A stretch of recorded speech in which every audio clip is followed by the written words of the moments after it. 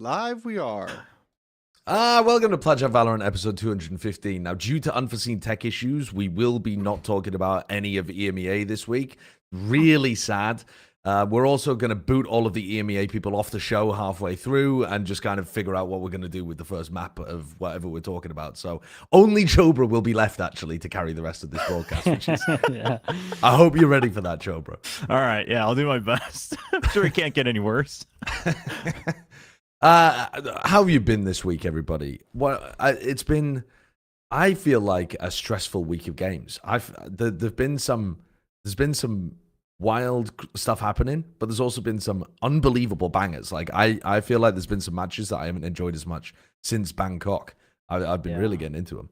Dude, playoffs is just such a different beast, man. Because like the group games, you're kind of like, yeah, sure, and like you don't get like super hyped, I guess, because it's just every week. But man, the playoff games have been delivering as well, and it's been so fun. In like, well, obviously it's the Pacific and Americas at the moment, but both regions, it's been so sick to watch, and we've been like treated. There's like really close maps as well in a lot of the games. It's been awesome. Yeah. Let's crack on with some members stuff, though, to start off. So if you become a member to the channel, you get access to the members-only Discord, bonus content, such as the Forbidden podcast from Champions Istanbul, me getting dripped out in Korea, but you also get to ask us a question every week. This question is so relevant, I think, which is a question from Hated Fate, who says, do you think it's more enjoyable to hate watch or to support a team? And this is specifically, do you think it's more enjoyable? Do you think it's more fun? And the question, it says, was directly aimed at Achilles, but Chobra, I'll have you answer for Achilles because you're both from Pacific. Dude, nobody can answer for Achilles' level of hate to watch Team Secret. Nobody can answer for that. That's just unforeseen levels. But personally, I'm gonna go with support. Oh, I just think. Go on, say your piece. No. Hear me out. No, because there's just isn't it more nerve-wracking? I feel like that's more fun. Like if you support a team, even if they're winning, like you can't relax until it's actually over. Like that's like the exhilaration of watching it. If you're hate watching and it's like 12-0, you're kind of already checked out. You know what I mean? But if you're supporting the team and your team is 12 in the 12-0, you're like, okay, like close it out. You know what I mean? You're not already checked out at the match point. Chobra, when have you ever supported a team and they've been up 12-0? That's actually very accurate. That's never happened, ever. That's actually like historically is it just ever. A fantasy? Is that just my fantasy? I always imagined what it would be like. I always imagined one of these days. TMV, you are our expert in hate watching. You are our absolute expert. That's not true. That's just not true. I hate. I don't hate any. You hate watching. I hate watching Valorant. I hate watching some teams play sometimes, but I don't actually hate the teams. But I definitely can relate to this in football. Like I hate Man City. I want them to lose every single game. I hope they do. I hope they get relegated to non-league. Like I hope that. So I do know what I know what a good hate watch feels like. The thing is, I would think with most hate watches, unless you're Achilles and you hate Team Secret, most people don't hate bad teams because it feels just mean. So for most people, I think, hate watching is actually rarely successful. You know, if you're talking about like Valorant teams, most people probably hate watch Sentinels, maybe like G2, right? Maybe, I don't know, some Korean teams, maybe if you're in Pacific, maybe Fnatic, maybe there's some Fnatic hate watchers and stuff like that. But it tends to be the successful teams. But the successful teams tend to win a lot. So you don't get many successful hate watches, which is when it comes off, it feels amazing. You know, like when you get a successful hate watch, it feels great. But I think overall, it's not enjoyable a large majority of the time, unless you're Achilles, hate watching a team that, you know, might win a game once in a stage. Unless you're Achilles, for most other people, it's probably not that great. But supporting a team, it very much depends on who you support. That's true. Like if you support Team Secret, like unlucky. but if you support Team Secret, you get that one payoff every stage where they beat RRQ, who's going to Masters. Isn't that exhilarating? Why are Team Secret catching so many strays? Team Secret was just in my head because of Seth. You could say, I don't know, if you support Koi, unlucky. Dude, I can't get on board with this. I can't get on board with this. Lawful good supporting teams is more fun. It isn't. It isn't. Supporting teams is stressful. I was watching G2 last night. I really wanted G2 to win that game against 100 Thieves. Oh my God, that was a stressful experience. That was an unbelievably stressful experience. Whereas if I'm hate watching, dude, I'm hate watching KRU EG, and I'm like, every round I'm like, these motherfuckers, I don't like the way that they play. It's awful, man. And then it's just pure joy. There's nothing else to it. It's pure joy. But then EG Carmen Corp 2023, pure joy. Oh, that was incredible, pure joy. But was that hate watching? That was so Yes. hateful that it turned into love. Yeah, Well, that's yeah. what I mean. Exactly. The line. But that's just some Sundare kind of shit, isn't it? Like when I'm just blurring the lines between the love and the hate. I don't know. I mean, we've each got our own ways of enjoying Valorant, I suppose. But if you're hate watching EG and they win, Right. Yeah, then it just fuels me up. The thing is, though, TMV, maybe what you're missing is the hate watcher only needs one loss to feel validated. The supporter needs constant wins to feel validated. Okay. That is true. And almost every team loses. Like the way that tournaments are structured, there can only be one team and even then, most teams don't go undefeated through tournaments. We have double elimination. So you're getting losses all the time, and there's always a way that you can rationalize it. But like, I knew they were going to lose right here. I knew they were always bad. I knew everybody was always wrong about supporting them, even when they made it to like a grand finals or something. I think it also goes on to like when you're watching an underdog, you like naturally kind of, hate watching the opposite team. You are kind of like, damn, I really want this underdog to do it. Like this will be so good if they actually do it. apart from EG, Sideshow hates EG. Apart from EG, yeah, and I guess Team Secret sometimes apparently as well. Let's talk Pacific then. Let's talk Talon. I mean, are they an underdog? Are they an overdog? Are you rooting for them? Do people watching this team? People definitely hate watch Talon, and they are probably the most successful hate watchers because they get it 50% of the time. So every other week they get that dopamine hit. They're the perfect sample, actually. Like, if you're a Talon hater and a Talon supporter, who comes out happier with them win, lose, win, lose, win, lose, win, lose? Like, I think the hater comes out happier, don't they? Yeah, probably. A 50% record favors the hater. Yeah, until they like barely scrape into champions again, and then it's the supporters who will be yapping away. It is incredible. Match page looks like it's a crazy. checkerboard. It's like insane. It's kind of sick. It's so consistent. It's amazing, isn't it? we're the most consistently inconsistent team that we have in Valorant. It's unbelievable. Wait, it's the whole year. That's so nuts. The whole year, yeah. It's actually the whole year. That's awesome. That means that they're crazy. guaranteed, though, to win their next match. No. It does. Sorry, It does. Sorry. No. Patterns and rules are meant to be broken. That's why they exist. All right. They are only created so they can be broken afterwards. All right. RRQ, I got bad news right? for you. RRQ always, gets limited, and then they go to a master. So we create that pattern just so it can be broken. So there's a payoff. Listen, I'm telling you, Talon hate watchers, now is the time. The real dopamine hit when you break the pattern and you win because you were hate watching when they get eliminated. I'm telling you right now, that's next weekend. But the problem is you don't know when the pattern's going to break. I agree with you. The pattern's going to break. But it might not break next week. What if it didn't, though? To be fair, I thought it was going to break this past weekend, and clearly it didn't. If they won, lost the whole way through the tournament, how far would they make it? They can only... They can't make it to Toronto, can they? Yeah, they go No, out they to go out to DRX. DRX. They would lose to DRX. Which, That's honestly, so it looks valid. very, very possible. Sorry, as- Chober, it looks very possible they beat Notch and lose to DRX. I would say it's probably favored to happen at this Yeah. point. The odds are in favor of it. In terms of Talon, I still feel like they have a good. I've got a little bit of hope for this team. I think they need more time because it feels like map dependent. Like I watch them on some maps and I'm like, oh, you guys are pretty drilled on this map. Like you're looking good. It looks comfy. You have good game plans. Like on this Haven was a masterclass. Yeah, it was amazing. These retakes over towards B was so good.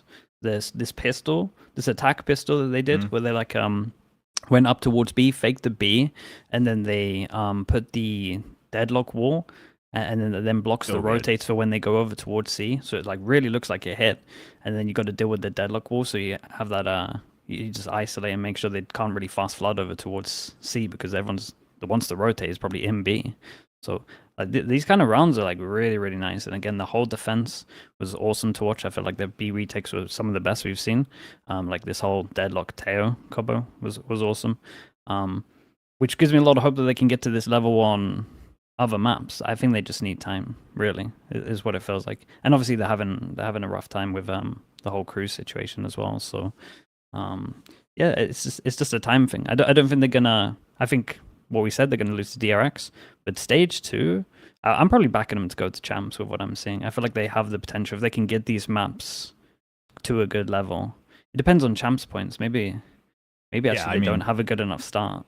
We'll see. It's so close, right? That's tough. But like they are definitely a candidate in terms of their skill level that they've showcased for sure. And I think like I predicted Talon to win this, and the Haven level of play was what I was expecting because of what we saw from them the previous week. I was like, okay, they finally figured out how to play like a different comp coming into the week and then still play it like really, really well prepped. And then they did it in map 1, and then maps 2 and 3, they just did it. They didn't really play as a team at all, quite frankly, in the second and third maps. So, but I think their PAL is rough to watch.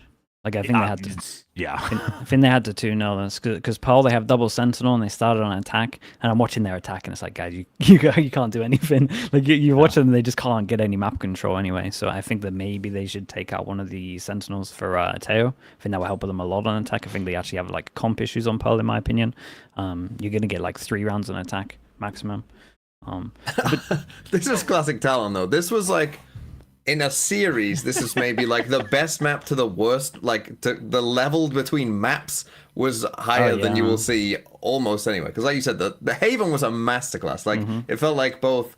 Like they understood, like, hey, we've got double Sentinel. We in our previous game we hadn't put a lot of Sentinel utility towards B, so we know Gen.G are going to go B a lot. As you said, the B retakes were insane, and they destroyed them. And it was like, wow, this is like an almost flawless game for Talon. Like, wow, what a map. Then they go straight to Icebox. Primmy's buying an op every round, and Gen.G are just walking away from him. They're finding him and walking away, or he's gets unlucky, or he's taking bad timings and dying straight away. Like they can't do anything. And then like you say on Pearl, it's a disaster. Like honestly, from map 1 to map 3, a chasm in level of play. It really was. yeah. It really was. Jobra, you oh, go on, Sliggy. I was going to say, I do want to give a little bit of props to Gen.G on Icebox. I thought they had an incredible read. Like, they kept on throwing like an early knife over towards A. If it got broken, they knew the Primy was there. They're trying to set him up. If it didn't get broken, they knew the Primy wasn't there and they could just hit over towards A. Playing against a Harbor comp, they're going to be playing retakes. So I was impressed with Munchkin's read on how Talon like to play the defense. They literally knew the whole setup within the first 5 seconds from a KO knife. So that was cool. I think Gen.G have always been extremely good at getting those like what's the best way of saying them? They're tells that top teams shouldn't really be having in their game. That like black and white, but if you do them and it's reasonable that sometimes you might slip up and do them, then Gen.G are all over it. I feel like Munchkin's really great at that and has been historically. Chobra, you brought up in the Discord when we were prepping for the show a clip from Spike Talk where Frost was talking about how the coaching staff was kind of dividing their time between different map prep. Do you want to walk us through that? Yeah, it was the post-match press conference. So, sorry. Yeah, it was a post-match press conference, and there was a question about like, hey, just was curious, like, what did the prep look like? Because obviously, if they won, they would have to play back-to-back days in the upper bracket.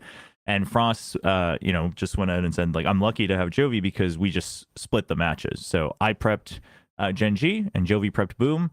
And it sucks, so I apologize to Jovi because now we won't see his work. And he was like, "That sucks." And he's talked about before how like they'll just each have different comps like prepped, and they're like, "Oh yeah, this week we decided to play Jovi's comp, and this week it was my comp." And I thought it was interesting because while in some cases it seems reasonable and efficient, right? To like, okay, like I'm gonna focus purely on this. It also just seems like, but if you lose, like there's no coming back from that. It's not like a round robin where you can like, okay, we can sacrifice this one, etc. Like I feel like you would rather 110% the first match and then like 80% the second match, even if that's what it comes down to. So I was just curious what other people thought because I found it to be a very interesting take. It's a different way of doing it because for sure. I've never really had the theory of doing like match by match. I find that a little bit odd because I think you're thinking like too far ahead. But definitely map by map. Yeah. I know that Heretics do it. it's something that I propositioned 100 Thieves with in 2022, like where you have like me, Sean Garris was my example to them, and the whole thought process is 2 analysts each. You got like 4 coaching staff, and you pretty much just you relatively know what map you're gonna have for like their pick, your pick. You just go really hard. You take a map each, and you can be super prepped on that one, and then you do basic as a group together on like the other potential like 3-4 maps, whatever you think it's going to be. So I think it has a lot of potential what they're doing. I kind of like the idea, but in my head I vision it as more of just you focus on the now and you do map by map. But I do think this, like, I think there's something here where it can be a good use of time if you trust the other coach to be on like your level. Sure. Do you think it's too speculative to draw some kind of correlation between the idea that Frost has said and their inconsistencies on a map by map and match by match basis? I'm not like, it's conspiratorial. It really is. I mean, it's the conspiratorial. The numbers kind of back it a little bit. I get what you're saying. Yeah, I see where you're going with that. Just so we're clear. If we ration that they've been doing this all year, well, they've won a game and then lost a game all year. So Frost's still trying to get his win. He's like, no, Joby, I can get one. We're gonna win 2 in a row, man. We're gonna win 2 in a row. Believe in me. Oh man, I do want to also just add, while I was listening to what Sligo was saying, I do think to Frost's credit, I think it is a good way to like build the team though, right? Because he's talked about like getting Jip Boys to get some IGLing experience on certain matches, like even before the season started, etc. So he does seem committed to like, hey, like, you do it. Like, I trust you enough, but let's make sure you get the actual experience. Now, obviously, you know, at what cost is going to be the question once the year ends, right? If they actually make it to champs or not. But it is an interesting way to do it. Okay, let's talk about one of the teams that beat Talon and then ended up beating Boom afterwards as well to book their spot at Masters Toronto. Gen.G, coming off the back of... When did they make these roster moves? It was not long ago. It was... Stage 1. Was it at the very start of stage 1, or did they play... Yeah, like a week or 2 before. Well, they brought them in a week or 2, but then Suggest played... Yeah, the second or first week, and then they went back to Foxy. So they were added right before stage 1. Yeah, and so it's kind of remarkable that they've got themselves so quickly into a spot where they're able to win this game. And I thought this was a very impressive victory over Boom here as well. They didn't really look... This is the kind of game where at the beginning of the year, you would have gone, yeah, this is what Gen.G Boom would look like. Yeah, I agree with you. And then you saw the whole stage 1 and you're thinking, well, Boomer got this. Because they kind of looked unbelievable.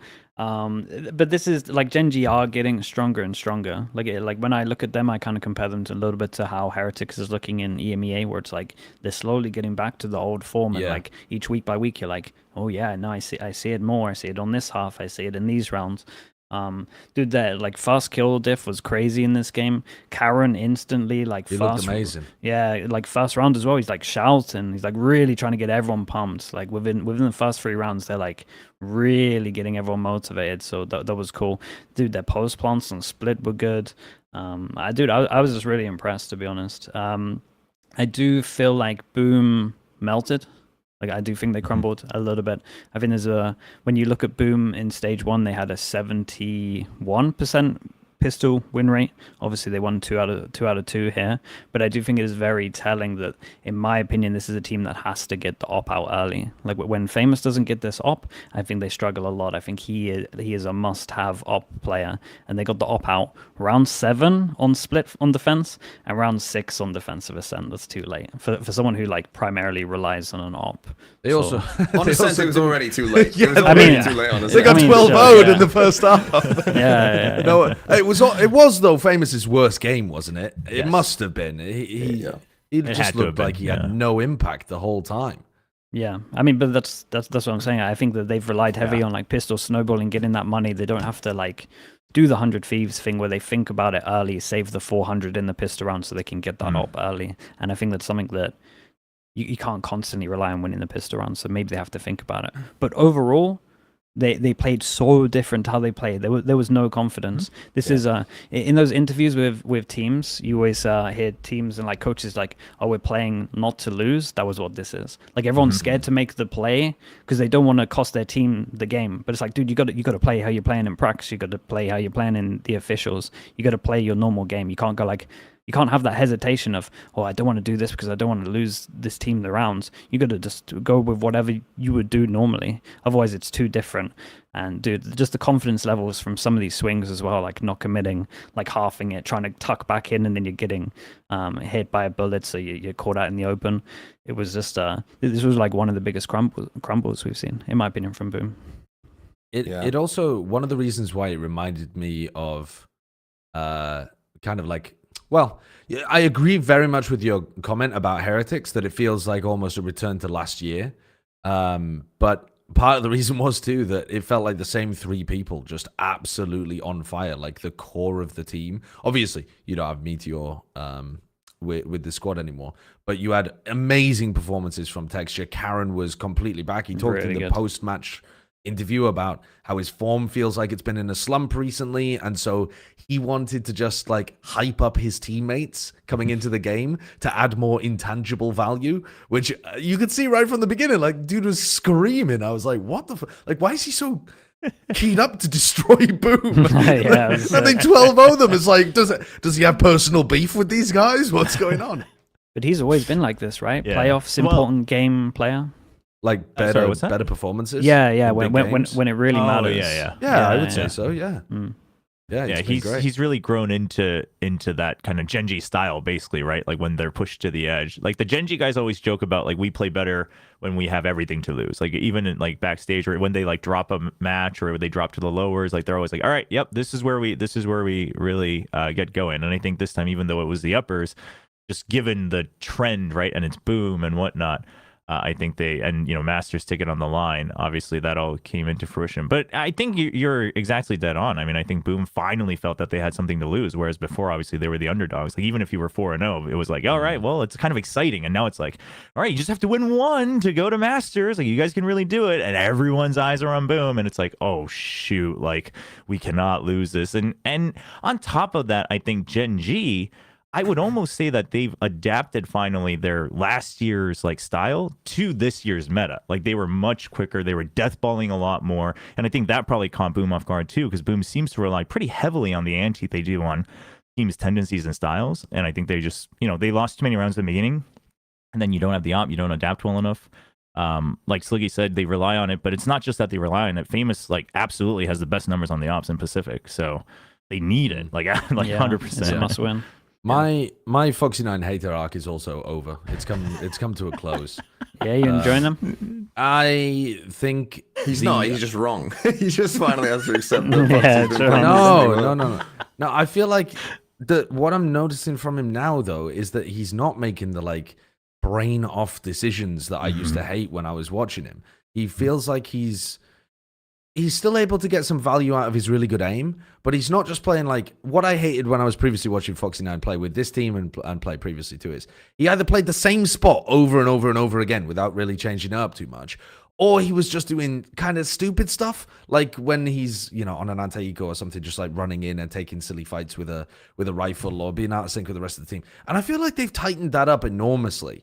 And assuming that that's not just a recent run of great form from Foxy, I'm ready to give like mad props to the coaching staff of Gen.G because they've done it. They've done it again. The DRX coaching staff is normally really, really good at taking those players and turning them into like very good quality players, but they couldn't quite get it done with Foxy9 for whatever reason. And Gen.G look like they kind of have. So yeah, mad credit to a player that really has been given like all of the opportunities of all time. Do you know like so the EMEA, you know what Saish was talking about in his thing about EMEA tech pauses, where he's like, you only play 5 games in a stage and one bad tech issue and your whole career's ruined. And Foxy9 sat there like, I've had 2.5 years of performing to a like mediocre to sometimes poor level and have finally been able to blossom into a beautiful butterfly.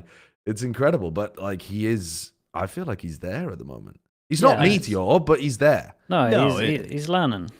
He's still learning, and I think like he has been given like different roles all the time. Like he's had a lot to do within the time as well. It's not like this is your set role, this is 100% what you're doing. It is like, and now you have to learn this, and it's like, oh boy, like this is not really his play style. So yeah, I think he's doing good, and he's a grinder. Like even when he was off the team for a little bit, he's just getting rank 1. Like he shows work ethic wise why people keep bringing him back within the team, because dude, it's hard to ignore.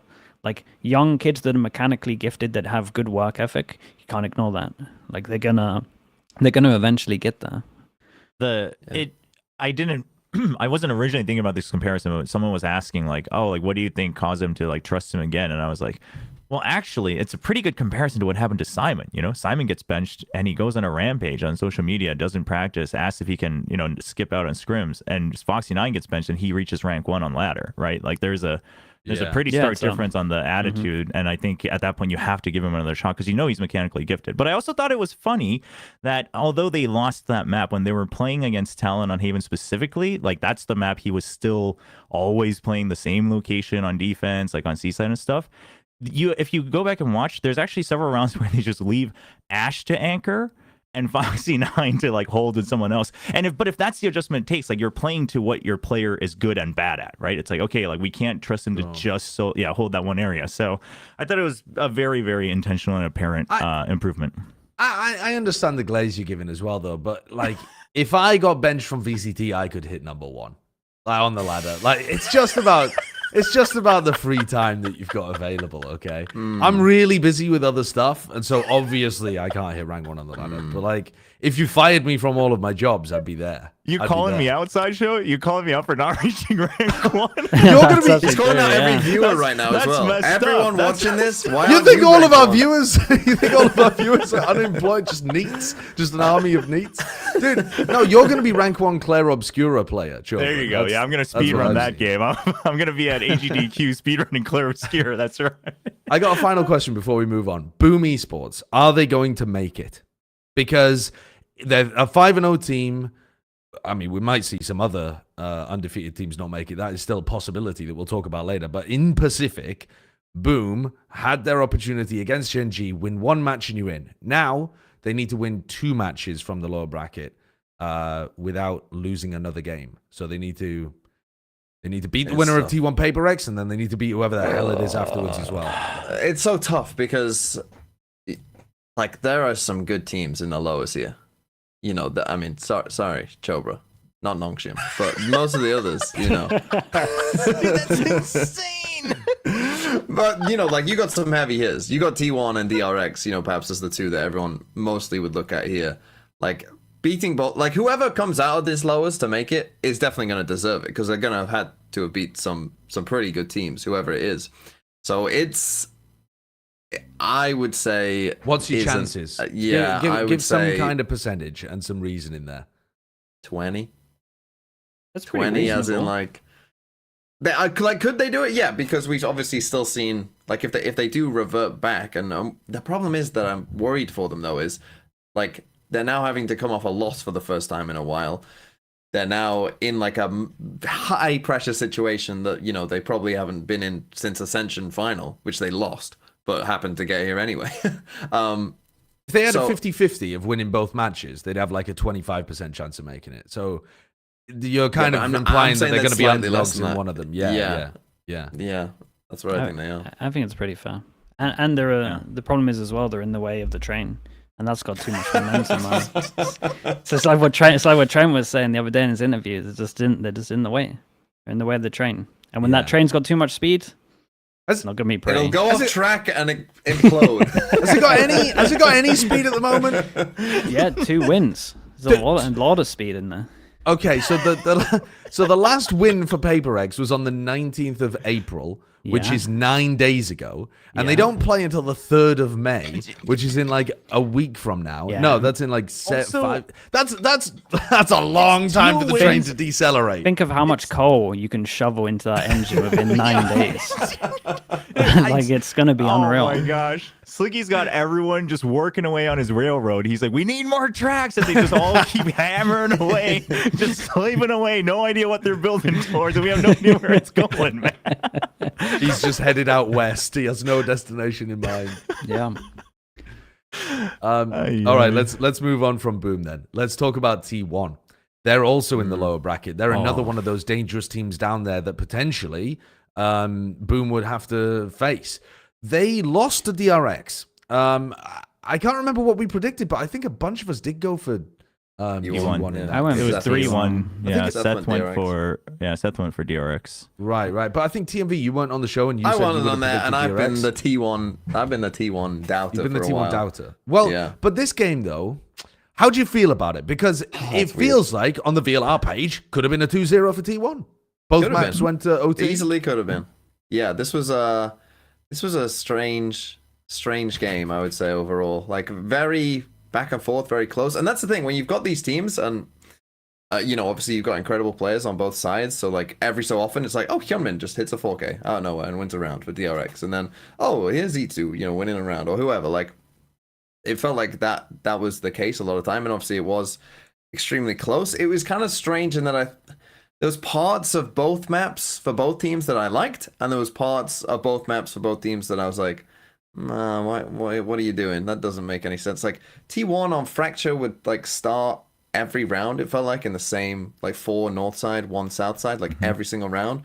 But DRX refused to like realize that and do anything about it. Like me, like they started to at the beginning, right? they- First 2 rounds or something. Yeah. First 3 rounds. Yeah, but then they just kind of left it, and it was like, oh, okay, I guess. And then T1 kind of came back into the game and started winning some rounds. So it was all a bit strange. I actually felt a bit worse about DRX, I think, even after this game. Like, from where my DRX stocks like were, because I was thinking, I'm sure most people probably thought DRX are gonna make it to, they're gonna make it, essentially. But like, the way that they looked in this first T1 game, it then wasn't like as big of a surprise to me that they lost to RRQ, because I didn't feel like we saw peak DRX.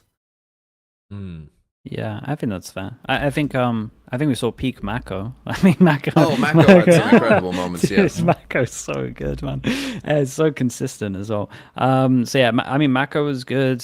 Dude, Bane playing with appendicitis, because we haven't really Yes. covered that. So he had appendicitis, and then he went to the doctors and basically asked, like, how bad is it? Can I move my surgery to today? I imagine. Yeah, So he just had it. He had it earlier today. Yeah. Yeah, so he was playing with like appendicitis, which I haven't had it, but I've heard that it's like pretty painful. Mhm. So- And in both and he- matches too. in both matches, yeah. And he played sick, and he actually played sick as well. So like, mad respect to him for doing this. I think that's I think it's crazy, and dude, it shows a lot about just like his mental and how he wants to approach this as well. And DRX have constantly been given curveballs. This is another curveball. And he handled this insanely professional, because there's a lot of people that would just go, like, he's kind of putting the game above his health almost. I mean, it's worrying if, to some degree, you shouldn't do that. To Sure. a large degree, you shouldn't do that. But I suppose if the doctors did say to him, yeah. like, there isn't too much of a risk to just putting it off a bit, if it fits better with your life, then fair enough. That is so mad. absurd for the It's doctor crazy, to right? say.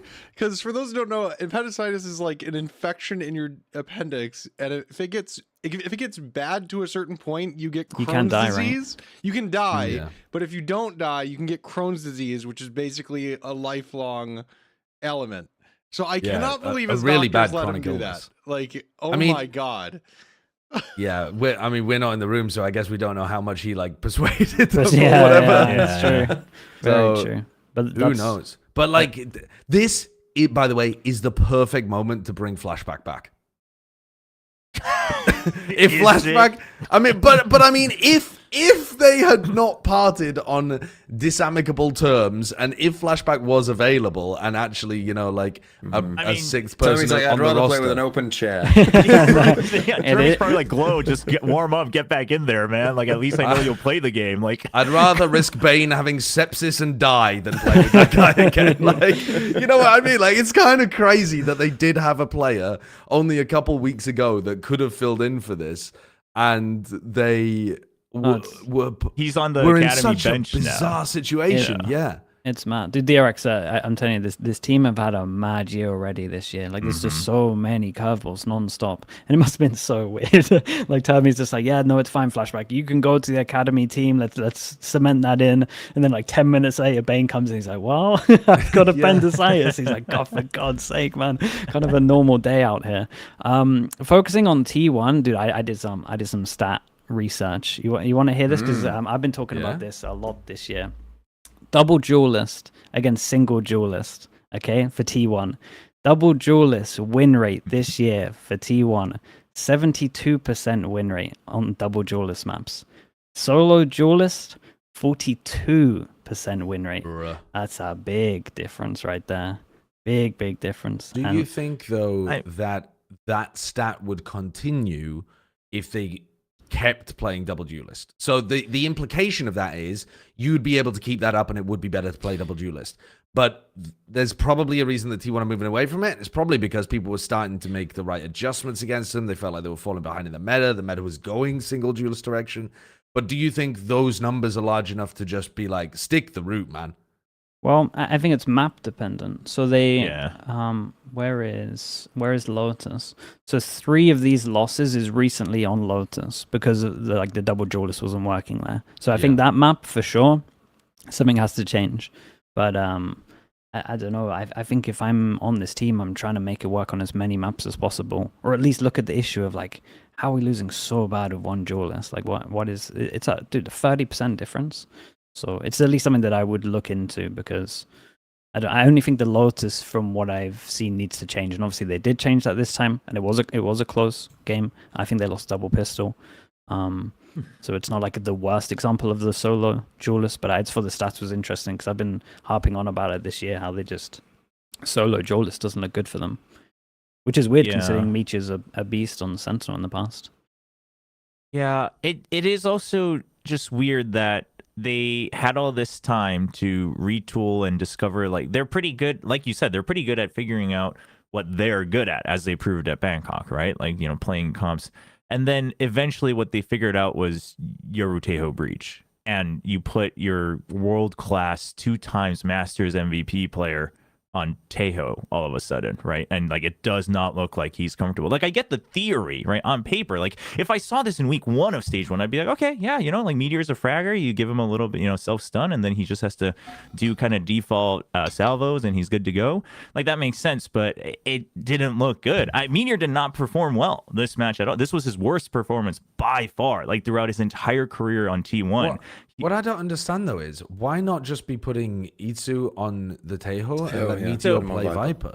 I think everyone had that idea. My assumption would be that they still kind of wanted to have some remnant of Meteor still there to like trade and frag out, like in the fight, because that's how they played Lotus before. That's like the only way I could really think of it, because obviously Izu played Tejo just fine. Right? Yeah, so I don't think it was like a Tejo problem. When you look at the people who well, actually, I don't know if they invented it, but certainly like did the best with this composition, it's G2, right? With their Lotus. And the way that Leaf plays on the Viper, he can dominate games. He can absolutely dominate games by pushing out on defense, finding good timings, using his brain. Meteor's fantastic at that.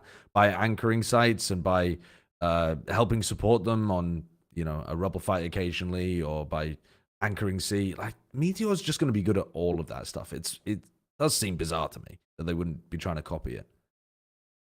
Yeah. I mean, yeah. The only assumption again is just because of the way that they've had double duelists, right? And also like Buzz is also not very consistent, but when he's inconsistent because he's the primary duelist, like he can just, you know, play the bait. Like he can just play space and then, you know, go in and die, and then Meteor trades him, etc. So I think that's just kind of ingrained into how they adapt to bad situations, perhaps. Like maybe we're reading into it, but otherwise, like you said, we don't really see a reason on paper. Do you think? I mean, we'll get into it when we talk. Actually, we're not doing pick'ems this week, so yeah, I do want to ask you this question. No, same kind of thing as Boom.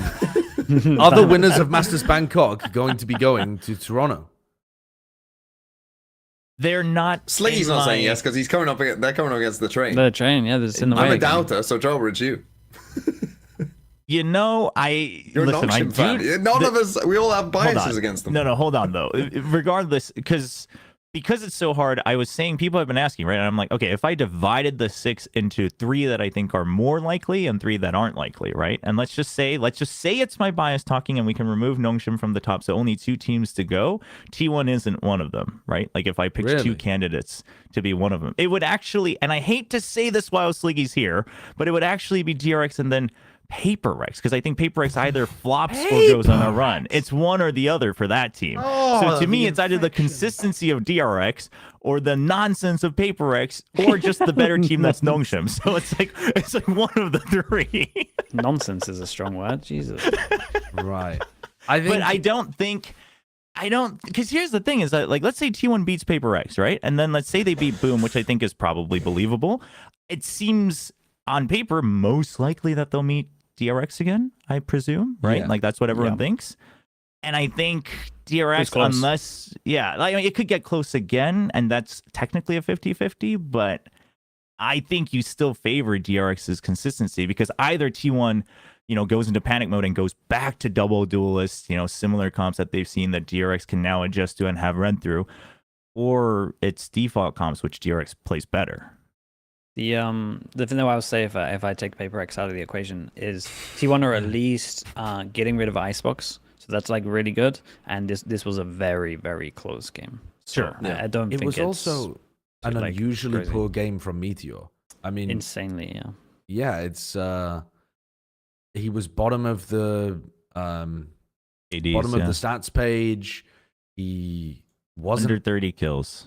Yeah, first time Meteor gets below 30 kills in a BO3 is what somebody's written in the show notes, and I believe them. No, I went through on T1, right within VCT, but that's insane, right? Because he wasn't always top frag, but for a fragger who goes out and gets incredible rounds and saves the team to not be able to get 30 means that he was having a rough time. But doesn't that mean if they rematch and he just trends back towards the mean, that you're feeling pretty decent about it?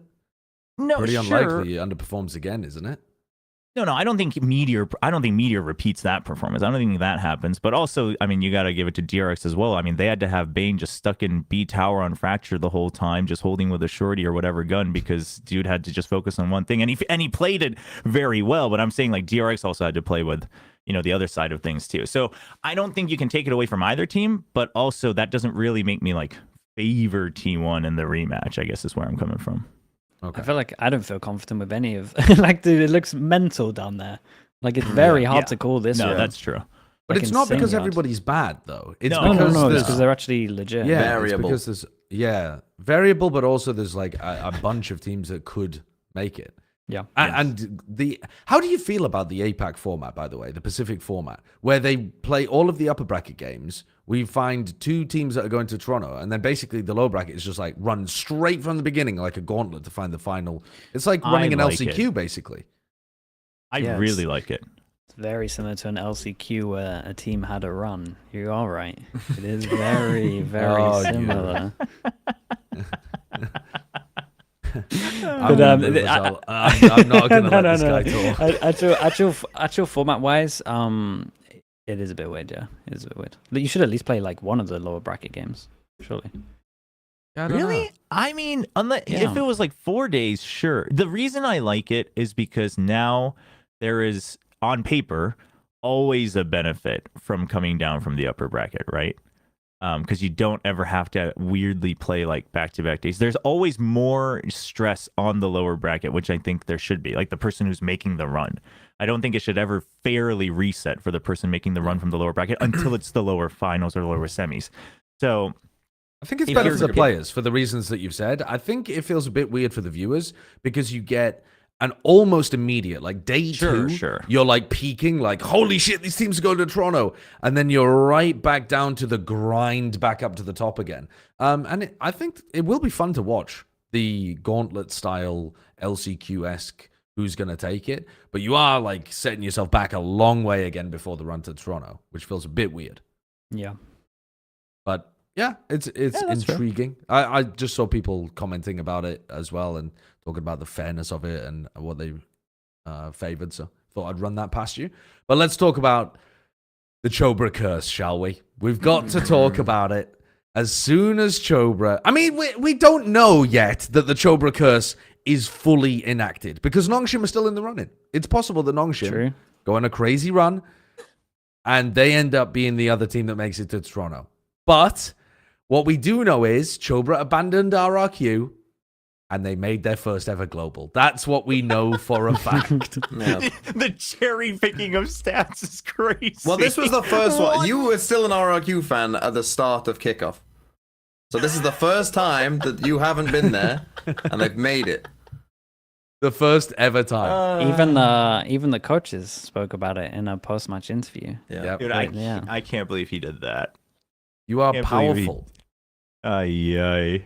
I mean, You're dude has to powerful? freaking wake me up from a coma in their content pieces, and then he just throws me under the bus as soon as he makes it to a Masters. Chobra, have you considered, instead of being like sponsored by an organization, so instead of taking money from Nongshim, Mercenary. all of the orgs should be paying you to not support them. There's way more in it for you, and there's way more in it for them. They get to avoid the Chobra curse. You get like 11x the money because you're not just getting it from one org, you're getting it from all of them, and you agree not You're on to root retainer. for any of them.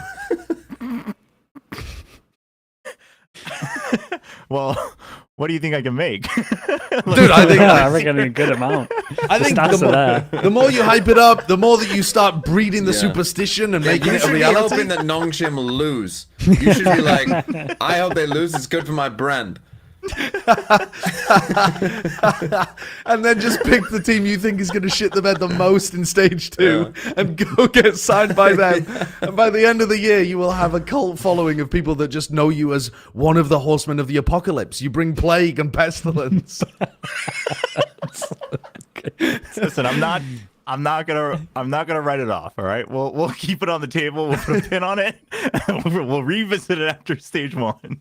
Okay. RRQ, though, they get... I mean, this was a great game. This was a really fun game to watch. Really good. One of the best games of the week. It would be valid if you had the take that it was the best game, I think. Yeah. But 2 maps went to the distance, not quite overtime, but the overtime towards the very end in map 3, super entertaining. An incredible showing from Jemkin. I think Jemkin is somebody that I think people are not paying enough attention to. They kind of, people were really hyped about him when he was playing a lot in tier 2. You'd see people throwing his name around all over the place. He's going to make a real big splash in tier 1. And then because he was up and down and mostly, I mean, I don't want to say mostly down, but he wasn't like dominating like this. People have not been paying as much attention to him recently, I think. Because everyone was talking about him and something, really. Like, they were kind of like on a similar level, and then something had like a really good year. And then, Jemkin, I mean, it's not this. It's not what we're seeing here. And dude, this last, was it the attack round of Lotus in overtime? Like, he gets like a 4K, and bro, his aim is just so insane.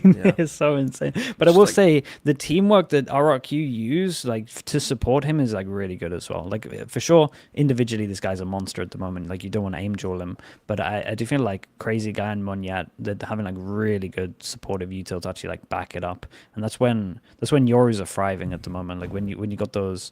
You got those TPs and you know that you're safe, or there's like really good timing of TP stun or ult stun. Like, that's what RRQ are like best at. And they have a very good thought process behind a lot of their ults. And dude, the coaching staff's doing wonders out there. And Cushy's doing good as well. Cushy's good. Yeah, he's good. So This game, one thing that we were talking about, like why the playoffs are so good, but just like seeing the reactions. I mean, obviously we've had in this tournament a lot of teams who've never been before. Are going to this Masters, and like seeing RRQ, see them celebrate at the end of this game was just like such a great moment. They're all just absolutely losing it, all hugging each other. It was so great to see it, and that just added to just an insane like ending that we had here, because I think they had like 3. Did they have 3 map points and like DRX brought it back or something? It felt like DRX were like bringing it back. It's like, they're choking. They're going to choke this. And then, Jemkin is just like, I'm not fucking losing. I'm not losing. Not again. Just go for it. Jemkin's like the perfect player that, when we do the top 10 lists and like is one of those players that has never been to an international before, so you never get to put them in the lists. I'm really interested to see where people like Jem can end up on people's lists and stuff, because like when he's on, oh my god. I think the same He is about crazy. Raga too. We've got two absolutely Yeah. cracked Russian duelists that we haven't seen before at an international event, at a global event, and they're not like the most consistent. They've been good in the past, but they are currently peaking, right? They're playing their best games that we've probably ever seen from them right now.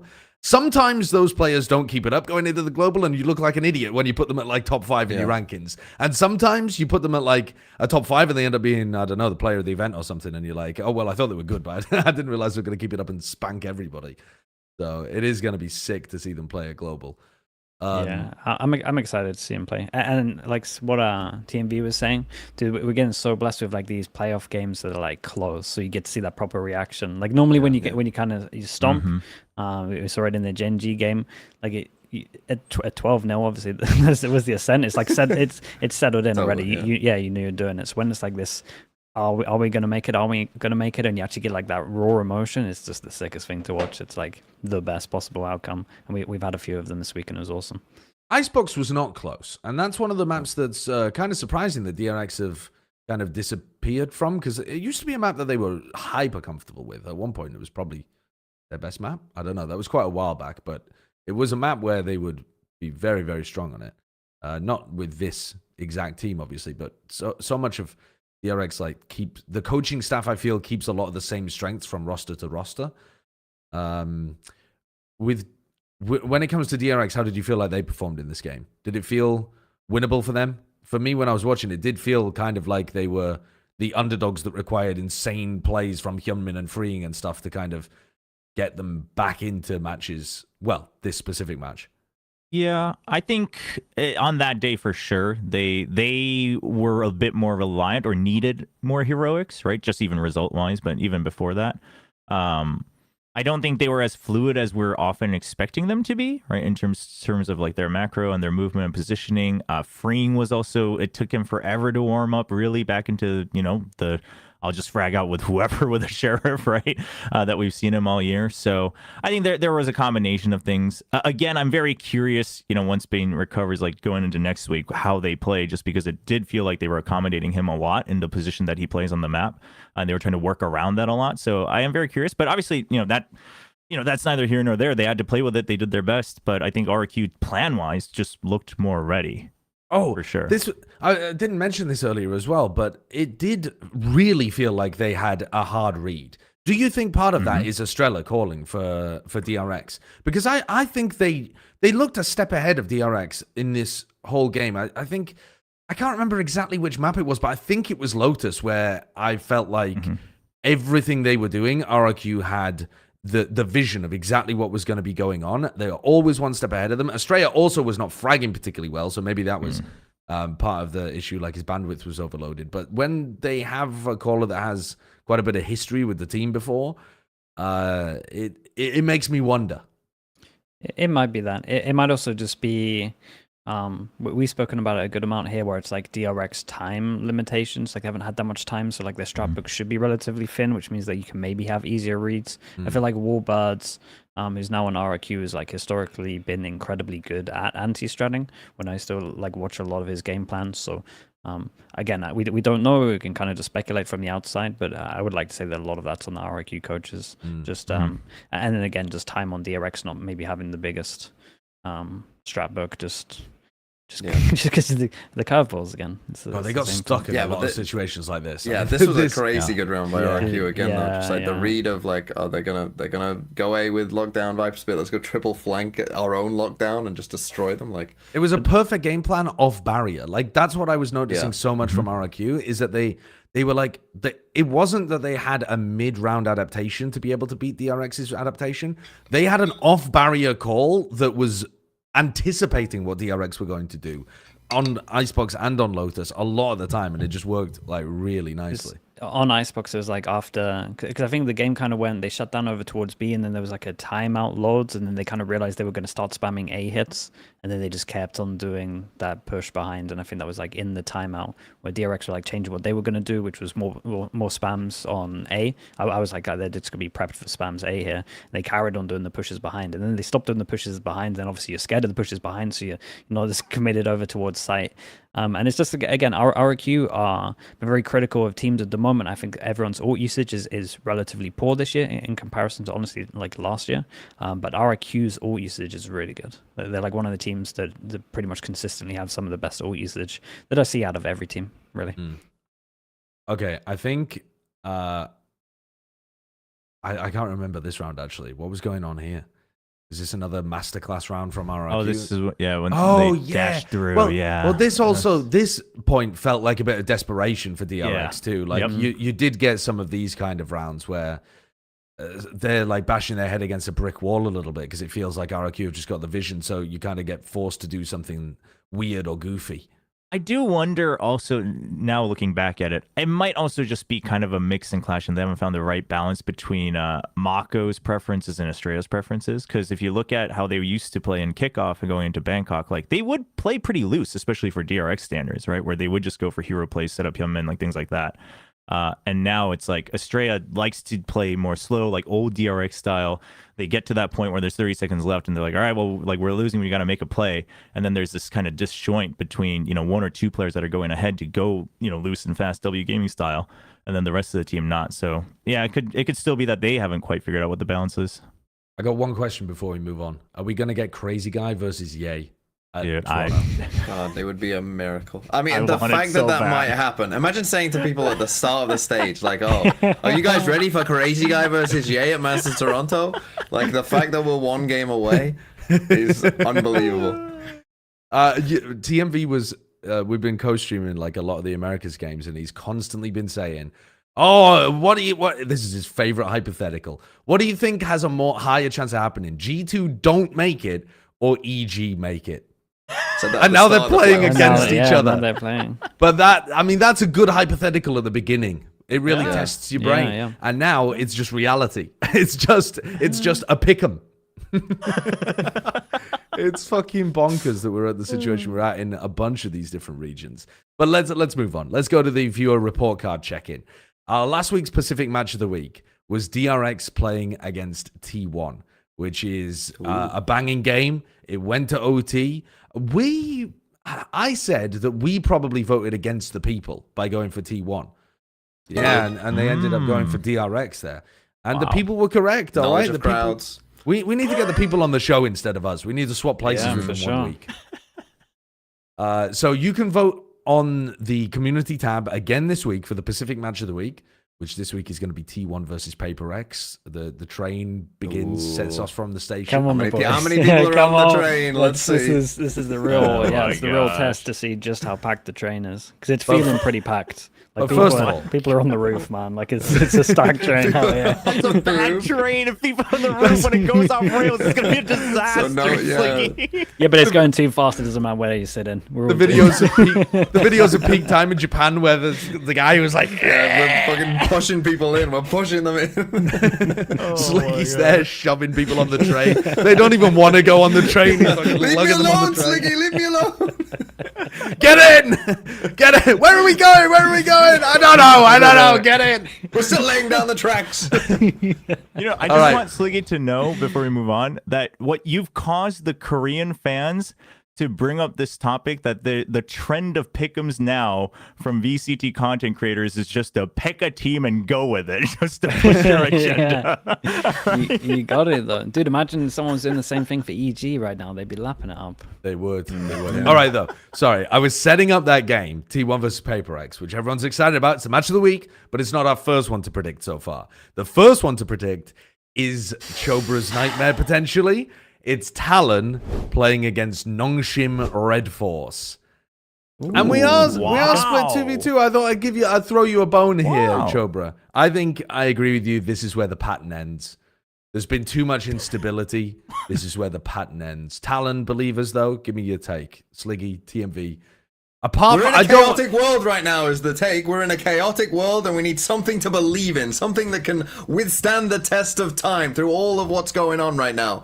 We might be about to be in a nuclear war in Asia. Like, we need some stability and Talon are giving it to us. That's the fucking take. They will win this game. They are the only thing I can believe in.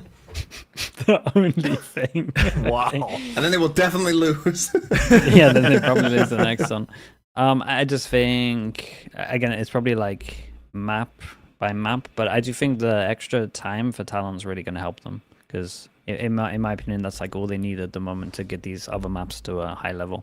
So the extra time here, I think, just suits them better than Nongshim. That's where I'm at.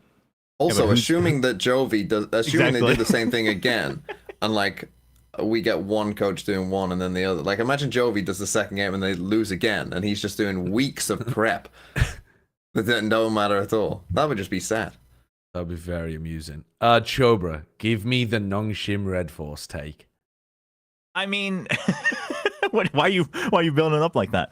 I do think, because here's the thing, I think Talon's gonna go back to just the things they were good at, not like crazy new comps, because also Frost was just like, hey, I think it's funny because Frost in the press conference was also like, yeah, maybe I'm just going, too much too fast. And it's like every time I believe in the team and they lose, he says that in the press conference afterwards. So it's like, it's very clear that every time he thinks the team's leveled up, he requires a lot more from them, and then it doesn't work out. And so he probably reverts back like he's done in the past. So they'll probably play very similar comps that we've seen from the past, and they've always won against Nongshim, so I don't imagine that they would feel the need to do anything crazy, which to me leads me to believe that Nongshim can definitely prepare against it, right? Like the whole like, ooh, what's Talon gonna play? And like they might go crazy. Like I don't think you have to worry about that as much. I think Nongshim also has had 2 weeks, right, where they can really I think Nongshim learned really hard lessons of like, all right, there's certain maps like we're just not good at, and like we're just trying to hammer it in. We need to learn to mid-round. We need to learn to, kind of read the map a little bit more.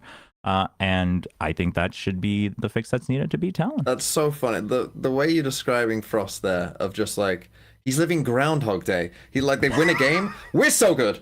Oh my god, I'm gonna tell these guys to okay guys, we need to completely redesign our map pool. We're doing this. Then they lose. He's like, my god, we need to dial it way back. Like, and he's just doing this every single week. Amnesia about what's about to happen. I think it's entirely possible. They should be pretty close though. They should be. I think it's Yeah, but I do think one of Nongshim's biggest weaknesses is obviously map pool, but in a BO3, like as long as they don't troll the draft, like it should be okay. But that's probably Talon's biggest weakness as well. I feel like these two like very. What are the maps where you would feel confident about either team performing? Talon's Like Haven, based off what we just saw, I would have to believe. Yeah, you got. I would have to believe in their Haven, and I have to not believe in their Pearl. I was gonna say. Yeah, Are you feeling good about their? I mean, they beat T1 on Icebox, but they lost Icebox to Gen.G. Is that? I good think map Icebox for them? could very well be floated by both teams, where it's just like, if it comes to it, we just frag out, right? They did Both play a of them different feeling- comp as well. They played the Harbor Yeah. Viper this time instead of the Tejo. But True. yeah, and as for Nongshim, what maps, Chobra, do you feel most confident for watching them? They've been running Neon literally everywhere. Split and Power. They're Right? split. Split and Pearl, but I'm gonna assume like Pearl and Haven will probably be banned by each team, right? Just because you don't play it that much or you didn't play it that well, and then the other team really played it well. So assuming that gets banned out, Split, right, would kind of be the map that you expect them to take. Sorry, probably you're expecting Talon to ban Split? Is that what you're saying? No, I'm expecting Talon to ban Pearl. Like you didn't look good on it, and Nongshim always like just looks comfy on it, right? So see what's interesting about what we're saying is when these two teams played before, it was a 2-1 to Talon with all three maps not that close. So like that wouldn't, with what we're saying, that we basically think that would happen, right? Like it comes down to the map. It just comes down to what map. Maybe we get a close map 3, but there's gonna maybe be some one-sided maps here where each team just kind of takes whatever map they want. Okay. Well, that's doing it for our Pacific segment. We've still got plenty of games to watch in Pacific. What? What? We've got a whole other game. Oh, sorry. Match of the week. The match of yeah. the week. Oh yeah, sorry, dude. Thought what am I we talking covered about? that earlier. I thought we'd already Stopping covered the it. train from starting. Blockade it. This train is not leaving the platform. There's people on the roof, you see. You can't leave. I guess we should take a look at who we predicted for T1 versus Paper X, the match of the week. Yes, Joe. Oh, he's on the. I mean, I know you're on the train, Joe, but because you said earlier that you were on the train. Yeah, well, when we were but talking I about the mean, packet. I almost did it as well. Just No, my T1 because your doubt. T1 hate. Yeah. Okay, I so originally for had any T1 audio going. listeners, Sliggy is driving the train, Chobra's on the roof, and TMV was thinking about jumping on, but he didn't quite catch it in time. Yeah. So, Chobra, why has Sliggy persuaded you? Oh, I'm just hanging on the roof until the next stop, and then I'm hopping off before it derails. Don't worry about it. So I you don't think it's that good. you think they're 1-0 basically? Well, actually, it's boom, so maybe 2-0, but I ain't taking that risk, so I'll hop off after one. But I just think Paper Rex will play what they're comfortable with. That's what they've shown in the last couple of weeks, right? It's just like, let's go back to our strengths. We get something op, something on jet. We try to get jet maps, and if we don't, then we don't play. We don't play the jet, and then we go with the rays, and that's world class. We know that, like Jing rays, something jet, it's world class. While T1 is either going to, again, play something that even Paper X can ante, or probably still kind of struggle to adapt. And as much as T1 historically, all those players have played a lot against Paper X, I think Paper X is feeling much better right now. Like T1, I think, has much more to lose. Like Paper X, like they've already been dumpstered and buried 6 feet under by their own fans for like 3 weeks now. Like they got nothing to lose. Like they're just playing for the fun of it. So I think they'll be okay. The thing that's weird about this game is like for Paper X and Nongshim, they've had 2 weeks. Like you've got so much time. If you want to change something, if you want to change a comp on a couple of maps, you've got time. Yeah. You've got a full 2 weeks before Isn't you've had that- to play a game. Isn't that the opposite, though, of what Sliggy's arguing with the momentum? Like, surely the argument for Paper X is they found something that worked. Don't change it for the love of God. Just keep like trying to refine it and improve it. If they've changed things massively and they're not playing the kind of stuff that they were playing in the games against EFM and Global, that would be a worrying sign, not a good sign. I mean, they're just building what they've got at the moment. And the big thing that comes in here is the only map that T1 are like for sure gonna win is Haven. Paper X are banning that Haven, so it's pretty open. There's a lot of solo duelist maps for T1 to maybe lose on. The quality of teams that Paper X has beaten, I just can't get on board. No, it's not good. I don't know if there's room on the train. I don't know if you're even allowing people to get on the train after it's already left the station. Because you know what? If T1 come out here and they lose to a Paper X that looks incredibly good, I would like to get on the train against Boom. Yeah. But I'm not. I mean- I don't know if you're allowing people to hop on late. Oh, for sure. It's just going to cost you. Yeah, your pride, dignity. He has no dignity left though. So. That's true, yeah. True. Okay, so we're split 50-50 on this game. I think it's going to be an exciting one. It's going to get the people riled up one way or another. Yep. So I'll tell you what else has got the people riled up. EMEA. Let's move on to talking about a completely different region here, shall we? And we've got to start. We could start with the matches, but we've got to start with the elephant in the room. And the elephant is that the entirety of the final game, the final day, of stage 1 was cancelled for EMEA. Postponed, let's say, though, because they are still going to play the matches. Still as yet at an undetermined time, although they've set out a roadmap for what they're going to do to try to get themselves into a better point. And they've also offered compensation to fans who turned up for the final day. We'll discuss all of that, but I think it's important to set the scenes as to how we even got to this point. Now, Sliggy, you're normally a bit more connected to the EMEA, like pros and coaching scene and that kind of thing. Mm-hmm. A lot of other regions have talked about tech issues and computers not being as good and this kind of stuff in the past. Famously, Tens was talking about it for a while, and Leo Faria was like, yes, we're actually going to finally action this. I think like probably maybe at the end of the year or half a year after Tens first started really talking about it, but eventually shipped out a lot of new PCs to update the ones that we use at the global events and some other regions, I think, because other regions, like Asen has recently talked about the fact that the Americas PCs are very good and are getting, I don't know, 500, 800, whatever the fuck FPS, like very good FPS issues, very good FPS ratings. But EMEA apparently is still stuck in the League of Stone Legends Age. times. Yeah. So basically. what do you have any kind of first person experience with this kind of stuff?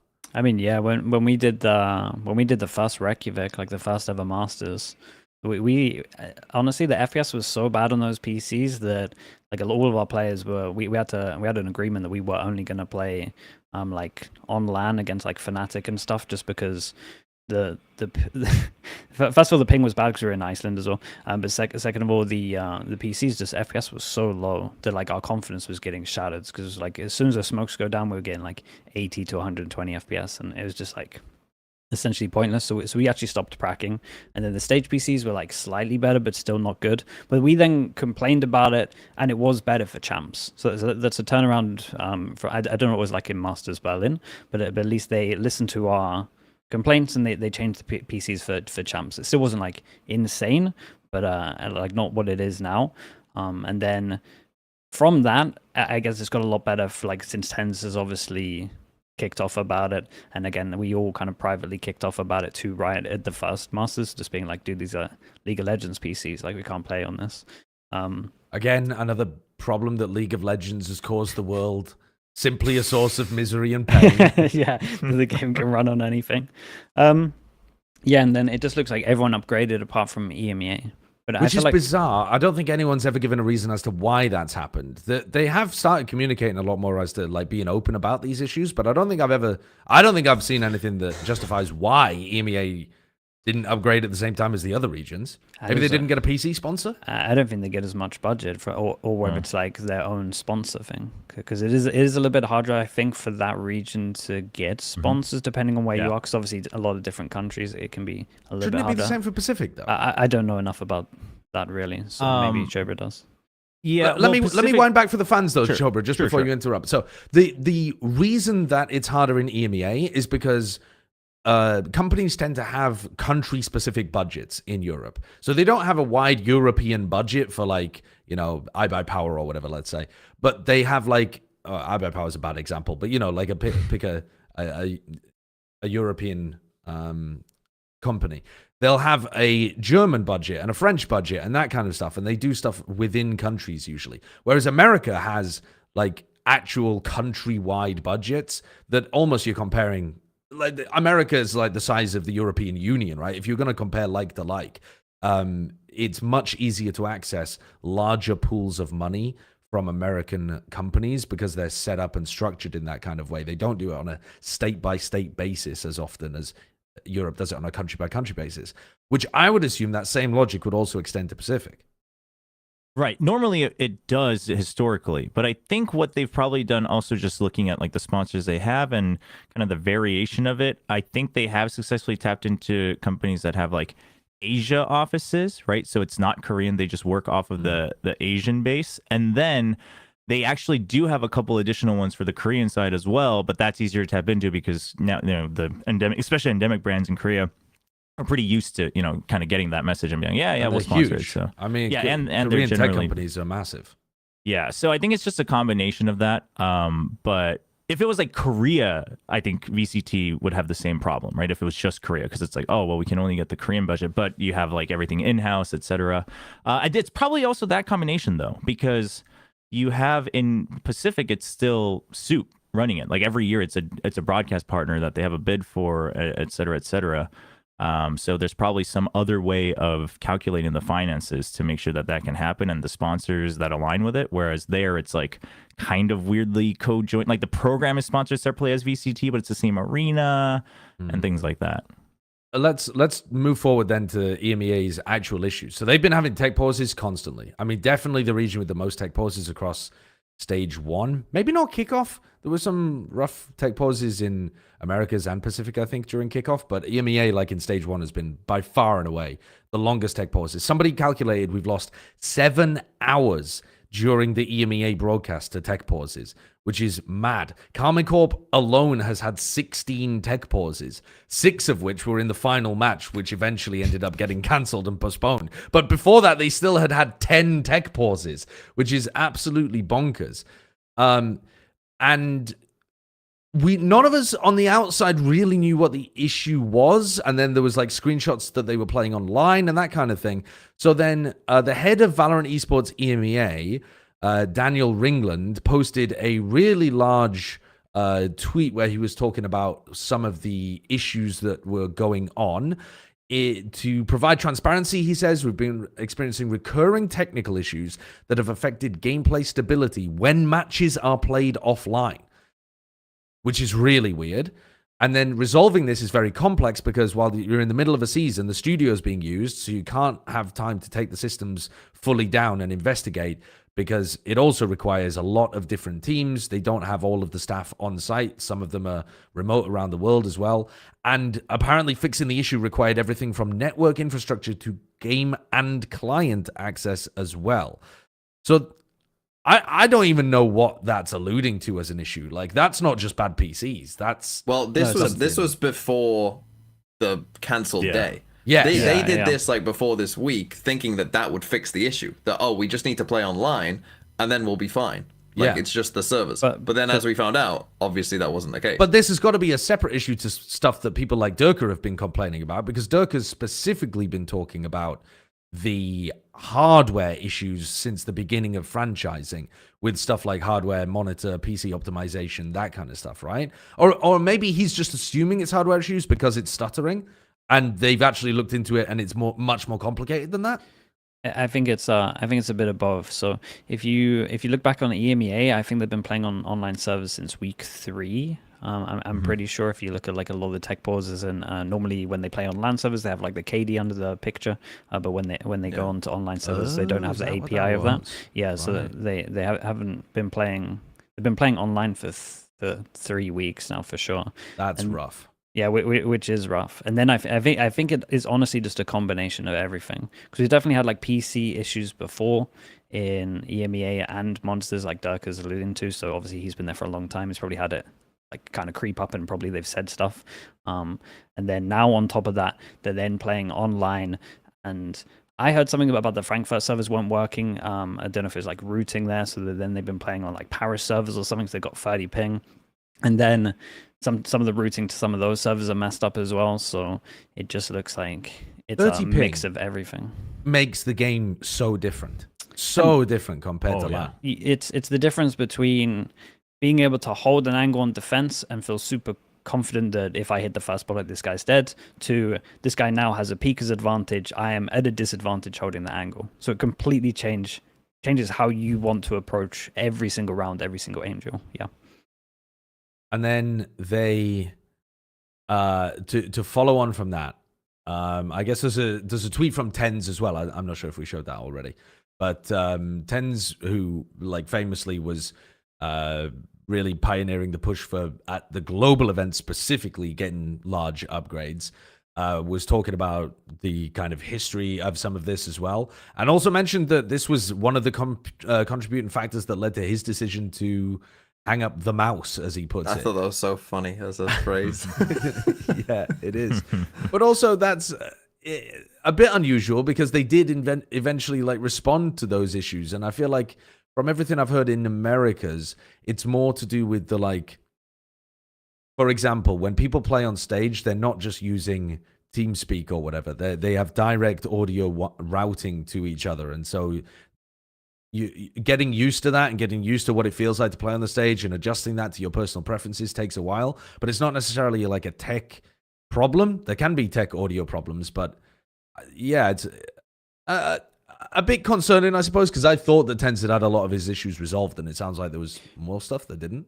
I mean, it might have been build up from like the first year as well, because like I'm telling you, the first year was pretty rough with a lot of that. I don't know how it was with like some of the masters after that. It might be the whole thing of like his home PC and monitor is like way better than what they're using at LAN. So like you're paying on but it's like the difference of going to the biggest tournament in the world and then you're taking a downgrade on whatever you're playing on. So like that would be annoying for sure as well. So again, I don't really know, but I will say one thing: I'm super glad that like everyone's speaking up about this. Even like Ten's here, this isn't his region, like, but the fact that he's doing it to help the other teams get it noticed, get the change happening. That's something that like players, coaches, teams need to pick your battle every single time. I don't think we should be doing this all the time. You really got to pick your battle.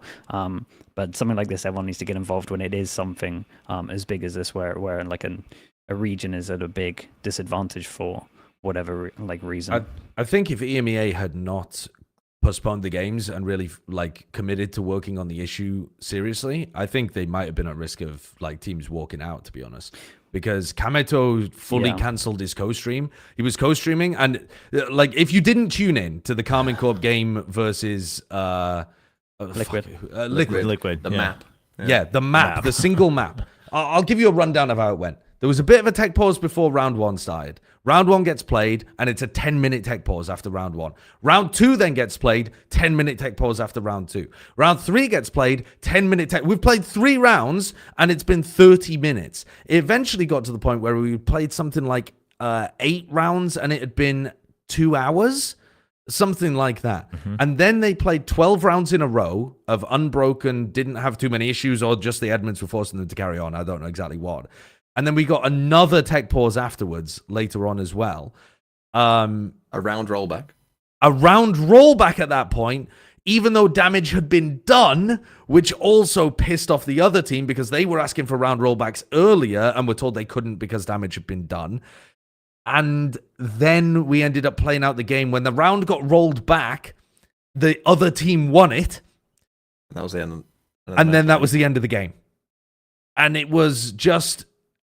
everything was disastrous. Kameto didn't even watch the end of the game and took like 50k viewers with him because, you know, when Karmine Corp is playing, Kameto gets incredibly large viewership. He's a really big co-streamer for EMEA, which doesn't get the largest viewership in the world as well. So losing somebody like Kameto, he's also an org owner. So it's not just like he's a co-streamer. He has double power in the scene for being an org owner too. And then Karmine Corp, I think, currently are trying to see if they can get the match restarted from 0-0. I know that Zeish was in my chat talking about, like, it's a joke if they don't restart this at 0-0. I don't...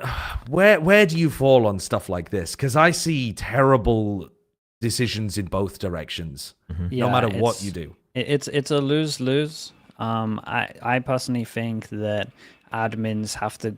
So the way that I would handle this is you get one person from each team, a yellow coach, and you go through the demo together, and you're like, was it solo PCs lagging out, or was it everyone's PCs? And then if there's loads of rounds where it's like solo PCs are lagging out for a set team, like we saw with the Liquid rollback where you visibly saw Kiko run forwards, misses double satchel, full blue screened, whatever happened. That was round 13, but if you look on the VOD, it was the first time of round 13, I think, right? Was it the pistol? I think no, it was that was 12, the 12-6. Yeah, sorry. 12-6 roll. Yeah. So I think you just got to go through that, and you got to go round by round and be like, does everyone lag at this point? So like, is it equal, or is it just like solo PCs lagging out? And I think from what I can tell from watching, it was everyone's was lagging out at the same time, apart from that Kiko round where I'm pretty sure his PC just or all tabbed or blue screened or just fully lagged.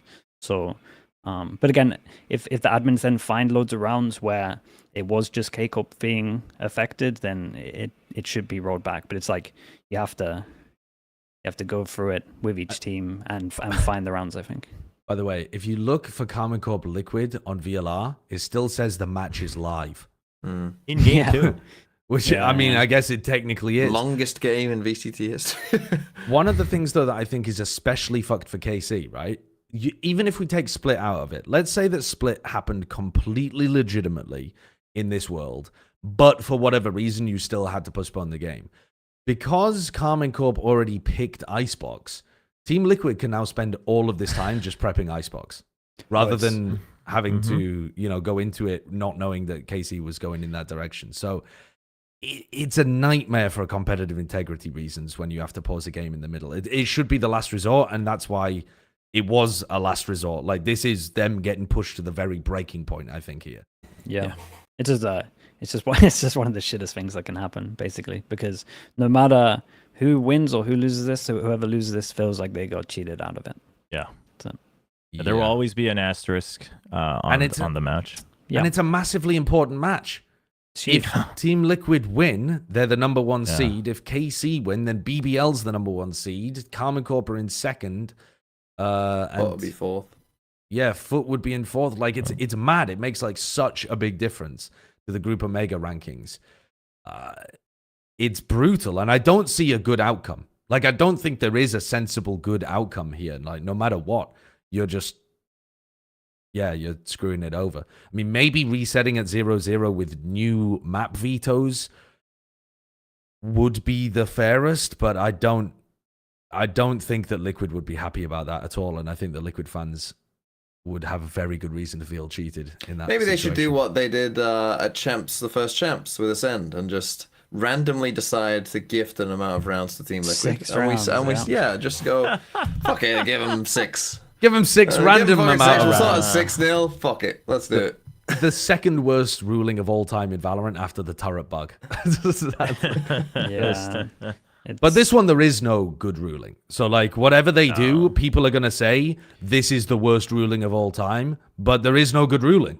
Yeah, it's no matter what you pick, and even if you do what I said, and like people are just going to feel like they got cheated. That's it. So let me just read this one out. I have never read this tweet from Eng, actually. I've read the ones from Zysh, but Eng says specifically about the match versus Liquid, what happened today should serve as a lesson and hopefully lead to major rule changes. In round 3, Sugetsu's PC started lagging during a clutch, which heavily impacted the 1v1 situation. In round 5, during our B split, we had freezes in game for 1 to 2 seconds. Players were teleporting. In a 3v2 in the same round, we were experiencing problems that directly affected the round's outcome. And what was the response we got after these 2 episodes? According to the rulebook, there's a rule that says if you took damage before the issue started, the round counts as played. And the reason for that rule, I'm just going to take a break from reading, but the reason for that rule for anybody who's confused about that is that if you can't know what would have happened in a round. And so you can only reset it back to the beginning. You can't say, oh, well, you would have won that 1v1, because you can't know a player would have hit a shot. Players whiff. Players make mistakes, that kind of thing. It's very, very difficult to make judgments like that. Plus, everyone can't be trusted. Like if I get spammed by an Odin, and I'm like, I'll be like, mate, go on, kick your PC, let's get a tech pause, and they'll redo it. Like there has to be something there. Like we've learned from anything in esports is players, coaches can't be trusted. So this as a set rule makes a lot of sense, but I do think at certain points you can't have it as like a hard set rule. You got to do it a little bit. And specifically, though, this has been, as far as I'm aware, a pretty hard and fast rule. There might be some wiggle room for the admins on a case-by-case basis, but Eng continues by saying, if you lost 1 HP and let's say you're now in a 5v4 because of tech issues, you lose a round, it will still be counted in your opponent's favor based on that rule. And one of the other situations is that he finishes by saying, the fact is, as a team, we feel a deep sense of unfairness when we see that in similar cases with other teams, the ruling has gone in their favor and rounds have been rolled back. And specifically in this match, during that 12-6 round, there was damage done. Kiko threw a nade and it did 10 damage, I think it was. 20 damage, something like that. It didn't affect the round. The damage did not affect the round. And so, in a subjective sense, you could say, yes, a round rollback would be reasonable in that situation. But but according to the rule, you're not supposed to be subjective like that. You're supposed to say any damage means no round rollback. And they're arguing like, well, if you're being subjective in this situation, why are you not able to be more subjective and be more fair, follow the spirit of the rule instead of the literal law of it, and count as an actual fair chance at playing this match again? And I do have sympathy. I do empathize with this position. Dude, it's the worst position to be in because, again, you just feel like you got cheated. But I do think that EMEA should have all of the tech in place to be able to make a good decision. They have everyone's POVs, they have comms. Like you can listen back and see, is everyone suffering from the same issue or is it just like one individual? And then from that, you should be able to make a educated guess of if the map should count or not. But yeah, this whole rule is like a weird one because there's certain bugs, or like say that a PC does literally crash. Like you should, if there's only 1 HP done, it should be a reset. Like it shouldn't be a hard rule. But then it's like some weird gray area where you have to look at every single round. What damage counts? Is 30 damage too much, or like like if 5 damage is done to somebody with 125 shield. Actually, that might make a huge difference because then, you're looking at a butterfly effect where they die to 3 Vandal bullets later on or whatever the hell, Anyway, I'd like to move us on, though, to talk. We've talked a lot about the bad in EMEA. I would like to give Riot some credit, though, for the way that they've put out a very clear path of action and compensated the fans. They've done 2 things, I think, really well in this situation. Their hands are completely tied in regards to the match. No matter what, they're going to fuck up the match, like, outcome of Common Core Liquid to somebody's perspective. But there was an update here, which I think was a pretty good, transparent update from VCT EMEA. And he was saying, whether you're competing or tuning in, the experience during this stage has not met the standard that you deserve. Our team has been working diligently since we postponed the show on Friday to resolve the on-site issues. We're making infrastructure changes, swapping out the PCs with updated PCs, with new equipment ordered that's either already at or en route to the studio for testing. And they're saying exactly like the schedule of what's happening. The updated PCs are currently in transit. They're shipping 1 from the US, 1 from Europe, ready to replace the stage PCs. They're then going to have Rioters test it out. Then they're going to have pro players test it out on April 30th. And then they're going to have an audit to look at what the issue is in order to try to fix it. If it isn't just a PC issue, to be able to fix the... What Dan Ringland was talking about earlier, where it requires like networking issues and all of that kind of stuff to maybe fix things.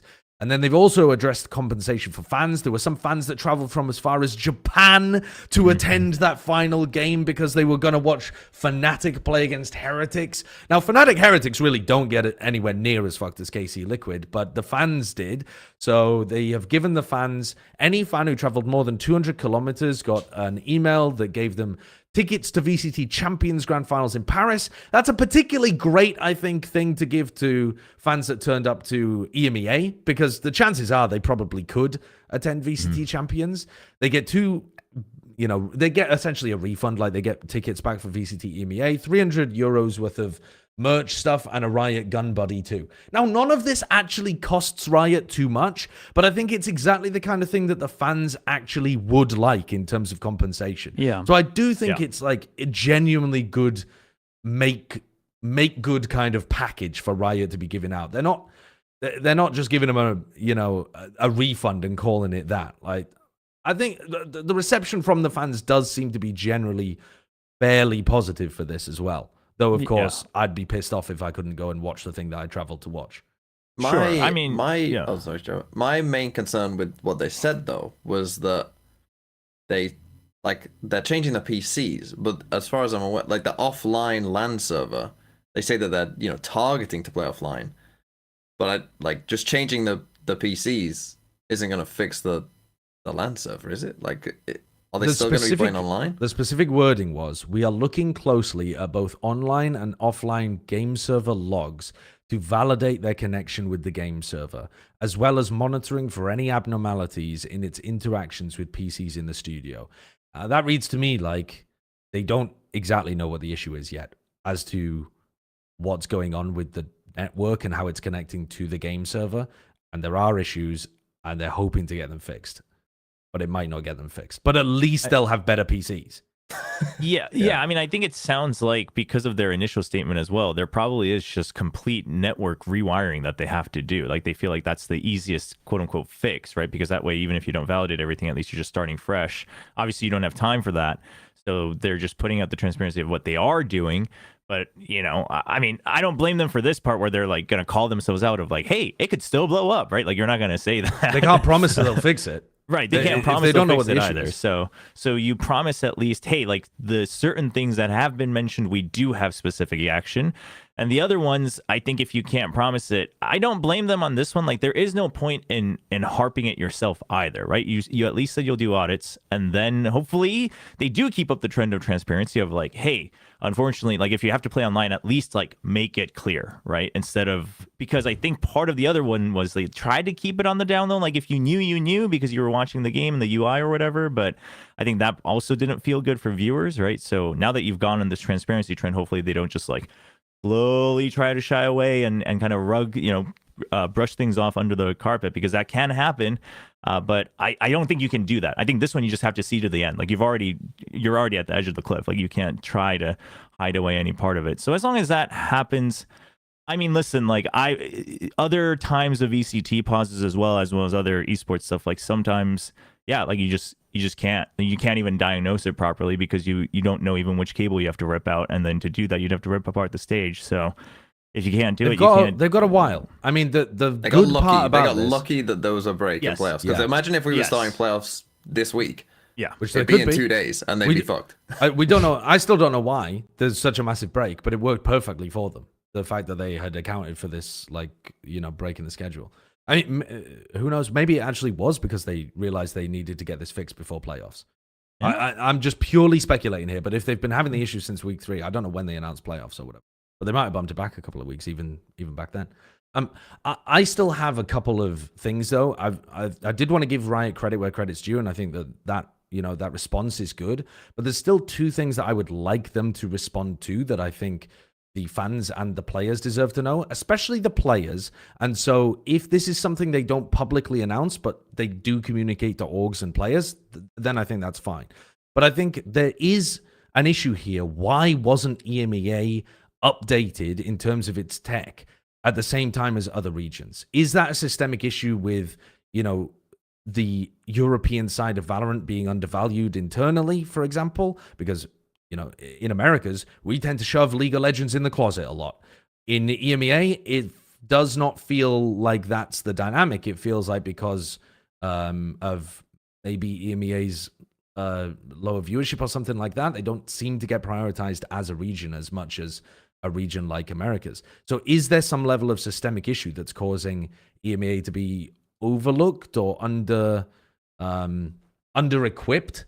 Because if there is, then you don't want to wait for large issues in order to have people at the top panic, scramble, and try to fix everything. You want to try to address that.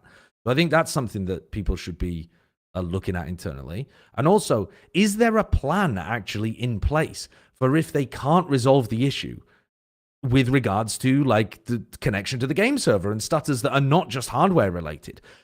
They could have added in that roadmap an extra box at the bottom that said, if we can't resolve the issues, matches will be played from practice facilities with admins going out, like they did in COVID, where admins had to travel to the practice facilities of teams. And like, we are going to ensure that the highest competitive integrity is still held to, but we're going to make sure that the issues at the studio do not impact the games. Like something like that. Or we're going to try, if these issues cannot be resolved, we're going to travel to Americas and the games are going to get played from the Americas studio. Like, some level of like final disaster kind of at least last case scenario. But I reckon they have a plan for that. They just don't. You don't want to publicly say like this is our. And that's why I said then it's it looks fine. like you're expecting it. And it's fine if they've only got that internally and it's not an external thing, as long as that's something that they actually have.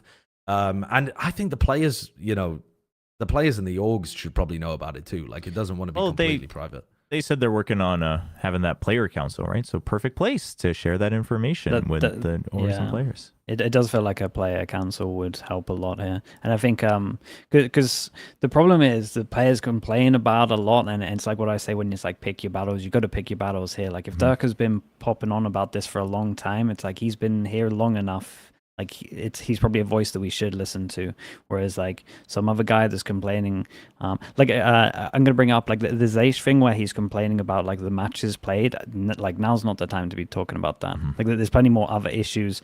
I think that the amount that people are playing at the moment is actually fine. If like you're the worst of the region, you're only playing a set amount of games, and I think that's just like on you to get better, like format wise. So I think the format's better and it's improved, and we've argued about that before, and it's got better. So I think we should kind of be happy with what we got and the fact there's an improvement, and this is something where you need to be vocal. So I do think that it would help Riot out if they had like set players that are smart with their battles of picking and choosing, being like, this is actually an issue that needs to get addressed. Like these PCs should have been better years ago. But I mean, the normal way that you would do that is that you would set up a player council. The player council would vote to appoint people that they believe are going to represent their issues fairly, and then you vote on the issues that are actually like the most prescient. So you vote on what you think the biggest issues are, and you only take the biggest issues to Riot, and you really focus on getting that agenda met. I think it's always difficult to organize, and it's always difficult to organize, especially when you have busy people. And for all the shit that pro players might get of like not having a real job or whatever, they put in outrageous amount of hours to their job. They are busy people if you're really trying to be the best in the world. And they also don't have that much experience, a lot of them, with having, you know, previous jobs and management jobs and you know, union organization and that kind of stuff. So they're not the best equipped bunch of people without a lot of outside help to really get something like this off the ground. And we've seen that usually efforts like this don't come to too much because they're difficult. Yeah, it's like people, you kind of need people that are like relatively business savvy that understand it a little bit. But I don't know. I still think good on the players for being vocal about this. Every time we've been vocal about something that is big, Riot have changed it. So it's like props to players for speaking up. It's good that everyone's standing together. Shout out to everyone that chipped in, especially Ten's not his region chipping in. I think that it helps. It's a big voice. People listen. Kamito obviously like had enough. That's another big voice. And yeah, it's good that Riot listen. Like we had the same thing with G2 and obviously the guard situation, and they do listen eventually if we're vocal and the issue's big enough, I guess. So and if the outcry is big enough as well. Yeah. This one though is just unavoidable. I mean, it was absolutely bonkers. Let's move on though from the game. Sorry, from the tech pause to the game. Yeah, wrong. We're not going to talk about Team Liquid versus Karmine Corp. We're not going to analyze that game. But there was a monster match that happened earlier in the week. BBL played against Foot. I barely, like, this is like a weird memory at the back of my mind now. It's like a fever dream that I lived through. Yeah. This was a fucking bonkers match. It was insane. 25-23. It took the record away from Nongshim RRQ, right? Yeah, which I think previously had it. This was the longest game of all time in VCT EMEA since VCT began in 2021. Literally outrageous. No team could figure out what they were doing on defense, and then when one team won a defense round, then they would start a string of defense rounds, and then it would go back at the other way. But also just triple initiator compositions that have previously like had no success. Yampi's running around like the sloppy mud in this match was outrageous to watch. Magnum took until OT to activate and then just played some fucking ludicrous rounds towards the end. Yampy got crazier and crazier with his calling in OT until actually the craziness was working and was the thing that was kind of powering them through. Holy fuck, what a map. It was so entertaining without actually being that great Valorant. Like, I was watching it like just in amazement at some of the shit that was going on. I like when when overtime goes on for so long, it's so sick when teams have shown everything, so they just start doing like on the fly strats, and it's like whoever can come up with the on the fly strats. I did think the BBL's on the fly strats are pretty good. Like I don't think Yampy had a great game, especially if you look at the stats. But when I look at the overtime calling, I was looking at one point on my stream saying like I think BBL are calling better, but Footer just having like hero plays that are winning the overtime. But I mean, this could have gone any other way. It was so sick. But yeah, I was impressed with Yampy's calling, to be honest. And you could tell it was on the fly. Here's just a random plan that I think is going to work. Yeah, he's so creative. Yeah, it's awesome to see. Yeah, but it's the best time to do it, right? Overtime, like everyone's at their wits' end. You just pull out something crazy. If it works, it's genius. But if not, like, oh well, just reset. Like we just go round by round anyway. There's no like carryover at that point. from certain rounds. But also, I mean, obviously, thanks to the length, but like you said, like heroics from both sides. I was just looking at it, like 12 rounds ending in a clutch, like 12 rounds ending in a 1vx win is also crazy. So like, it's not just the overtime, like all of it, a lot of heroics, and you know, just leading out from the insanity. Yeah. Well, what was funny though is when it ended, and that was a clutch as well, wasn't it? It was just like my brain was just so used to it going on, and like footwork. I was like, oh, it's over. Like I was kind of like just like, wait, what? Like my brain just kind of like had to reset of like, oh yeah, the game actually ends, because it had just gone on for so long, and I was just like so in the mode of like, these teams are just gonna keep going and keep going, and we will be here all day. Can we watch, Kurt, just the final 2 rounds? Can you just play them out? Like by the way, final 2 rounds, round 47 and round 48. Yeah. Because they show exactly the like creative calling and then ridiculous ending. Clutching, Go on, yeah. TV. But it was. I mean, it was already a strange game, because we've seen like the average win rate on Ascent attack side for like all the regions is like 42%. Right, so it was already a bit of a strange game, especially towards the start of OT, where no one can win a defensive round on Ascent, and it's like, what? And then, like you say, it completely flips, and there was so many. I mean, there was, especially I'd say from foot side, like you said, Sliggy, there was a lot of like, oh shit, Ata Captain just got a 4K. Oh shit, you know, like just some random foot player cracks or someone just pops off, and it's like, oh, and you know, it's over. And BBL, I mean, even the fact that BBL picked this map, the whole thing was fucking bizarre. BBL picked a map where they knew they were going to have to start attack side, where they won 0 attack rounds against Team Liquid the last time they played it. I mean, already crazy. we were in fucking, like, what the fuck are you doing before the map even started? And then we got this.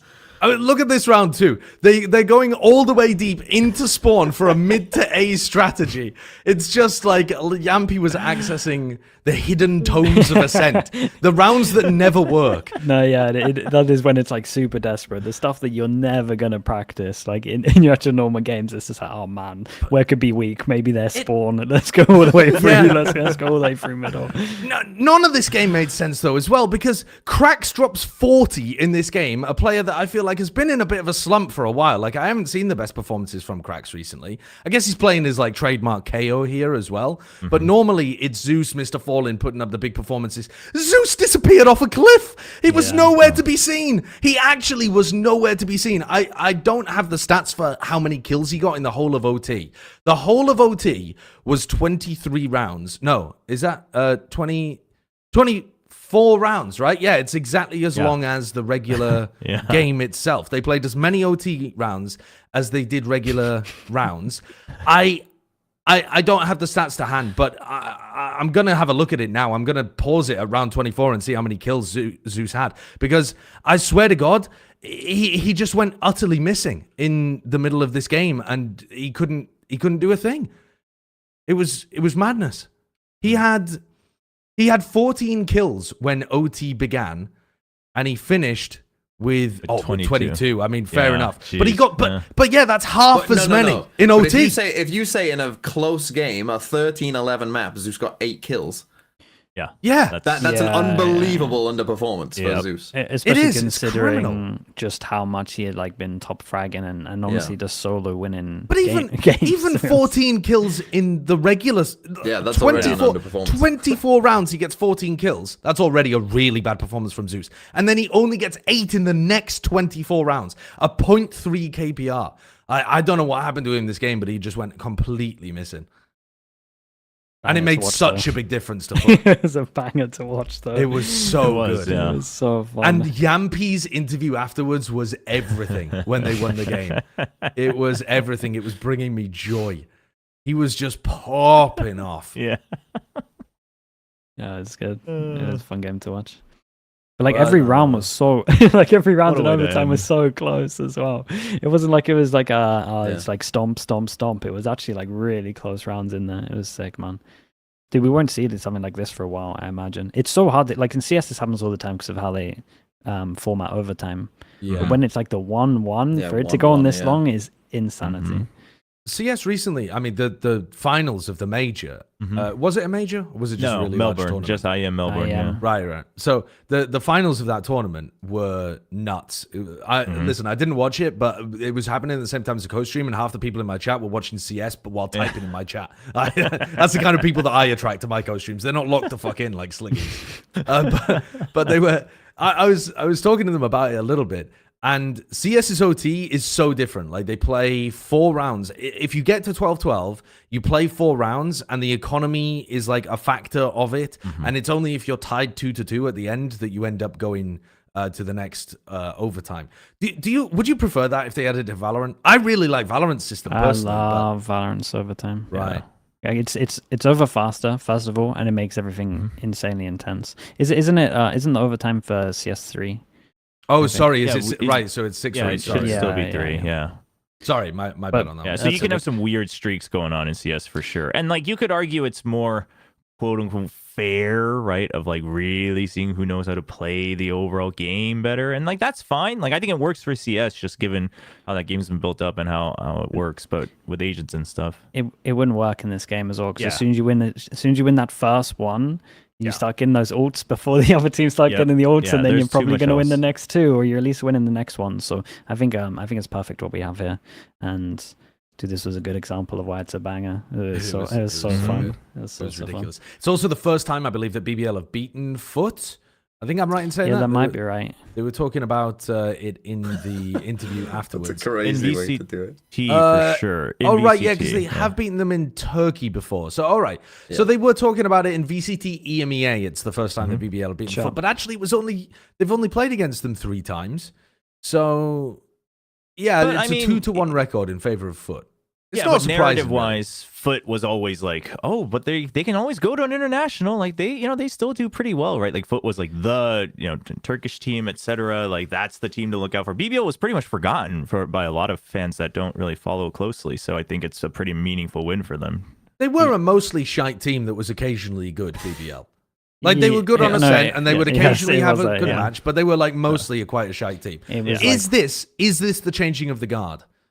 Dude, they're about to potentially be first in their group. It might be What's so one funny away. about this? But I mean, are they going to keep it up? If Team Liquid win this whole OT, it was for nothing. They're finishing 2nd and 3rd seed. It wouldn't have mattered either way. And they it does, because it drops Foot down into 4th seed. No, not if Liquid win. KC will be 4.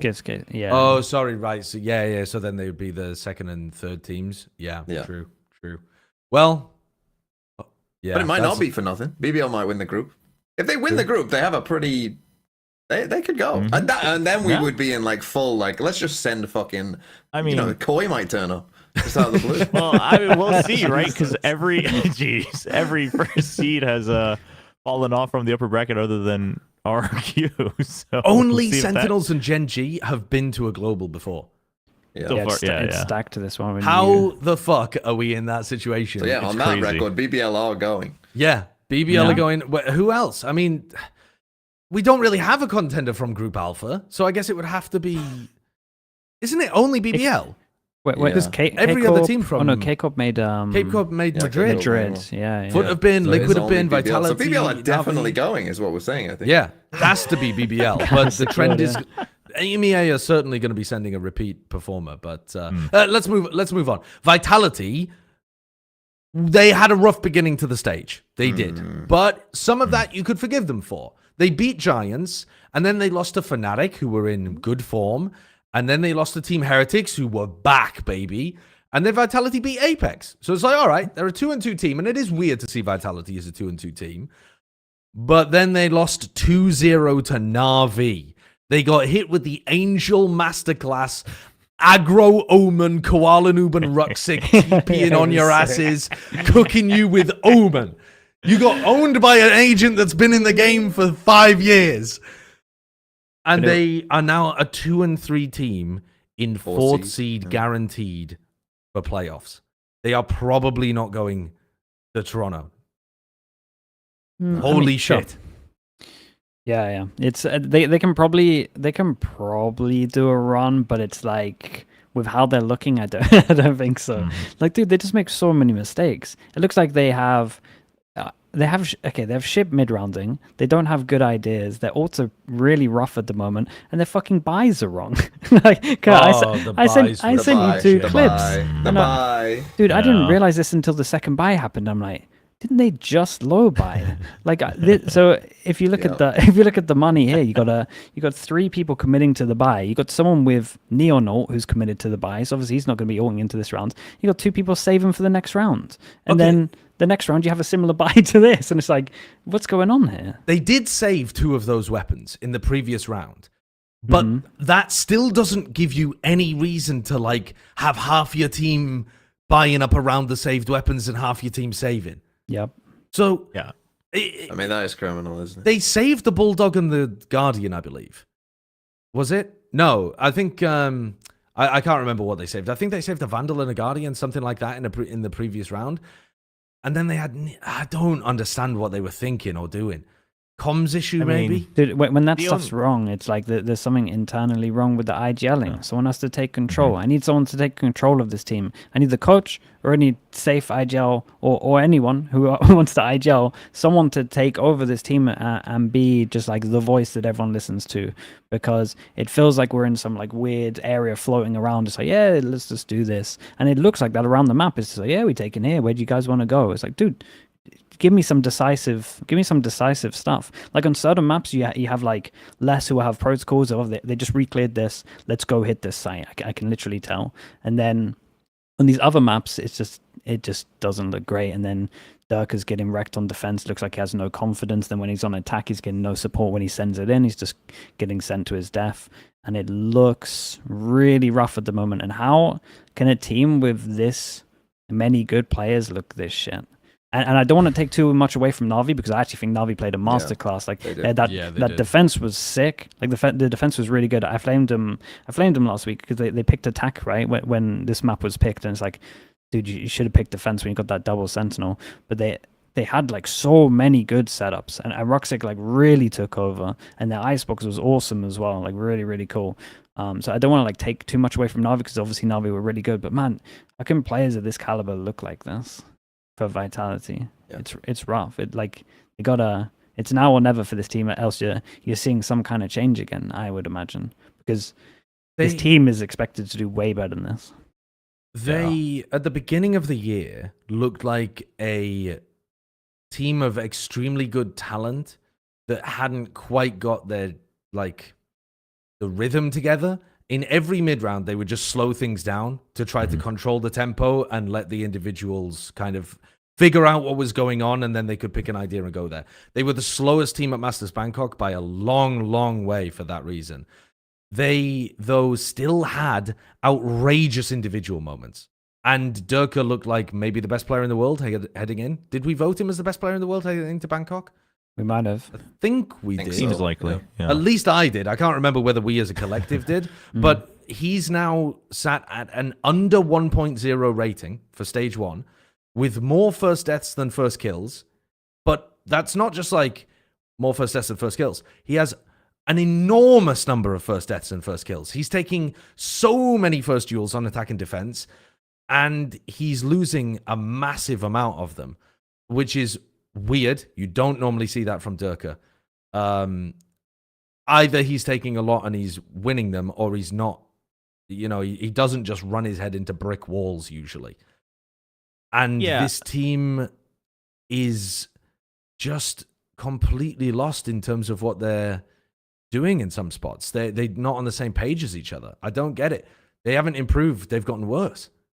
Yeah, it does feel like it is really just a result of each of them making their own decisions to try to overcome the wall, right? Like they're hitting a wall, and like Slicky said, no one's taking control, good or bad. Like it's almost as a case of like it would actually almost look better if you just made all the wrong decisions, but you made it as 5. Like that's what I'm feeling, is that even like the way that Durka's taking first contact, let's say, like before, like there was movement based on it from his teammates, or like you already could see the round setup is like, okay, Durka's going to take this shot, and obviously the confidence helps help you get rolling, etc. But then also when the other teams start to figure out like, oh, Durga's going to take contact. He like take contacts at these angles and he starts to get crushed.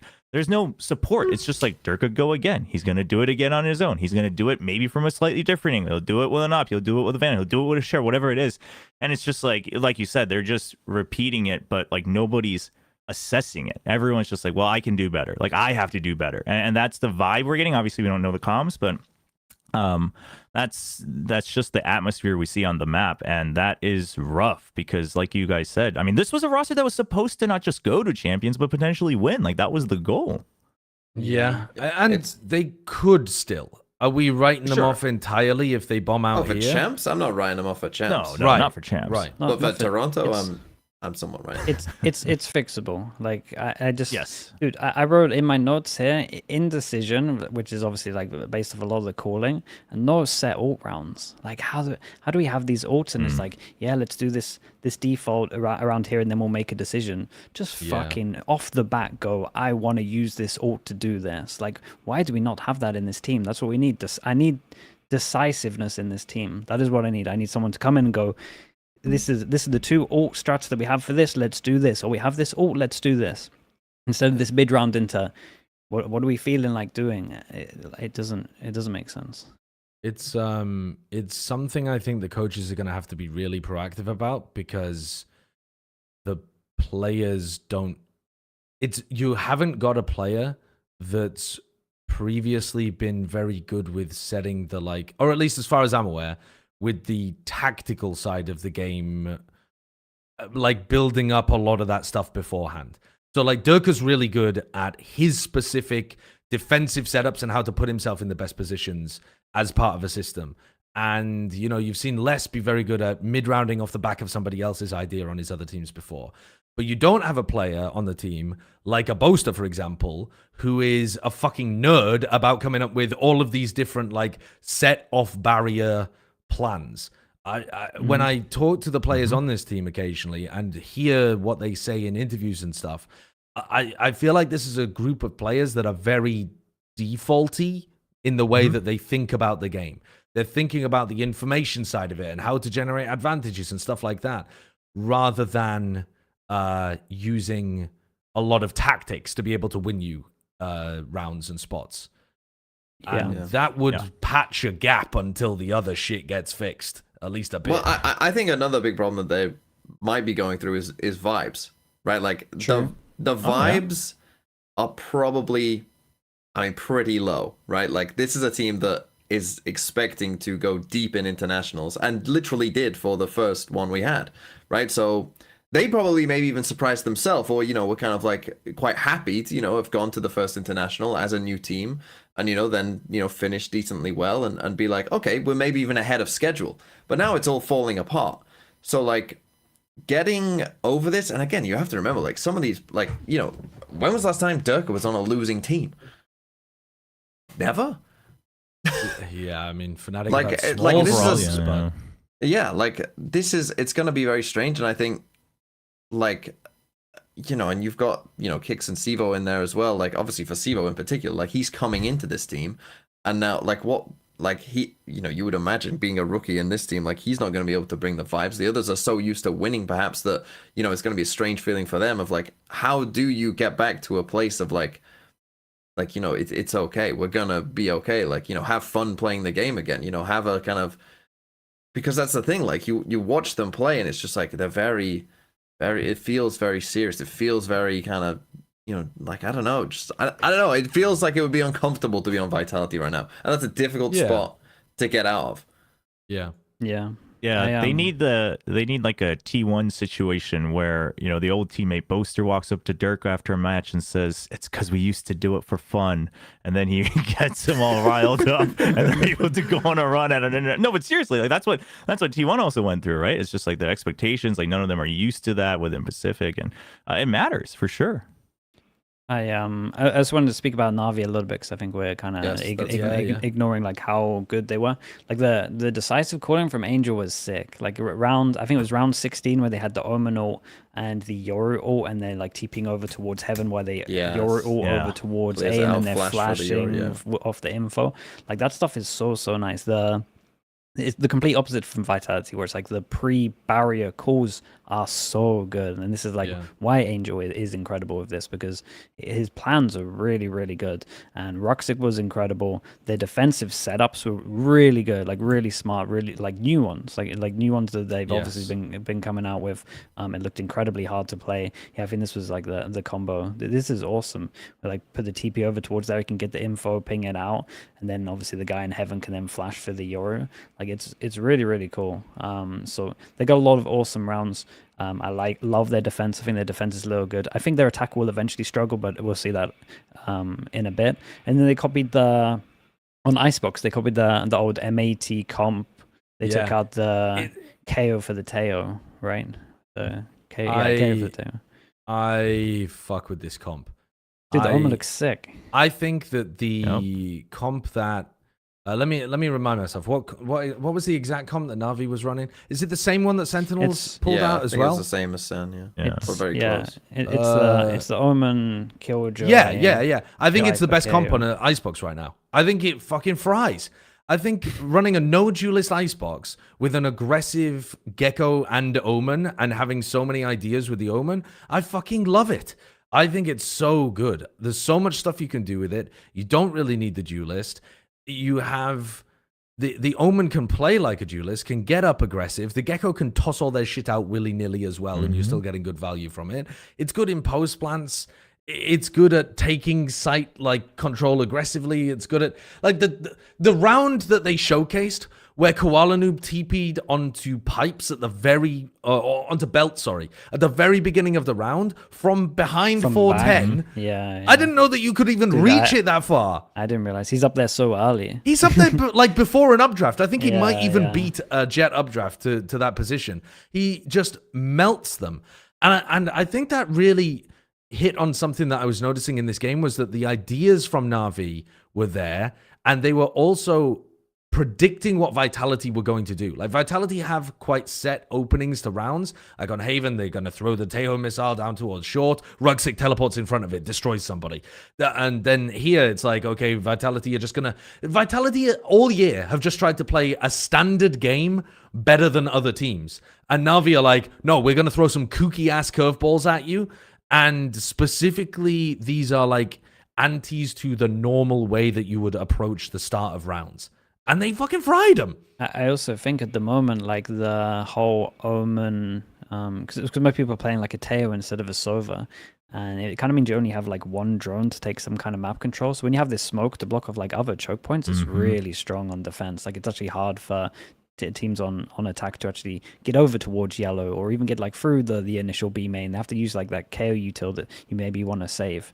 You can also, though, you can TP on top of yellow. So normally this comp would also struggle with clearing yellow fully, like the back of it. But you can Omen smoke on top of yellow, TP inside of it, no punish, because what they're going to do, just random spam into the smoke. I mean, what's the chances of that actually working? And then you can pop on the other side of it with like a Gecko flash or something like that. It's so good. Dude, Koala Noob gave us like a masterclass in it. It was like one of the... Because we've seen a fair amount of, like, especially 2020, I think it was 2023, where we had like a fair amount of it, 2024, maybe like the beginning. There was loads of Omen, but this was like one of the best we've seen. The smokes made a lot of sense. His opping was legit. Like he thinks he's the best opper in EMEA, like obviously the import, but he thinks he's the best in the region at opping. But dude, when he's doing this and he's like fast popping everyone, kind of hard to disagree with. Like you look at just his opping in this game, he's fucking fast with it. Like you're not gonna insta headshot him. I swear he's very fast. So but this was cool the first game where that has been justified. His sure. But you can tell that he's like, this is what he has reps on. Yeah, right? He used to play it in an M80, so he has all the confidence in this. So it's nice to see when he's confident in a comp that he can just take over games. This was cool, man. I was impressed with how Navi looked. Yeah, you just don't get a chance to like. I mean, he still gets a kill. No, it's just because he's a beast. But then they get run down. Dude, look at the smoke molly. It's like they're so prepped. The smoke is so good. The first smoke to get you past the angle. The second smoke so you don't get punished by a player from like undertube orange kind of area. It's so nice. It's such a good comp. I'm so glad that Sentinels have picked it up as well, because this was a map that we hadn't seen them play at all, and they came out with this, and I was like, yes, man. People were roasting Zekken at the fucking he's bottom fragged on Omen, motherfucker. Dude, I don't don't give a shit. It's a great comp. He was doing creative stuff with it, and he's setting up his team for success. That's all you need from the guy. I don't need him to be top fragging. Don't put it back on Duelist, please. Yeah, no, it's very strong, man. When like people are droning over towards B, you break the drone, and then they just have to like force through a smoke. It just makes attacking so hard.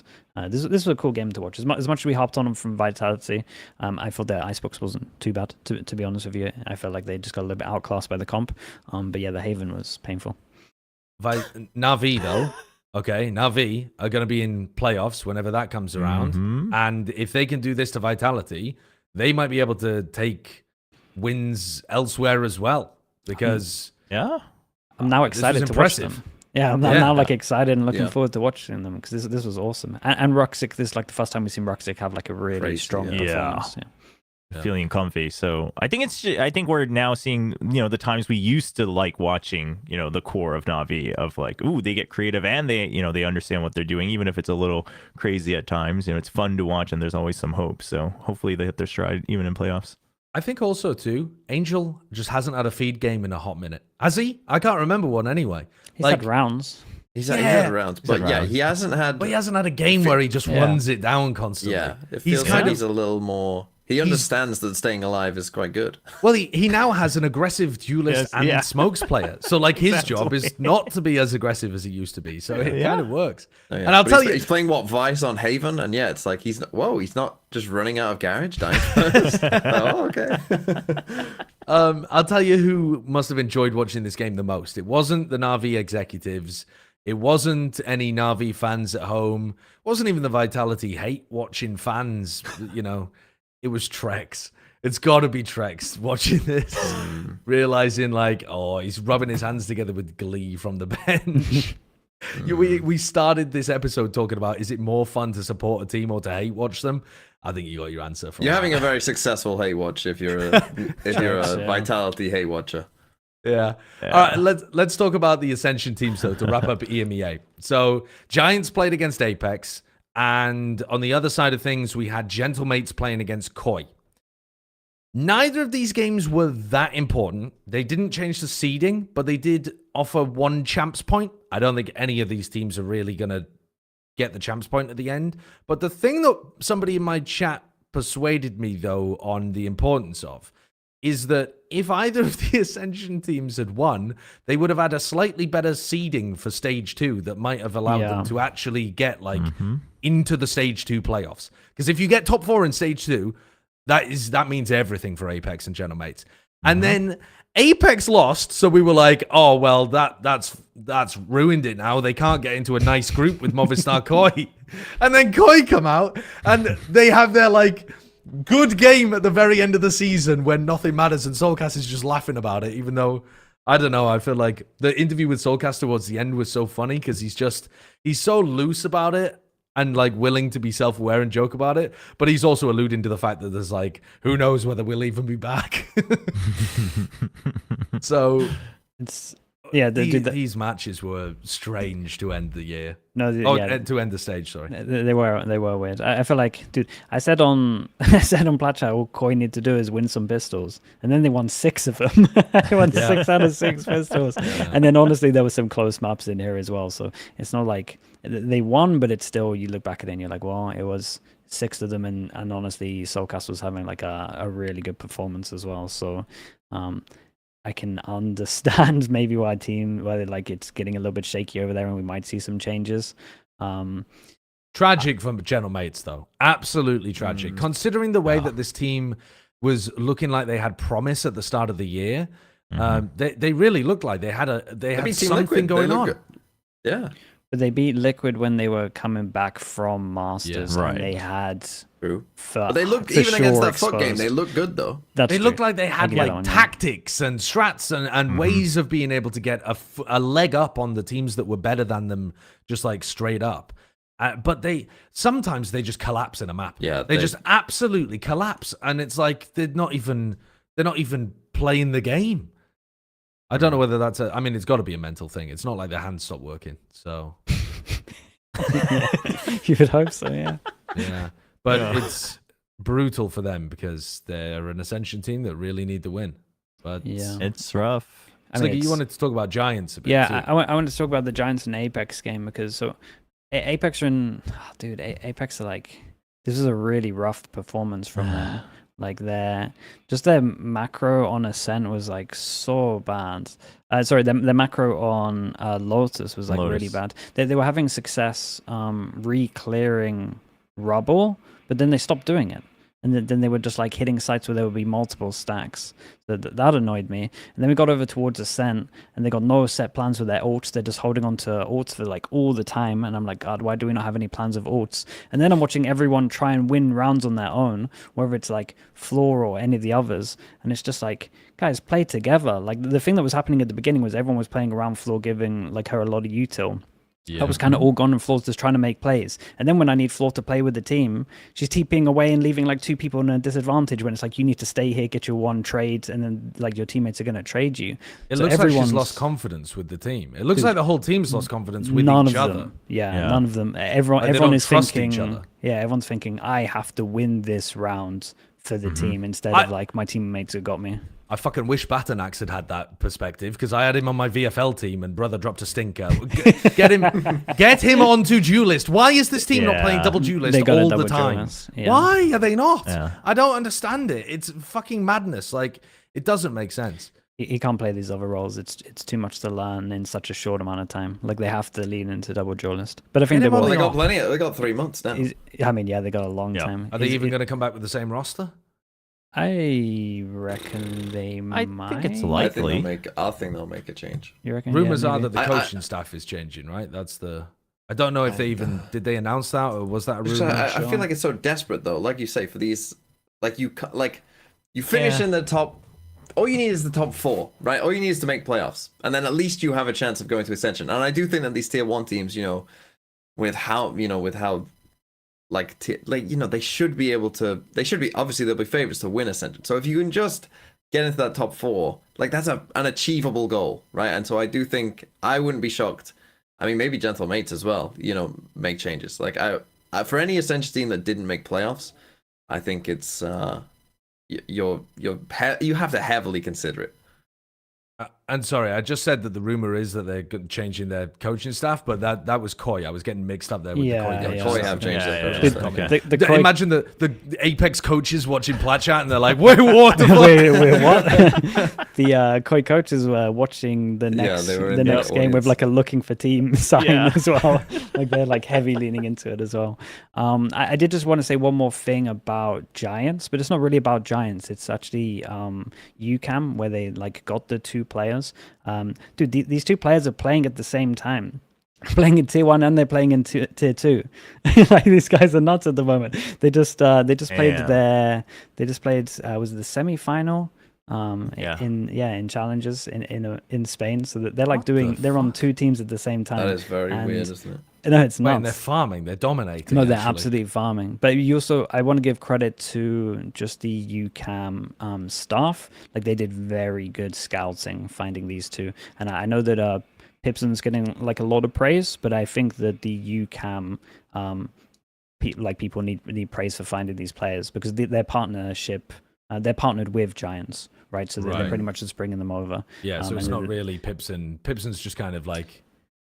You got any good players for us? Yeah, it is. It's like who's your best players, but it looks like their scouting and finding this definitely just. I just wanted to give them a shout out because I think it's something that hasn't really been mentioned yet, and I feel like they deserve a bit of praise for finding these players, and they look really really good. And the players are obviously super keen. They're playing 2 tournaments at once. Yeah, that's kind of sick. Yeah, it's cool.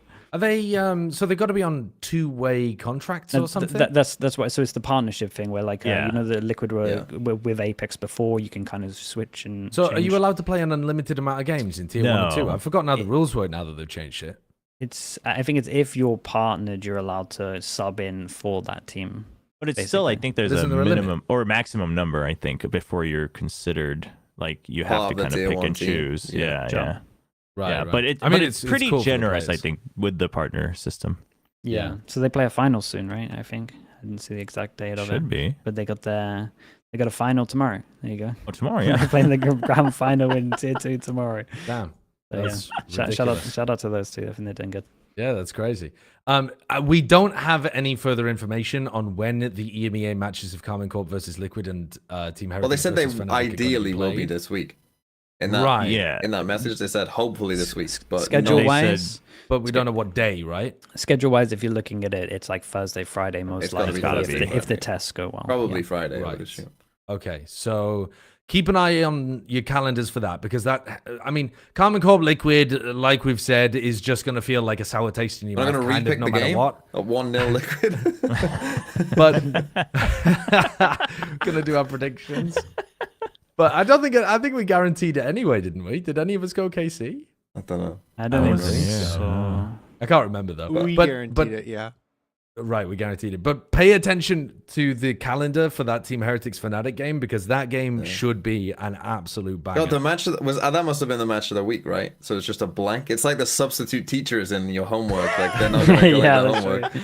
Yeah, I don't even know what Collecting happens if dust. I go to the report card and like trigger it. Let's find out, surely. Yeah. I mean, we There don't. we go. Oh, I have to pick which. I'll just say the viewers got it correct. Oh, good job, Just viewers. We'll see the Yeah. percentage. Oh, okay. Yeah, Oh, just damn. breaks. Cool. You guys get it correct for Ni- watching the game. I mean, 9,000 people voted, and the match has still got like 5 days or something before it happens. So we could pump those numbers. Those are rookie numbers at the moment. We've got to get those going up. All right, then. So let's move on to Americas. We're going to be subbing out Chobra for Dan Dryad, I believe. So we're going to take a short break, like 3 minutes or something, and then we can come back and discuss Americas. Nice. Thank you very much for joining us, Chobra. Appreciate it. Thank you for having me. See you guys next time. A pleasure. Dude, we're one member away from 1,000. One member away from Oh, 1,000. member. Oh, damn. Come on, guys. What are you all doing? Okay, but only one. Only one. one. Okay, if you see somebody else members, you Yeah, but- can't member. If it goes to 1,001, we have to get it to 2,000. That's the rule. As we don't go live, I'll do Americas. Right, I'll be right back. Yeah, I'm going to be right back as well.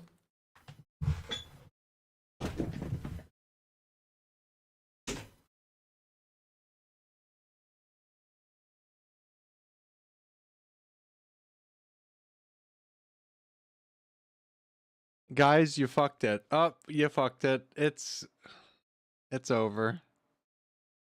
Oh well. What happened? We needed exactly 1,000 members. Now we're past it. So now we have to get to 2,000 members. That's the rule. Dan. No.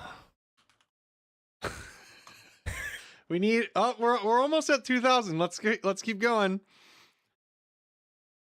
Let me get music going.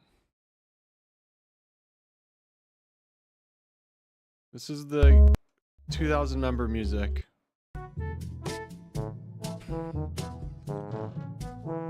People really want to talk about FPX Berlin. I messaged Sideshow about it. He's like, we can talk about it later. And by people, it's probably like 3 people that keep typing in chat. We'll talk about them later. They didn't even qualify for their own regional tournament. We'll talk about them when they can play again.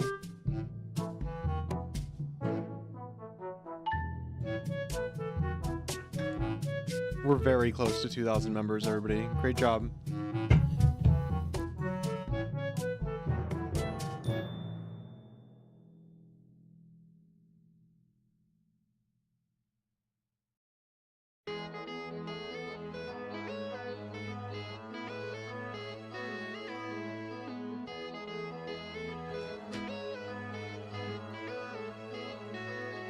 All we need is 977 more members.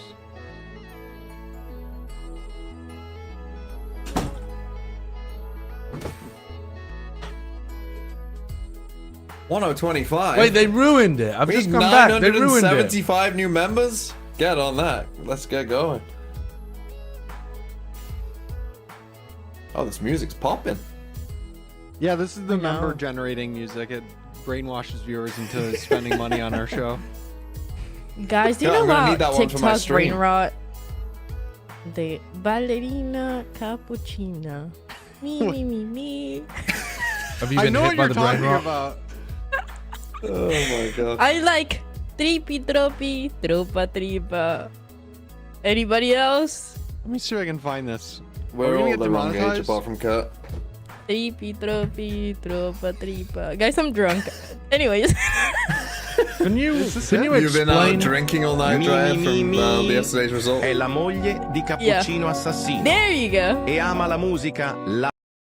All right, that's it. It just cut off after that. All right, we're back, folks. Tripi, tropi, tropa, tripa. Can you explain it, Dryad? I don't understand it. You don't need to It's just- explain it. There's nothing It's to just explain. an Italian brain rot Gen Alpha weird random meme. They're just little guys. They fucking. They Is have it a- they have a popular crazy in lore. Italy or is it only popular no. outside? Dude, why would I think it's anyone only know what is outside. popular in Italy? Oh, why isn't are you it asking Italian? Dryad? Yeah, Yes, why would but Dryad that's know? what makes it funny. Why would Dryad know? Because Dryad's come in here going bombadillo crocodilo and whatever the fuck, a cappuccino. Oh, but you know the other one. I didn't even say that one. Ah, I've given too much away already. Hello, everybody. We're going to be talking about Americas. Does this work? Now, And Dan Italy. Dryad. Sorry, that was the wrong button. It was supposed to be something else, but we'll save that for another time. Dan Dryad, you have not been with us for a couple of weeks. Last time we saw you, you predicted 100 Thieves, I think, to beat KRU in an attempt to activate a generational curse, I believe. Don't rub your hands together with glee. Your team's gone home. We'll be talking about that later on. I know. It was the one time that I put 100 Thieves, and it wasn't even me trying to jinx them. I did actually believe that they had a chance. Right. And they didn't. So, I mean, my bad. All right, good. Well, we're not going to go on to talk immediately about KRU or 100 Thieves necessarily. We're going to start with MIBR. I just thought I'd give you an opportunity to respond to That's what all I you gotta did say. a couple of weeks ago. All right, MIBR though. Let's start there. They have had a great run through the bracket so far to qualify for Masters Toronto. 2-0 victories over 100 Thieves and KRU. Kind of spanking them a bit as well. I wouldn't particularly say that the maps were that close even. It just looked like MIBR were in great form. A very good team. Hitting their stride. Like, this is a squad that's matured really nicely, like a fine cheese. I fucking love this team. Every time I watch MIBR, I'm happy. I'm just happy to watch them play. They're just good. They're just fundamentally very good. They understand their comps. They understand what they need to do. They have insane players, like 1 to 5, a very, very good squad of players. And they just play some really nice stuff. And then, if things do go wrong, they have the player quality to win them a clutch and fucking, do something that you don't expect. Like, I just really like watching this team. I compared them, I was trying to make the analogy to KRU, the MIBR, with a Pokemon evolution of KRU. And initially we were like, oh, it's only a small evolution. But honestly, having seen KRU and then MIBR, continue to dominate, it's a big evolution. It's a Wartortle to a Blastoise level evolution. Is that a big evolution? I mean, that's a big evolution, but should it be? Is it not the same as a Squirtle to a Blastoise, or do we not include the middle? Well, grounds? that's skipping a gaps. A You got a Squirtle evolving to a that's Blastoise. That's also would be a pretty massive gap. That would be a. But I mean, it you're felt- rushing development there as well. You're going to get a Yeah. weirdly developed Blastoise, I feel. Like, it's just gone straight from its childhood instantly into a Blastoise. Yeah, Yeah. What about the Magikarp to Gyarados? Do you think it's that big of a gap? sure. I like that one. But then we're it that really big? flaming KRU. That's a big flame of KRU. A Yeah. Magikarp, comparing them to a Magikarp is quite harsh, I would say. Okay. I wanted to avoid it for that reason. Let's focus on the Gyarados though. Let's focus on the Blastoise. What's the let me start here. Do you think that they actually look like the best team in Americas at the moment? I'm not sure about that. It's Dude, close though. America's is close, man. Close though. They could do. The problem is, like, every week someone else looks like the best team in Americas, like week by week. So, dude, it's hard to say yes because of how good Sentinels look this week. But I do rate their consistency. I think their game plans are good. I think Artsen's a beast. Like, he's actually a beast. It's so nice to have like a full team that can frag so heavy, like every single one of them. they're just a fun team. They're fun to watch. They got good aimers. They got good game plan. My IGL's out here buying judges every other round. He's playing gun game. He refused to buy a rifle. Yeah. Well, they didn't have the money for it, and so he was always giving it to somebody else. Like, he's actually the most selfless guy. It's the classic thing that the IGLs always fall into.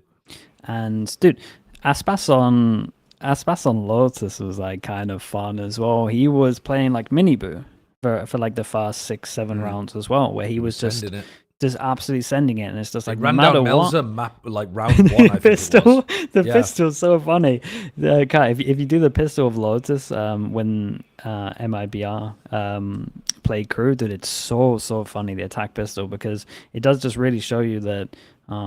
I mean, people always call him like a beta, but like out here, he's playing like he's just making space, and he knows the rest of his team is like good enough to win rounds as long as he makes that space. It's really cool. It's the first time that you see, well, compared to last year, Aspas on Lev, it's like he's okay with being traded off instead of what it was before, where it's like, oh, this guy's the last one alive in a few of the rounds. It's like he's really confident on his team, and I think that's really impressive. I feel like it's a turning point right now in playoffs for MIBR, where it's like we went from thinking about, oh, Aspas, the rookie players, like a few of them look really good, to like, no, this whole team looks insane. I think what Cortesia has been doing consistently is so impressive. And then on top of that, you have an Aspas that is not only opening up the rounds, but it's also like comfortable with like trusting that his team got him in so many of the rounds, and they actually got him. It's insane.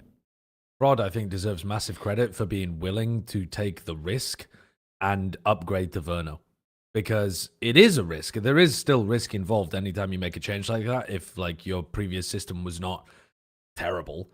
But Verno's third best player on the team, probably. Aspas, Cortesia, Verno. I don't know how you'd rank it, to be honest with you, because they're all playing at a pretty good level. But the point anyway being, if we don't get stuck in the weeds of ordering the players, the point being that Verno's impact has been remarkably good, especially in like certain matches. Like obviously he fucking crushed NRG, for example.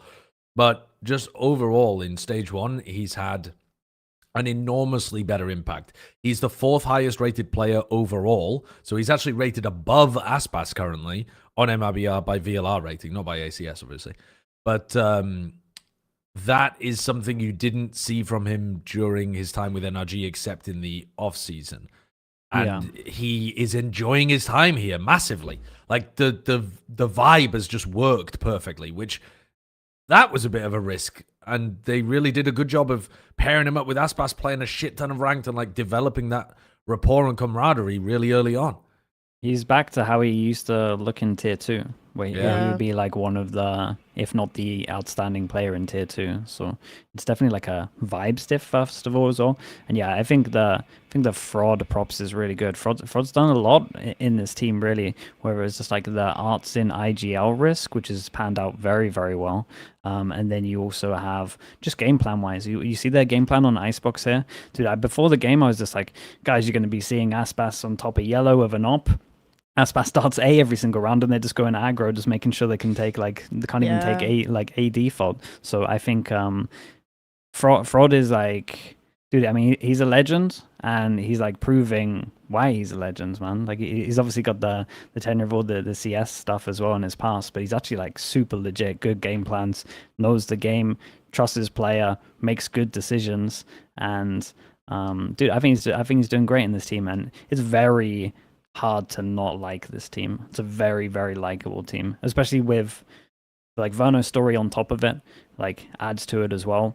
But just Cortesia, Shenham, like they will just look super happy, having a good time. Like, and they're just a fun team to watch. They're so aggressive. Bunch of aimers. Yeah. And the way that they play, they're so aggressive. It's always fun to watch. I think I can't remember who was saying it from Talon, but they were like, oh, like MIBR is making me enjoy watching Icebox. It is just like they're running it down. They're so like confident in themselves. It always pays off as well. And I think it's cool because they're not doing anything like overcomplicated when it comes to like the set plays that they have. Is just a lot of the rounds, even on the defense, like, let's run it down. Let's capitalize from the fucking insane mechanical players that we have, and it just pays off so well. And you don't see that very often. So many teams try to build really good like mechanical players like this, or like have and get these players, and it never pays off except for MIBR. It's just like, it just seems that they can do no wrong. The amount of situations against KRU where it was like, KRU has numbers advantage. They're playing the post. It was a 5v3. Out of nowhere, it's only Verno and Aspas alive, and somehow they win it every single time. It's just insane. Did you see the transcription of an interview on the Brazilian broadcast from Artesine and Cortesia? I'll post it in. I thought you were going to say the Artsin, The emotional- Artsin's parents one. Yeah. Yeah, no, I think it was. Cheers to FNS. Wait. There's a different one. There's a different one which is really funny.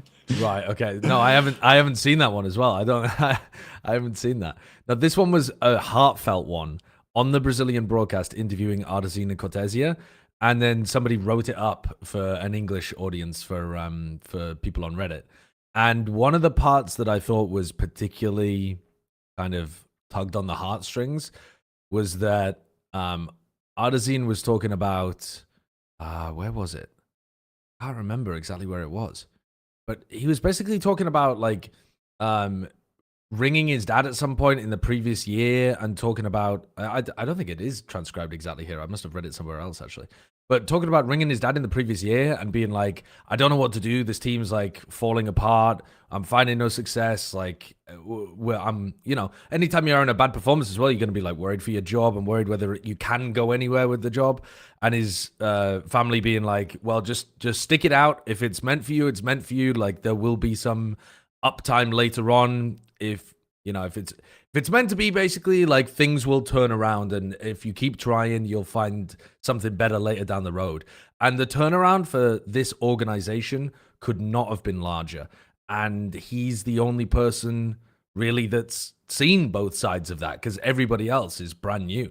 But he's seen the fucking misery of playing in the previous year with a team that was at the absolute bottom. Like, we would just gloss over their games because it was just pointless.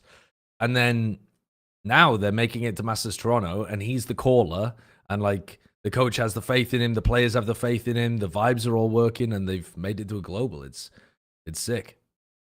Yeah, it's awesome to see. But I mean, it's big development just from him as well. Just like role change and IGL, like that's a lot to do. He's got a lot on his plate. So again, Fraud has been working wonders.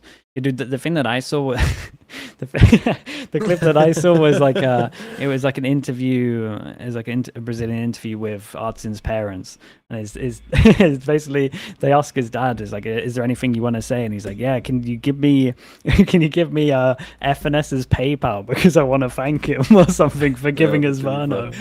Like, crazy. No way. Which is so funny that his dad is like that involved in the scene, that like he's aware That's of like, awesome. Yeah. Oh yeah, they've had a falling out, and FNS, I need to get FNS some money. It's really good. It does. I mean, every day we have more questions about that. Every day. Let's move on in the next game, though, I think. Let's look at the other team that's already made it to Masters Toronto. Probably more of a surprise, weirdly enough. Sentinels have booked their tickets to Masters Toronto. They're one of only 2 teams that have been to a Masters event before that have already qualified to Toronto. They had probably the most difficult route they could have if you looked at teams that were performing really well in Stage 1 during the regular season. They had to go through Cloud9 and G2 to be able to make it here. We'll talk about the Cloud9 kind of playoff woes later on, so I do want to keep this more focused on Sentinels and what they were doing. This match, though, the one against G2, an all-timer. Just an instant all-timer. I loved watching this game. I think it was the best game that I've watched since Bangkok for kind of entertainment value. Although, to be honest with you, the G2 C9 game was also pretty similar. G2 went from annihilating teams, and you would watch them and you'd be like, man, these guys are amazing, but like, I just know they're going to crush. It's not like it's that entertaining. And now they've played 2 matches back to back where you're on the edge of your seat, not knowing who's going to win. Well, what's strange about that is that both of those games, the first map, it was that G2 like playing some unbelievable good stuff. You know, like against Sen here on Split, like.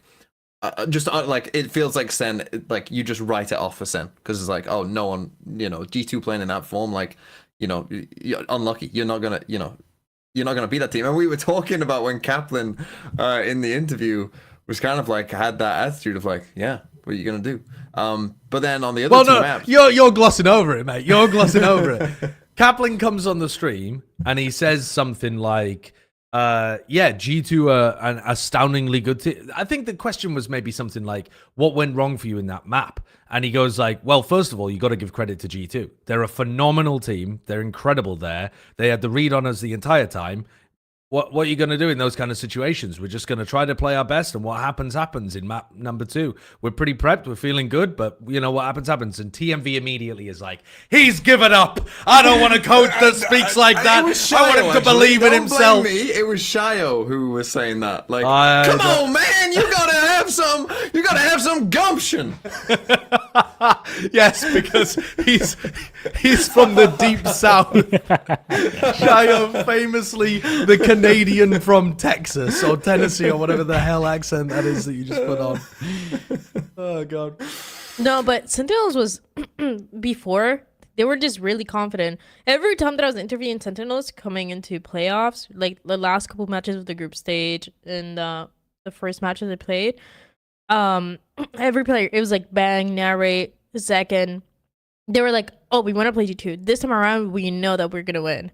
They were like very, very confident about it. And then I went to interview Boosty. I'm like, what do you think is going to happen? Because all the Sentinels players seem so confident. And Boosty is like, there's no chance. Yeah, no. There's no way. There's no way. I wanted to clip that because it was crazy. But Sentinels, they kind of knew. They talked about how they just now had the better understanding of how G2 likes to play. They had more time together. They like found themselves again after like all the shit that they went through. And I mean, it was crazy. Oh my god. This map was awesome. We're watching Sentinels on the attack side here.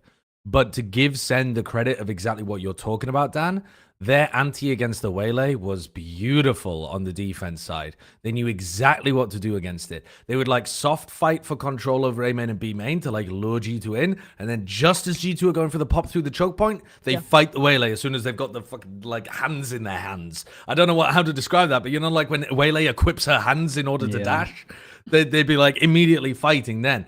Narrate had a couple of moments where the Waylay's dashing around, and Narrate's like, oh, I don't care about the Waylay. The Waylay's just going to refract. Just let me kill the rest of the players in front of me.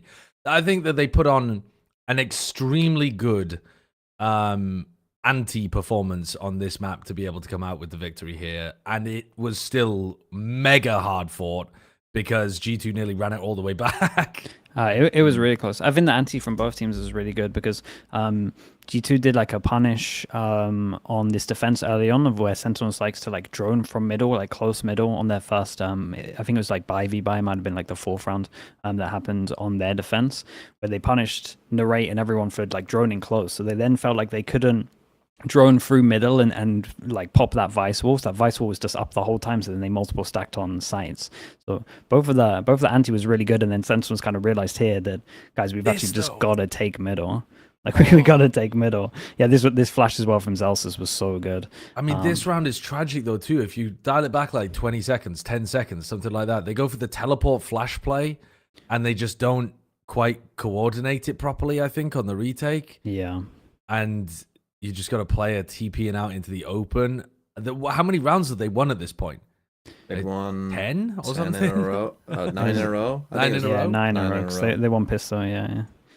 Dude, it was sick though. But like this was like a really high level game with like a lot of good anti. Like the anti that Sentinels put up within such a small amount of time on Ascent and Icebox was really impressive. Like when they were on Icebox defense and they were doing that that smoke on A to make sure like kind of in the choke where the orb is basically on the pipe where so basically because they have because they have a Gecko comp, they kind of have to all in to actually like get past that. So every time they just had like a perma smoke there, and then G2 kind of got stuck on their attack, not being able to get past like the first layer, and then if they got past that, they had to deal with a Viper wall as well. So it's like the double layering over towards A. I just thought that was really, really smart.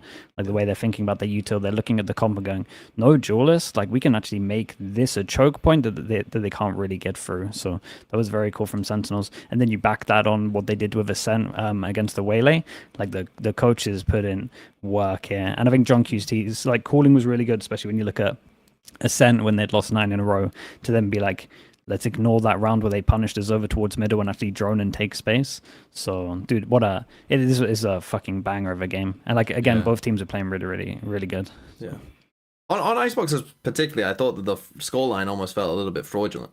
Like it looks close on paper, but I thought Sen clearly looked like the better team on Icebox. Double pistol. They lost double pistol. They also lost quite a few clutches as well. Like it really felt like, it almost felt like it would have been a shame had Sen lost this map, because I thought in just like most of the normal rounds, as you're saying, like they had good plans. They executed it well. You know, Sideshow is glazing the comp. Like everything just kind of. Yeah. I'm not going to go into it again, but I really do love this comp. I think it gives you so many different things that you can do. Especially, dude, this comp against a no duelist comp is like, it is a straight up counter. G2 are playing like, and I think you did see the value of like having the Omen and that threat of, being able to TP past something, whether it's into your own smoke or whatever, versus like the Harbor that G2 are playing here, where then you are kind of stuck, particularly if you are having to run through constant smokes. Yeah. I also think that these two series, back-to-back, the Cloud9 and G2 series, gave me an enormous amount more confidence in Sentinels, because they were winning on maps that they hadn't been winning on during the regular stage. I was pretty... Oh, I thought you were talking about the EG Cloud9 series. I thought you were going to say the difference in the games. Oh, right. I mean, yes, the difference in the quality. Amount of confidence in Sentinels, because fucking hell, look at what's going on over here. No, sorry, I mean that when Sentinels beat Cloud9 and then beat G2, prior to that, in the stage, they had only been winning on like Split, maps, Pearl, and Haven. Yep, so only 3 maps. They hadn't shown their Ascent at all, and they'd only lost on Lotus, I think Lotus twice and Icebox once. And then they permaban Fracture. So I was thinking, well, some team, and to me it was G2, because G2 love playing Lotus. They're very happy playing Ascent as well. They were kind of smoking teams with the Waylay and Ascent.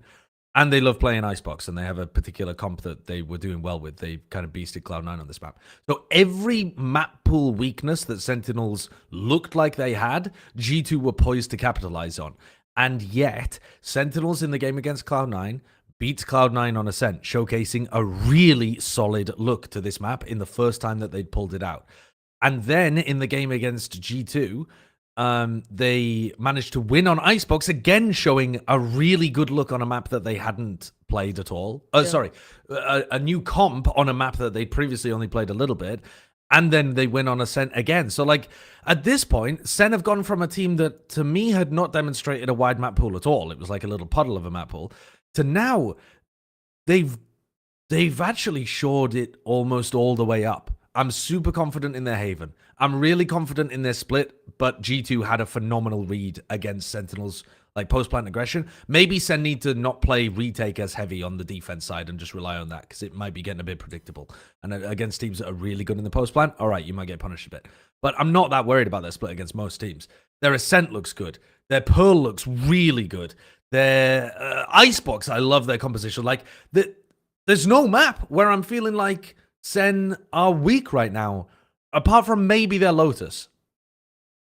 That's an incredible spot to be in heading into Toronto. No, yeah, their map was sick. But that's because a lot of us predicted C9 for the first game anyway. And like our main argument was there's too many unknowns for us to pick Sentinels because we haven't seen them on these maps. But yeah, dude, they've done a big turnaround. They're working hard, dude, and they're Haven. It's like you say, man. They've now got one of the best map pools. Yeah. That was their perma, and they've turned it around, and they tried a bunch of different compositions, and then they found a style that really worked for them. Narrate playing Sova for like the first time in his career, basically. Put Zekken back on the Neon. It's so impressive. The work that they've done behind the scenes to like build up to this point is remarkably good. Yeah, and to just especially like changing players and for them to be this consistent, you got to give full props to like the coach and staff as well. Like Kaplan definitely does. Like he's a beast, man. He's a beast. And dude, also Zekken is so good, man. Sometimes I forget just how good this guy is when he's just like solo winning like so many rounds. I'm just like, C9 Jesus. game, you could argue he solo won. Yeah. I think if he had not had such a good performance, Cloud9 would have won Ascent, certainly. Because he straight up won them 3 rounds in the first half just by, I don't know, what did he do? He got like a 1v2 insane right? 1v2. Mm-hmm. He got the 360 kill with the jump, like dash onto Jenny. He got the 2 pump shorty kills inside the back of B and then dashed out. He was playing an insane game in that. Let's move on though to Cloud9. Let's talk about the bad side for this team. You don't like it? Dude, we gotta talk about it. I Pretend it always never happened. believe. Every time, every year. I'm Yeah. one of those that is like, this time around, It's Cloud9 different. is making it. Yeah, because I Curse is believe unreal, right? They Yeah. look better than ever. Vic is good. It's just, they get me every time. It's unreal. I always have an excuse, and then they always let me down. I can't take Yeah. it anymore. Fuck. Yeah, I predicted Astrology them too. believers stay winning. Curses are real. Yeah. It's strange though, because they have changed a lot of players. They've changed their style. They've changed, you know what I mean? Like, Yeah. on one side of the narrative, it's really simple. They always choke in playoffs. And it doesn't matter what you think, they're just going to do it. So ignore anything you need. Ignore everything you know. Just predict against them and you will be correct. But on the other side, I actually think though, if you dig deeper into that, the why of them choking in playoffs and the way in which they're choking is a bit odd. Like, it's not that simple, because it's not like all of their players are just headless chickens running around in playoff games. It's not like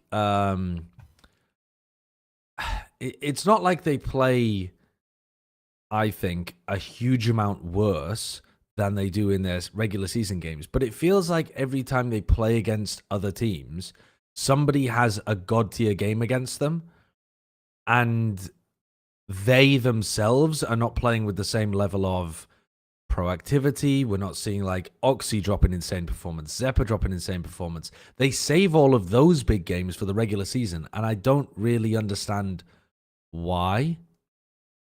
But it's happening all the time now. It does happen all the time. I agree with what you're saying about, like, there's always someone that seems to go crazy against them as well.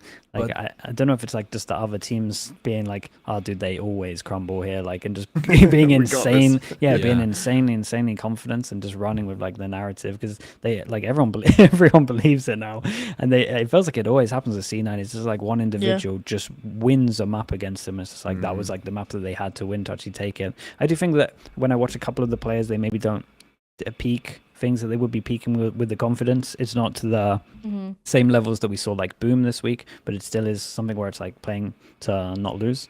I think is a lot of the time. I think it's like kind of similar stuff. But they also had like little things like that Viper wall on Icebox that like cost them a couple of rounds and stuff. Like there's just like little gaps like that, and those small differences will like make. I mean, that'll win and lose you some. Imi some was games. saying, like, to that point though as well, it'd be really easy narratively to just say, well, Vic was choking, he was nervous, and he just like missed the wall or something. Imi was in my chat while I was reviewing the game, and he was saying that they use a lineup to throw the wall. The lineup was the same as they had always done.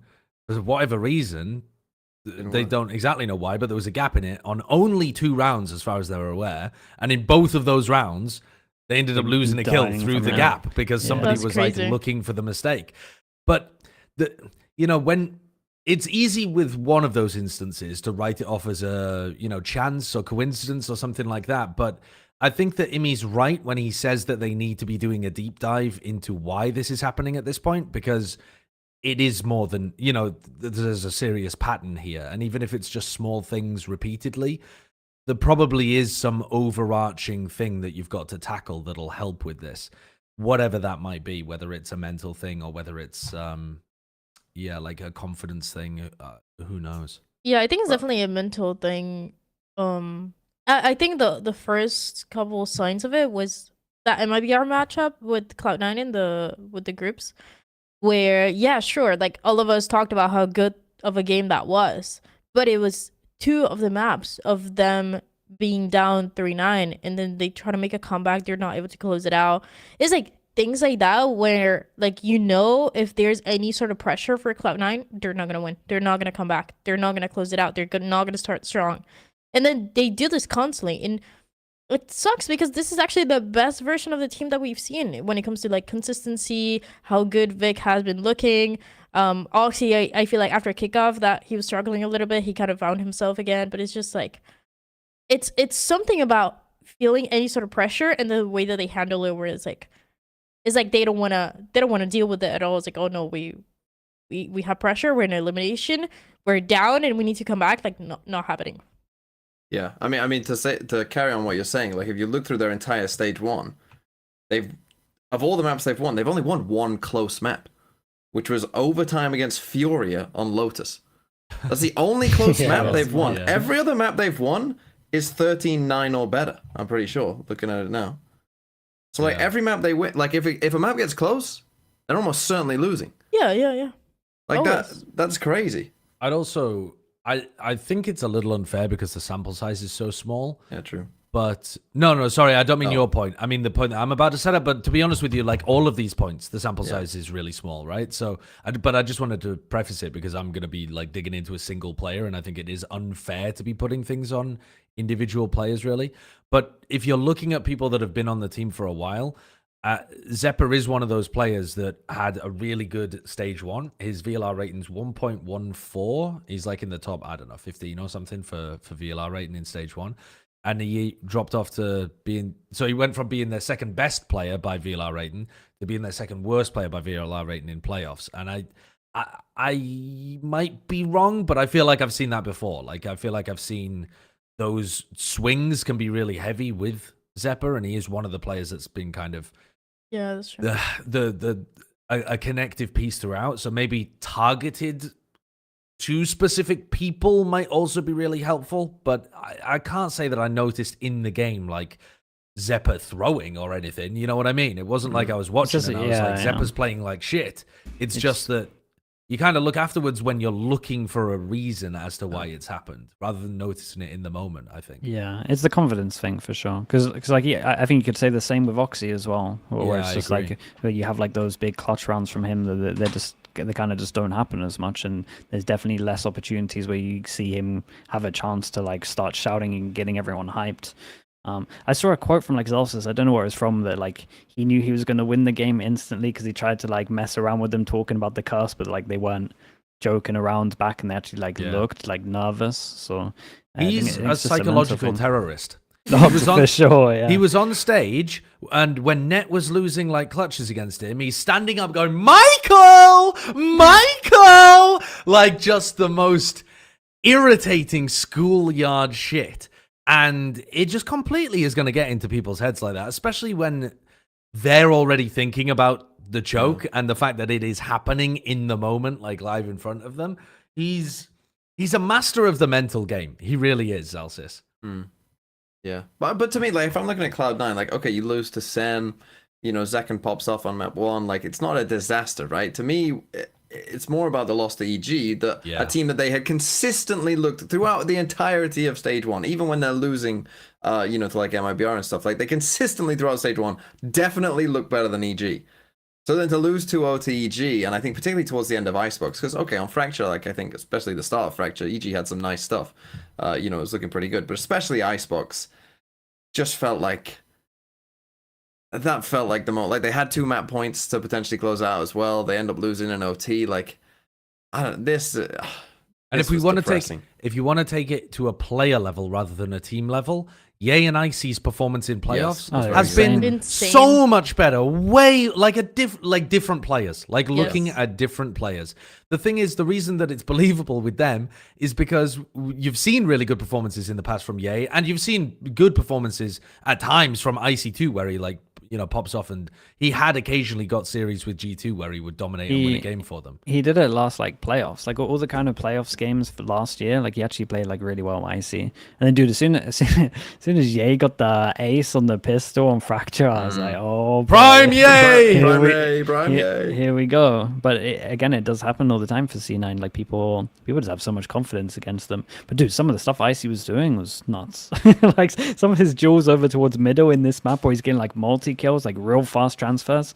Geez, I think this is one of the rounds. He's just a menace, man. He's just winning. He's just winning so many duels that he normally isn't winning in those other games. I think it's hard when you look at spots like this as well. You look at a round like this and you're like, can you blame C9 for getting caught in a spot like that? Should they have traded that kill a bit faster? And then you look at it from Icy's POV and you're like, oh no, I just fried them. But it just happens all the time against C9. Yeah. But it always happens against C9. Curse. I'm It's telling a you, curse. yeah, it is. But eventually, C9 will. I mean, it can't last forever, right? Oh, so Right? how many times? Sure, How they many can't last times we forever. have to teach you this No, lesson, they got old next man? playoffs. They got next playoffs. I was, Guys, right, guys? Yeah. I was Emu was in my chat, and I was like, mate, you just gotta struggle in groups next time. You just gotta get it to tank a loss early in groups instead of just looking opposite. too good. Yeah. Something's gotta change. So the C9 versus EG game, is there more to be said about this one in terms of C9? I think we've kind of covered it, to be honest. I think it might be time to move on to EG. Yeah, I think so. Because Evil Geniuses, they've had a lower bracket run. And I want to remind you, TMV was talking about it the whole time. He's talking about which one's more likely, G2 being able to make G2 dropping out or EG making the run the entire way there. Oh. Icy and Ye have stepped up. EG have found a huge success playing this slow-paced style against aggressive teams, by the way. The teams that they've beaten are both teams that kind of running it down against you with C9 and KRU. And they have absorbed the aggression beautifully. I mean, I say beautifully. I fucking hate watching this team. I really hate watching They're these so slow. They're slow. so They're slow. boring. They don't tempo up. They're fucking even. I don't know. They take forever just to do basic stuff quickly, and I think inevitably it looks like it's going to be a limiter for their ceiling, but it hasn't stopped them yet. Yeah. It's so crazy to see because it's not even oh, they're playing slow, they're working around the map, we have this little default that we have going on. It's no, they're just doing it for fun. All the players in the spawn for 30 seconds. Oh my Nothing's God. going on. We're not getting any map control. We're just chilling, and it Super fucking on works every Icebox time. literally sit. I don't know how many rounds he sat in spawn for a full minute. Yeah. Just because the rest of the team is also really taking their time. So he's literally sat there AFK in spawn. I don't know, just twiddling his thumbs. He literally might just take his fucking hands off the mouse and keyboard. It's so slow. There's a good example on the KRU first pistol round on Lotus when they're trying to retake, but they just walk the whole way, and by the time they get there, it's already over. The spike's done by the time they've walked their way over on a pistol to finally defuse the spike. It's a very. But I think I mean, look, we'll find out against G2. If they beat G2, then fucking hell, what a story. But there's surely there's no way. Lucky though, What do you with the mean there's teams no that way? they've played, I think do suit their style works against the kind of more brawly teams, right? Yeah. Teams that are more willing to kind of just I've got an take fights. excuse for EG winning every game. C9 are playoff chokers. KRU don't know what they're doing when they have to slow the pace down. But G2, I got no excuses for G2. G2 should be perfectly happy playing at this tempo. G2 are way better when it comes to macro. G2 have incredibly better individual players in terms of if you look at this year's performance. G2 When have you better think of G2 struggling, it's team against structure. chaotic. Yes. Chaotic, they can't figure it out. Yeah. Yes, when G2 have lost big games, it's against the high tempo of a Sentinels, the high tempo of a T1, the double duelists. They're not losing to slow-paced EG. If they do, my life is in tatters, in shambles. I won't know what to think about this game anymore. I won't know what to do with myself. And yet, I'm scared. The not icy confident, reverse. I'm Yeah, scared. that's where I'm at as well. Because I look at every game they play recently, and I'm just like, kind of feels like everyone crumbling. But then it's just like it can't happen this many times. Because even the Loud game, they were like they were winning on they were losing on Pearl, and then they got like that timeout. Like Louds gave them a timeout on the second map, and like gave Potter a chance to stack the right site. And then they go into a crumbling C9, and it's just like, and then you go up against KRU, and it feels like they're crumbling as well. But then at one point, dude, we got to look at EG and be like, okay, fair play. They're actually like playing good. Like they are adapting with a lot of their stuff. Like the individuals are playing insanely well. They are anti C9. Look at their fucking last 3 games. I said that C9 haven't won a close map against Loud. Every map is decided by 2 rounds. Against Cloud9, they win OT on Icebox. Against KRU, both maps are decided by 2 rounds. They find a way to just close out every close situation. They just fucking love it. But that's the thing. They probably like aren't quite a good enough team to actually like dominate someone. But they find enough like wins. crucial moments and rounds that they can close these things out. But the individuals are growing with each I mean, win. I see, and yay. But even Derek now is putting in Oh, some big rounds as well. So, dude, if they all start getting confidence, and again, they have no pressure. I don't know. It should be God, okay for imagine G2. if EG go to Masters, I mean, it would be great. I But like, that's the thing. It wouldn't be a new org going to a Masters, but it would feel like it still, wouldn't it? It would feel like it. Oh, for sure. They get second place and they make champions. Oh, Look at trophy. give up on that, though. Give up on that. If that happens with this team, oh my god, what a story. Was it Icy who said, like, EG are back? He had, like, a little grin on his face. He had the microphone. He said, and he's I'm like, the GOAT. Well, yeah, he did. yeah. They did, yeah. You talked about it too. I think it was interesting. Is like he knows that all the time in EG, everybody's like watching to see if he's back. It's like, oh my god, is he gonna be the same that he was like 3 years ago? And then he like when I interviewed him, he's like, yeah, it's been really fun because I'm slowly getting me confidence back. And I don't know, it felt like it's been taking some time. But at the same time, it just feels like it's just in time for them to figure out how they want to play around EA, how they want to play around this operator, the way that they like to play forward with EA and like have that as a win condition. And it's just like he's like slowly getting that confidence back, and then on top of that, you have an Icy that is so good on the Sentinel role here, like on Icebox. It's just he's just like me. Guys, he's just like me. He's just like me. I don't know how you dare.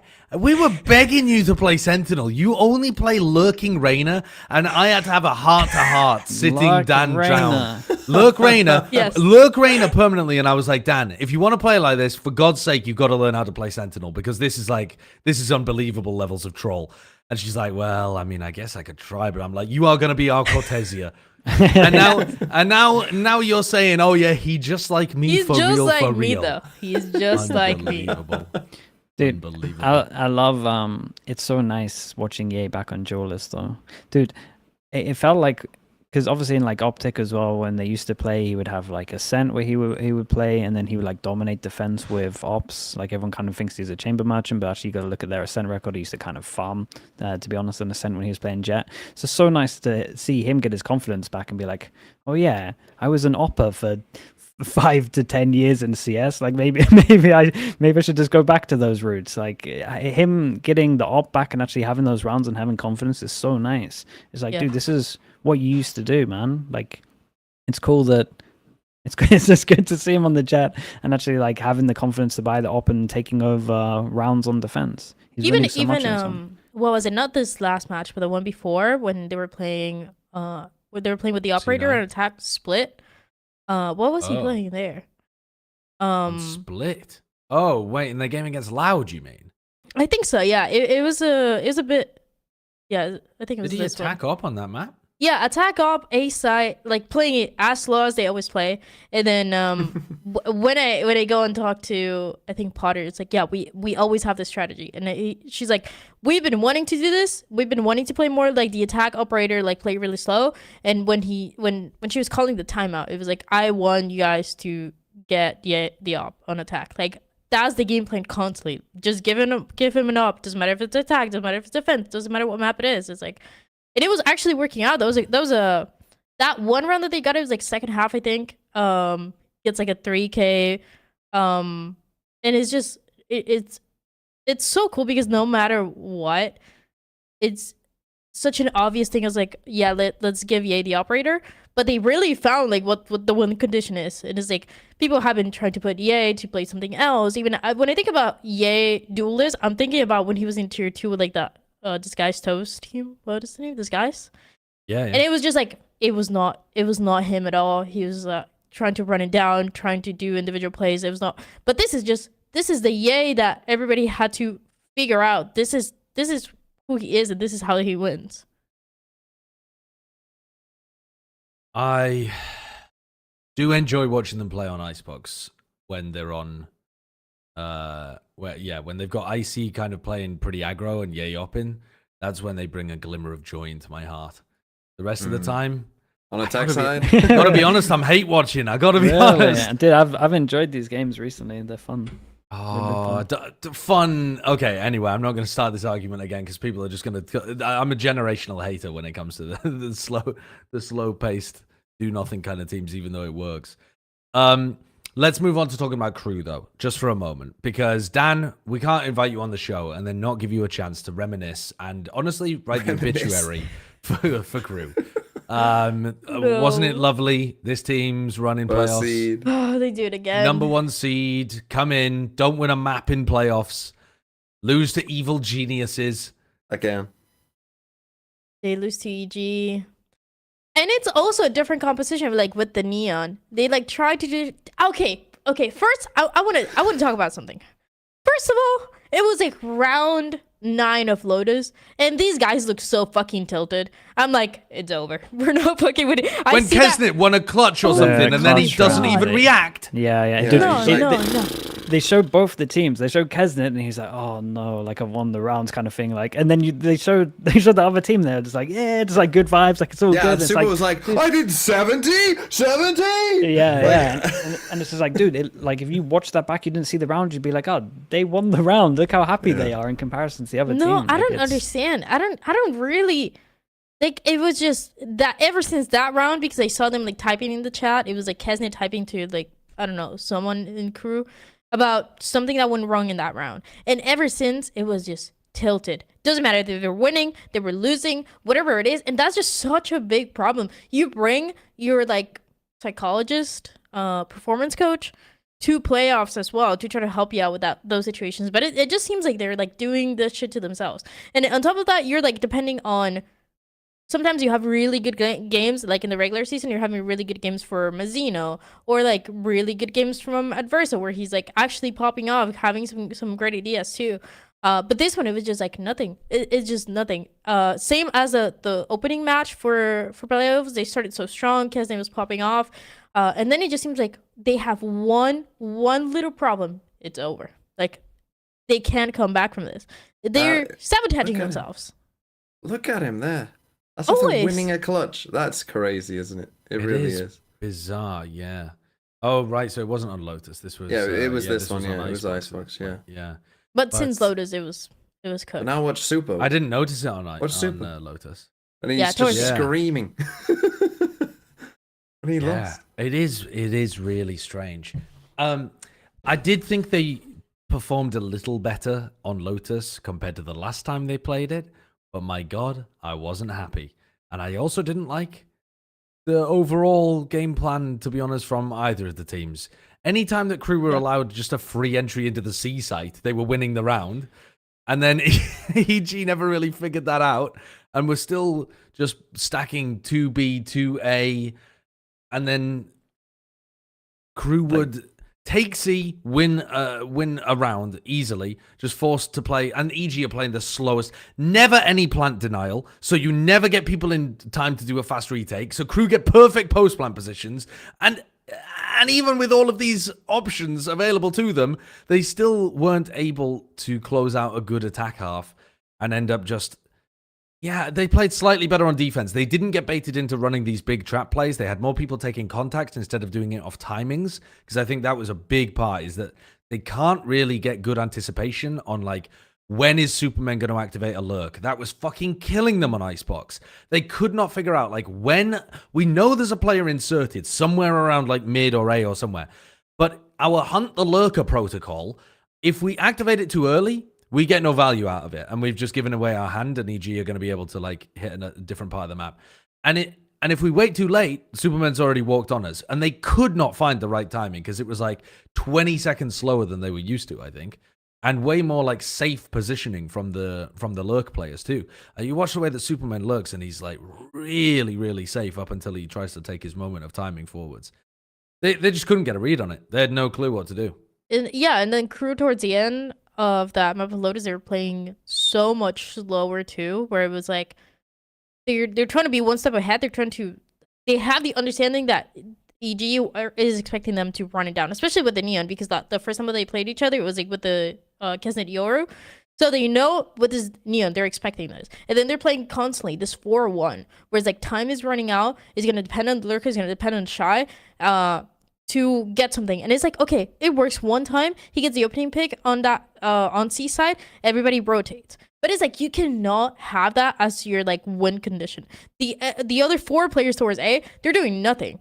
They're just waiting the time. They're waiting to like either bait some rotations, but they're not investing any utility as well. It's just like dead quiet A side, expecting for something to happen. And it was just like 3 rounds where Shy's opening it on C side. And you cannot have that as like, yeah, sure, it's great when it happens, but it's like, it's everything that they were relying on. Well, Well, dude, they just kind of crumbled. It felt similar to C9. Like it really felt similar to C9. But this felt like a bigger crumble than C9, I think. But I don't think it did, because I think we had seen them crumble in the regular. Oh right, season. I see. So it was more predictable. Yeah, it felt. It was just like, oh, they're doing this That's again. how Cloud9 get you, though. That's how Cloud9 get you. They don't show you. any signs of it, and then they crumble. Yeah. I just knew that their one chance to make it to Toronto was like winning against MIBR, like upper bracket. Once I went to the lowers, no chance. I just knew it. There's no chance. They were not going to do that. Let's move on, though. I do just want to point out there's been some breaking news. We are going to get to it after Americas, absolutely. But we're going to finish out Americas first. I'm going to keep you all in suspense if you haven't seen it yet, though. The next match I want to discuss, G2 versus 100 Thieves. Holy shit, what a game. It had me on the edge of my seat. I was shitting my pants that we might get a Toronto without G2. Yeah. I was shitting it. I mean, I've got a fucking problem. I root for the overdog. I root for the favorite. I just want nice, sensible, if you've been playing well all year, you go to the event. Is that too much to ask? Apparently it almost was in this game, because people were asking me all day before this began, oh, what do you think the percentage chances of 100 Thieves? And I was like, well, I don't want to be rude to them, but like 15%? You gave him a 15? Yeah. I revoked Barla's law. Well, what would you have said? No, I said 25. I got right, okay. But I did say generous 25. So even I was like, well. Right. But it was low. After Haven, it would have been 1. Yeah. Well, they did the same thing that G2 did against Sentinels, where they dominate shit on them on map 1. I mean, this wasn't close. It just looked like a complete gap. G2 were just going to sail through, no problemo. And then you get to the other 2 maps, and oh my god, I think you could even make an argument that 100 Thieves they should have lost. Should have won. No, they should have. Well, no, I think they should. I think they should have. Well, they should have won because they won. Like, look, they're 4-0 up. Double pistol, double bonus. You should always be winning that. So yeah, they should have won because of that. But did they look like the better team on this map? No, I wouldn't say so. But Pearl was much more. Pearl was a banger. Pearl was such a banger, dude. Pearl was incredible to watch. I really thought G2. I was crashing out. I really thought they were gonna lose on Pearl, like almost the same composition as T1. I was 6 or something. At its peak, yeah, I think it might have been that. Yeah, but they kept on lost 5 in a row. Yeah. Like G2 kept on fast site hitting against the Yorus. Like they were ending on site like 1 minute, and like the Yoru would always have TP up, so there's always like 3 people there. So they kind of slowed it down a little bit at the end, and then honestly, they just kind of B spammed a lot. Like they actually just B spammed. Trent in the interview afterwards was like, "Yeah, we found out the weakness was B, Boostio's site." Oh man, but Boostio was so close to getting value from his. Did you see the tweet he posted at the beginning of the match of him? It's like the GTA meme of him walking, dog walking Valen, and Valen was taking this match fucking personally, and they nearly lost it. Yeah, he's giving it any opportunity. Lost it though. Like, oh my god, this isn't a game to be like mad about if you're 100. I mean, you can be mad about it because it was so close to you winning it. You know what I mean? Like these losses are the hardest on you. But in terms of an objective outside, you weren't supporting either of the squads. This is a like moral victory for 100 Thieves, if you want to put it like that. Because fuck, G2 should not have been pushed like this, and they absolutely were. Yeah, it kind of shows how good they can be. Dude, I was believing so heavy. When it was 11-6 as well. Dude, that Visal round was kind of nuts though. I don't know if you want to talk about that a little. Yeah. So which round was that? It was like 11-8 or something? I don't know what the score was. I think it was 11-8 where EU's like tucked into a corner, and it's the same as the Killjoy ult, and like it has the same radius as a Killjoy ult, so obviously it still has that bug in the game where it shows that you're not going to get hit by the ult, but then you do get hit by the ult, like just right in the corner. And I get the argument of players should know about it, but at the same time, like Vice is kind of new as well. Like I didn't know that it had the same thing as the Killjoy. And it wasn't on a screen, was it? Well, at least from the spectator, it wasn't. Yeah. From the replay though too, and the replay does pull. I'm not sure it pulls exactly from it because like the players that play stretched, it doesn't always show that. But I think we would have seen it if it was on his POV. Yeah, so I think we'll never know what would have played out because I think he had a shorty, so he might have gone close. But I do respect all the 100 Thieves players, like not even tweeting about this or anything. Like they're just tanking the loss, and I really do massively respect that. Because I think there's other teams that would heavily be like having an argument for what went down here. But dude, Jog fried when he got the op in his hands. Oh, bro, he's killing everyone with the op. Yeah, dude, there were so many close rounds that were just getting won out by individuals. This is the thing. Like these rounds were all so close. It wasn't like clean rounds. They were all incredibly close. Yeah, this is the round here. You can see just as the ult goes in there, you saw him step to the right, had the little Q, and then he gets hit by it there where it doesn't have like the Q. And then you got to look at that situation and be like 3-on-3. They're in good off the plant positions. Holy shit! What incredible timing from Valen to swing around exactly as his gun gets taken away, and then also gets a second out of that spot. Because I love that positioning from EU. I thought it was destined to win them the round. Yeah. They also got stuck in a rut of running A splits over and over again. Oh yeah, this is the they got stuck in a rut of running A splits over and over again, and then in OT they did change it up, ran a couple of B splits, got quite a bit of success on their attack side as well. What a fucking game! I really thought it was going to be like Map 5 of Masters Bangkok though, where G2 can't get it done on Pearl and they end up losing. Yeah, no, it was feeling a bit like that.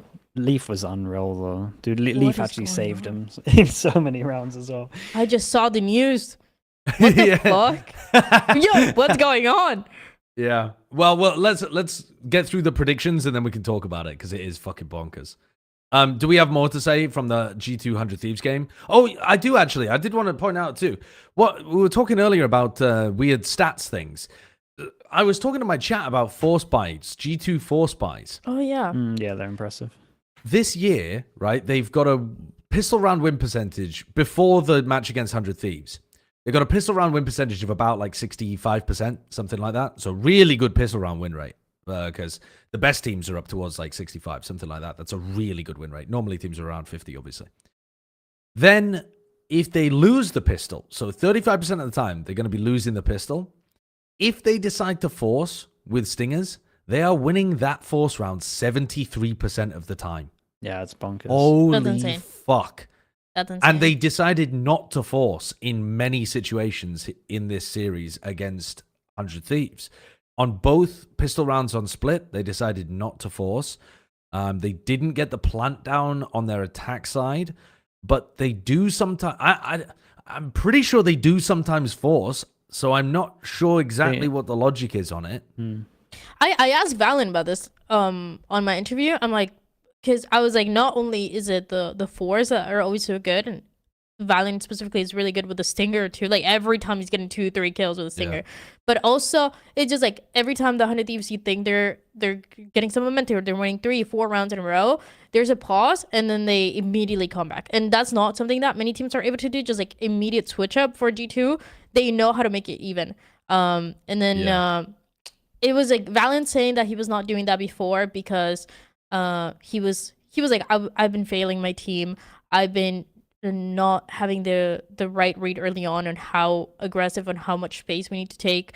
So before it happens, or before they get even more momentum, Josh is having to save me, call the Thomas and be like, yo, what are we doing? Let's do this differently. So he's like trying to force this to like take control of the game again, because they know that they can win this, but it's like he was not doing it before because he felt like he was failing his team of like giving too much space to the enemy, giving too much space to 100 Thieves or whoever. And then it's like, okay, he found out that this is a way that they can come back, so he's trying to implement it more, but he was still, it just seems like it was always like the right time to do it, because it was always working out.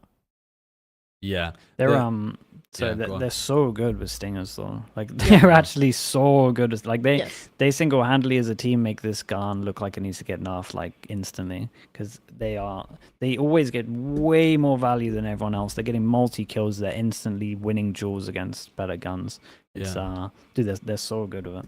So I was theorizing that maybe it's only when they have the plant money. But I thought that was a little bit weird, because they do sometimes stinger by with light armor as well. They don't always, like, it's not a hard and fast rule that they need heavy armor or something like that. Otherwise, they won't force up. And prior to this match, in the Sentinels G2 game, like, either they won the pistol round or they lost the pistol round only when they were on the attack side. So you don't get to see really what they were doing on defense. But in the Sen G2 game on Ascent, they lose the pistol round on the defense side, and then Josh RT takes attack timeout, like you're talking about, Dan. Yeah. Immediately after round 13. So presumably that's because Valen wasn't going to force, and Josh is like, no, actually, you guys should force. Well, a strat for you to use.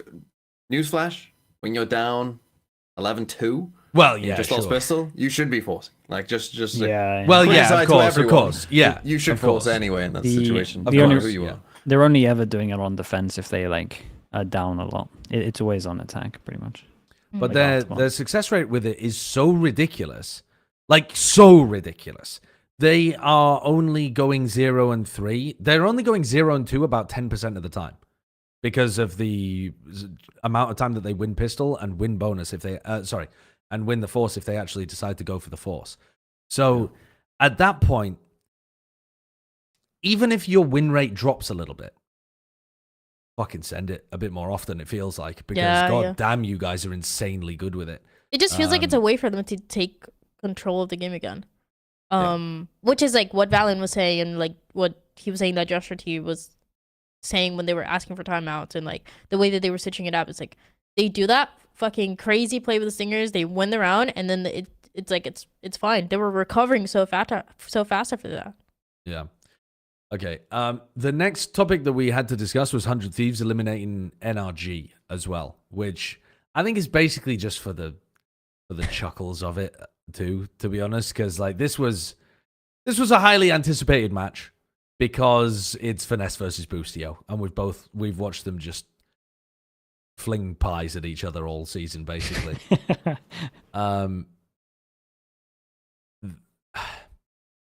What to say about NRG though, man? It wasn't their finest hour.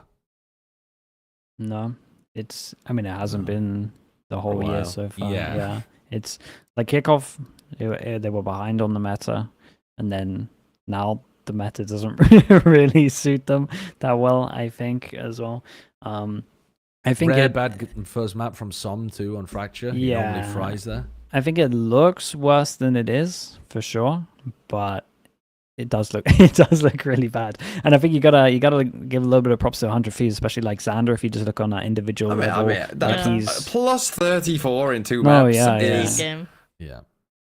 But him in playoffs, just in general, looks like a different player. Like even in the game against G2, he was like. Did he playing play really super well. well in the game against G2? Yeah, I got to he be was honest, I looking didn't exactly pay attention to that. No, he was good.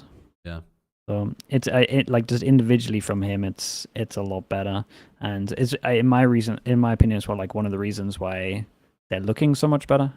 So, but yeah, I don't know, man. NRG's in a rough one. I would still try and lean into Vice a bit more, so it's like a slower pace. I think that's like the only way that this calling style would feel more like what FNS is used to. But I don't know. A lot of the times the individuals are also going missing. So Yeah. Yeah, I don't really have too much to say about this game.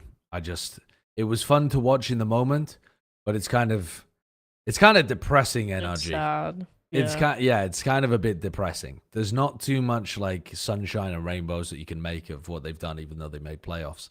It was fairly impressive that they even made playoffs with the current level, but man, they are a shadow of what they were showcasing during the offseason and what we were excited for this year.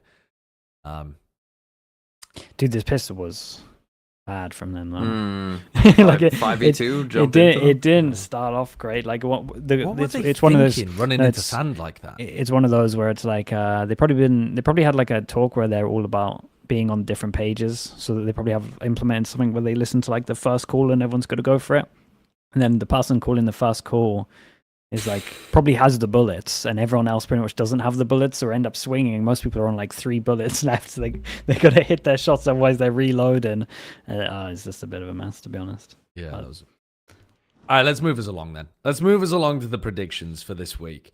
So last week's America's Match of the Week, we actually had 2 of them. The first one was Sentinels versus Cloud9. That's a heater of a game, and it ended up being 75% of you correct for going with Sentinels.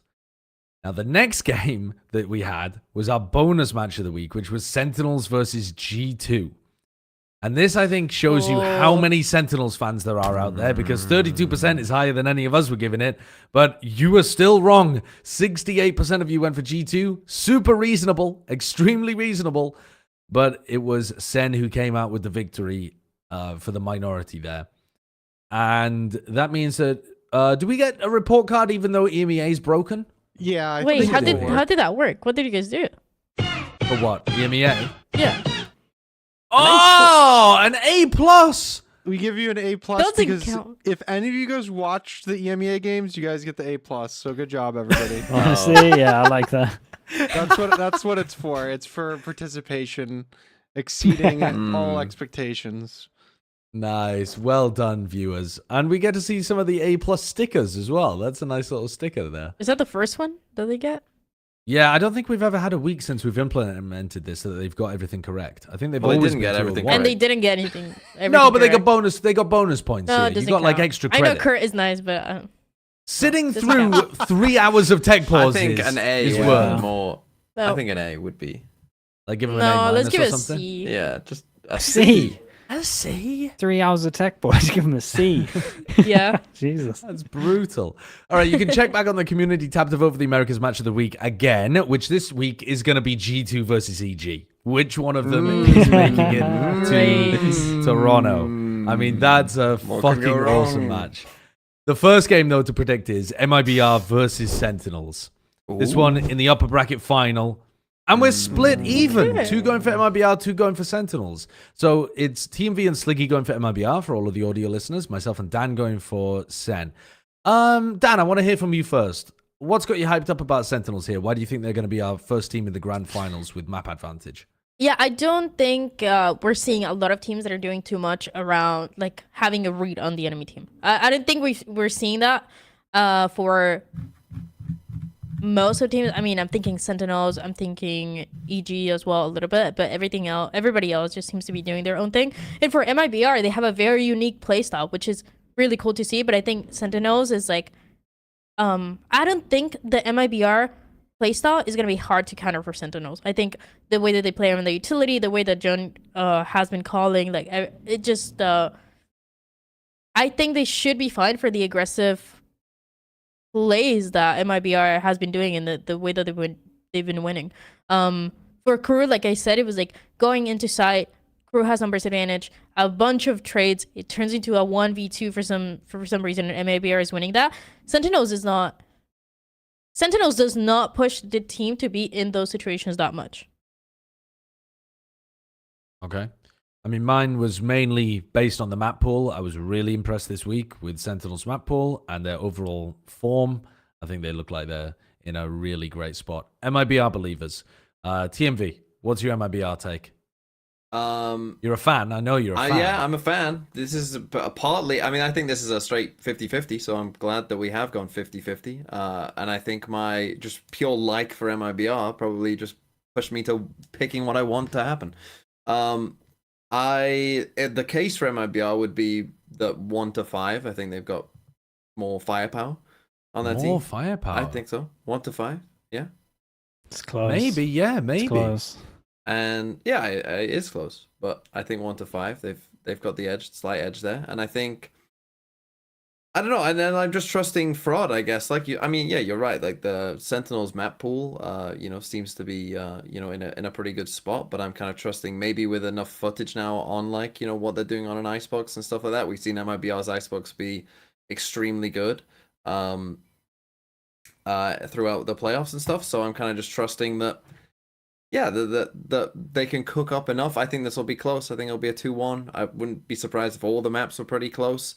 Generally, I would probably lean Sentinels in these kind of spots, the team with maybe more experience. But I feel like this game, the kind of like upper final game, now that you've both made the international, maybe it's a like pressure off kind of thing. Like if you're an MIBR player, like they're not going into this game like super stressing about it, because you've already achieved the main goal. And I think that maybe that even might make Sen play a bit worse in terms of they might be a bit looser and end up playing into kind of, let's just take some more fights if the pressure isn't as high. I have a question. And MIBR win. If you guys were players, would you rather, if you had to pick one or the other, make an international event or win the stage, lift the trophy?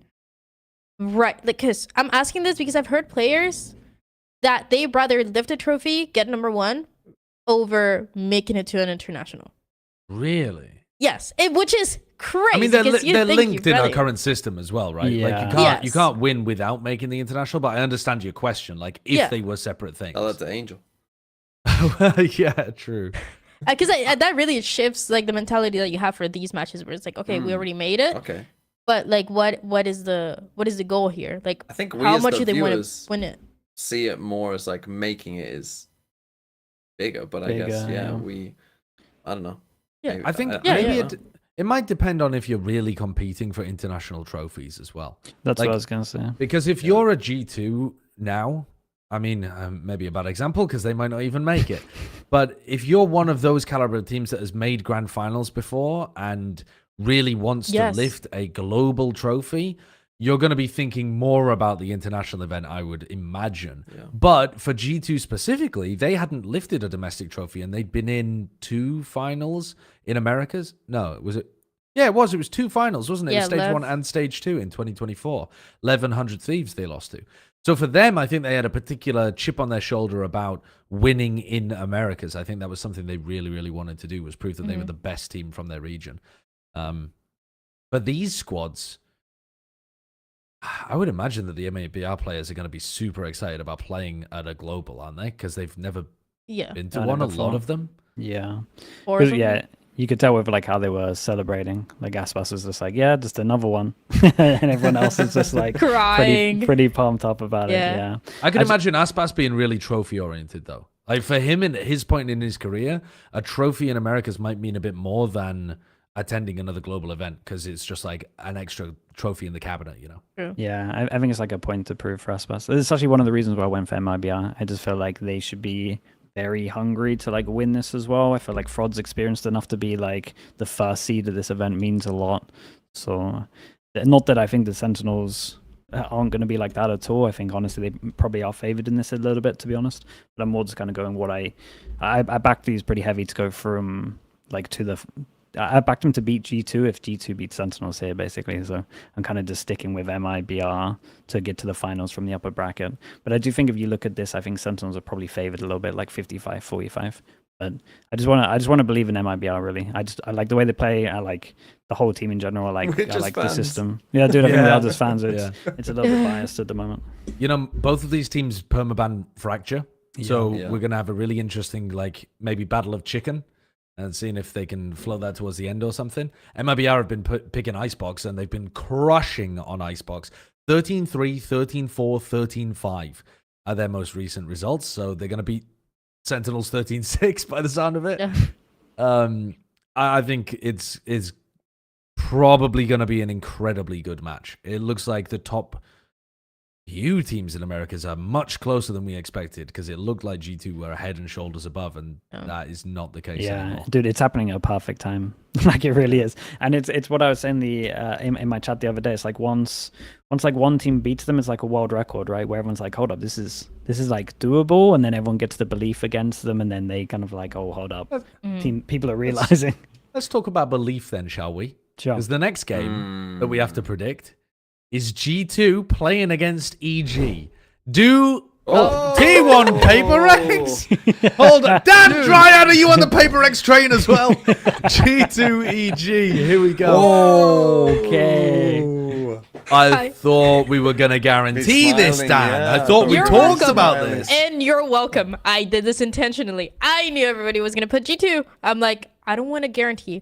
And honestly, when I put the prediction, I lie to myself, and I start to believe. So EG's winning it all. We're winning champions. Potter, she's lifting that trophy. Any team that was eliminating KRU, Dryad instantly think, well, they must be the best team in the world. They have to be the best, yeah. There's no other explanation for that.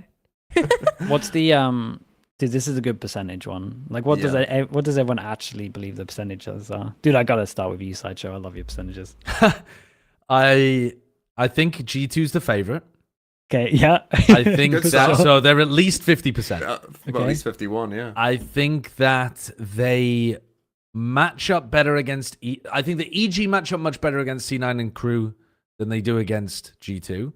Sure. I think the G2 match up better against EG than they do against a Sen or 100 Thieves that play a faster, more aggressive style. Okay. I would, prior to seeing G2 lose recently, have put this at like a 90% or something.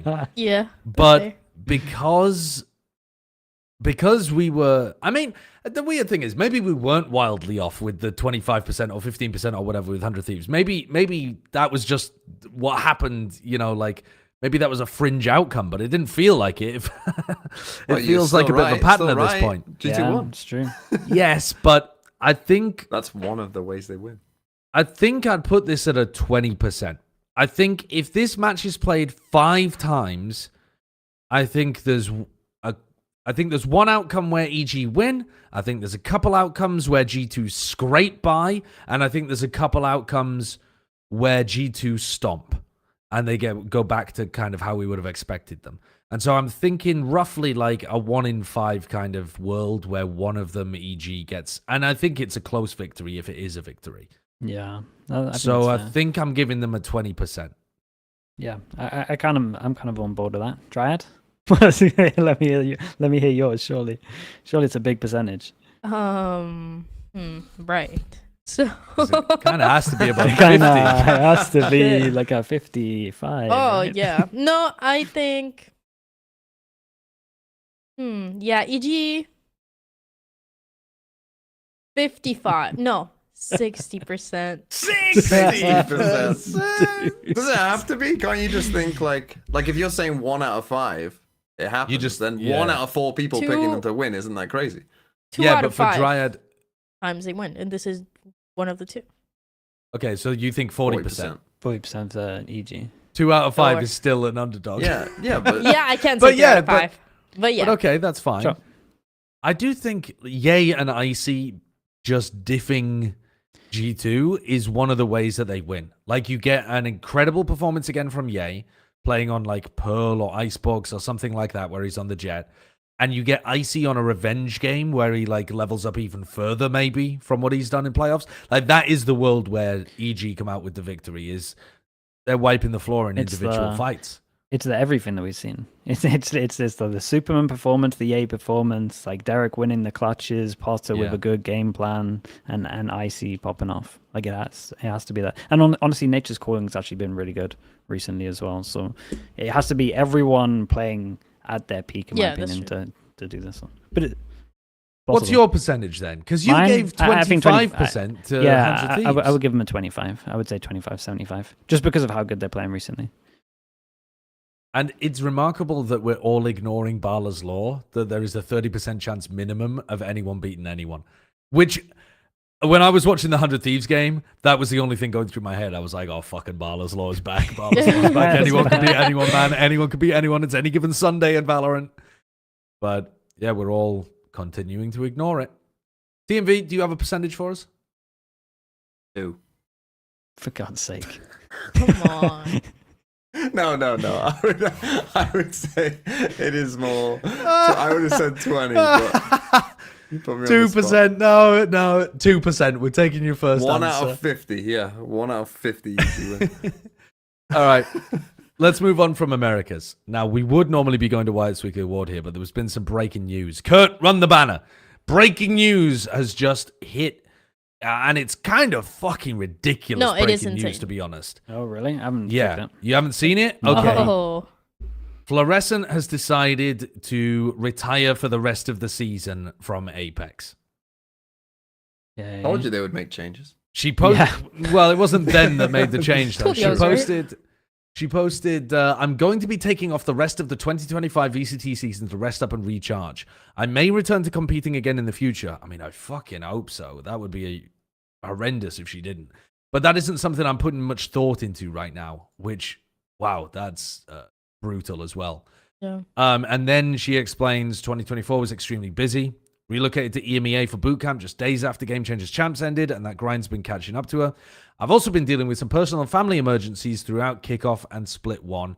So that on top of having a very losing record is going to be brutal on the mental. My teammates have been very supportive of me during this time, but I want them to be able to focus on split 2 without any interruptions. I mean, that's a crazy sentence, though, isn't it? I want my teammates to be able to focus on split 2 without any interruptions, without their best player. Good fucking luck. Okay.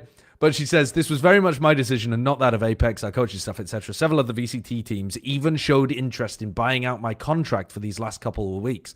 And Apex told me I could explore those options for split 2, if anything made me happy, and allowed me to continue competing. Fucking based from Apex. That's awesome. I'm sharing this because I'd really like to ask the community and fans to avoid directing negative comments towards Apex. They prioritize my happiness and career in every decision they've made this year. And she ends by saying, the relocation to EMEA was very challenging. I didn't always feel at home while in Germany, but I want to quickly thank Apex management and my teammates who all welcomed and supported me over the last few months. Also, thank you to Riot Ops and the other pros in VCT EMEA who have all been very kind to me and go out of their way to make sure I'm doing well. So that's brutal. I mean, I definitely wish her the best. It's got to be difficult dealing with personal issues at the same time as having a losing record. But I think it would be a massive loss for the scene if she does. If this, let's put it like this way, it'd be a massive loss if this has killed her spark for competing, because it's tough out there. But I think with a bit of more of a long-term vision, if she wanted to, if she has the passion to still compete, I think somebody would have picked her up for next year, even if Apex gets relegated. I think she would have been a shoo-in because she's very good. We still haven't seen her on a team that's actually maximizing her potential. We don't know where the ceiling is, right? Like, because the system is not perfect on the squads that she's been playing with.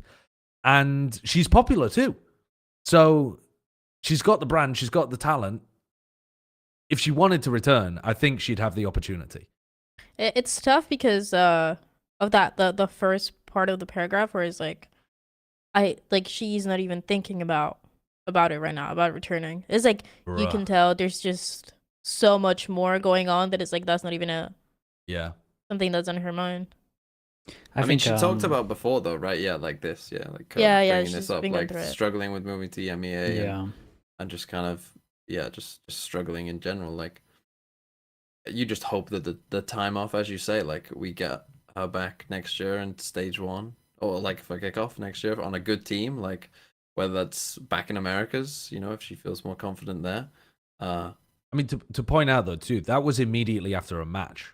You know, she's not tweeting that apropos of nothing, and I'm not saying that her real life scenarios are not playing into it too, but she did tweet that just after losing to Giants and going winless in the stage.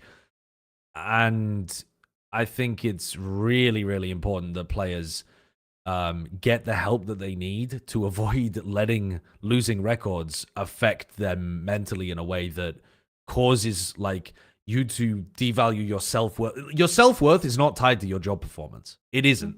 But in some sense, it has to be, because you're living in a capitalist society where if you don't have a job, then you can't afford to fucking live and eat. And then in another, she's also working in a realm where it's like a competitive job. It's not just a job where you clock in, clock out. You're actually competing against other people constantly for your right to have the job, I guess. Yeah. You're so also, it's especially difficult. you kind of put your life on hold. Like you all in everything as well. So it can feel very weighing down when stuff isn't going right. Dude, she'll get a good amount of offers, and then for like next year, and then it's kind of just up to her what she wants to do. So I don't think the offers will be lacking by any means. Well, she's already had offers for stage 2. Yeah, but I reckon the offers might not be America's, maybe where she would want to play. I'm not entirely sure, but we'll see. But yeah, it's kind of up to her. Moving to a different place and living in a completely different area, I think you see here how much impact it could, well, I mean, we're speculating, of course, but she did talk a little bit about it. But it always makes me... it's like another reminder of how difficult it is for the Latin American and Brazilian players to be playing in Los Angeles, for example. I personally find LA to be a hell city. I don't enjoy it there. I think I'd be more at home in Berlin rather than LA, for example. But like the same could be said for the Pacific players as well. A lot of them relocating to Seoul might be massively different to where they've originally been from as well. I think everyone's different. Talk about that, right? Tough. Yeah. Like on Especially, the league team, how they didn't have anyone who spoke Korean. It was just like, and for Floor as well, it's like she's so young too, and it's like a lot of pressure on her shoulders to like not only perform because she's been doing that, but also like people are expecting wins or her to like carry the team into a victory. And it's like, on top of that, you're 18 in a different place, living in a new city, and like grinding the game so much. It's just so tough. Like she's in such a difficult situation. More than anything, more than like coming back to playing, which is like obviously we want to see Floor like keep doing like insane things and also in a better team. But it's like, damn, like you can tell like there's a lot going on in her life when it comes to like the game and outside of the game. So like I just hope that she's fine, that she can take the rest, she can reset. And then hopefully with that we can see her maybe at the end of the year or like next year, whatever it is. This was also like, I know this might sound a bit like silly to point out too, or I'm not trying to undermine what Floor's currently going through, but this actually isn't even the worst case scenario, because there was a chance that she like comes into tier 1 and individually isn't performing, and that I think would have attracted a huge amount of hate because of her position as, you know, the only woman playing at the tier 1 level as well. And thankfully that hasn't been what happened. She popped off in tier 1. I think she attracted a lot of the people that were naysayers to either shut the fuck up or become fans of her. And yet the losing record with all of the other stuff combined has still made her take a break. I hope it doesn't put other people off from making the jump or trying to make the jump from the GC scene. But yeah, who knows? It's tough to be a competitor in any kind of aspect of life. And some people at some points in their life are not going to be able to handle it because of other things that are happening with what they're going through at that moment in time. So take a break, but hopefully come back. I mean, it's not like she owes us anything, but fuck, it would feel bad if she didn't, because it would be really fun to see her on a different team, a more successful team, which I think would have been what would happen maybe if she even took the offers that were given her for stage 2. Anything further on that? Not really. Just wish her the best. That's pretty much Yeah. it. Just take your time. It's a big decision to make as well. So it's like it's good that she felt comfortable enough that this was 100% the right decision to make. Because you got to prioritize like mental and stuff for sure. Yeah. And now Batu can play duelist maybe. So Honestly, yeah, it works out well for him. maybe I'll pick him up on VFL again. Okay, let's move on to Wyatt's Weekly Award, shall we? We'll close out the show with our most important segment of the week, Wyatt's Weekly Award. Knows much about no awards, really. Just something about really like potatoes and farming and the likes. But I suppose we might be able to hand out a couple of spuds or something, maybe for the prize.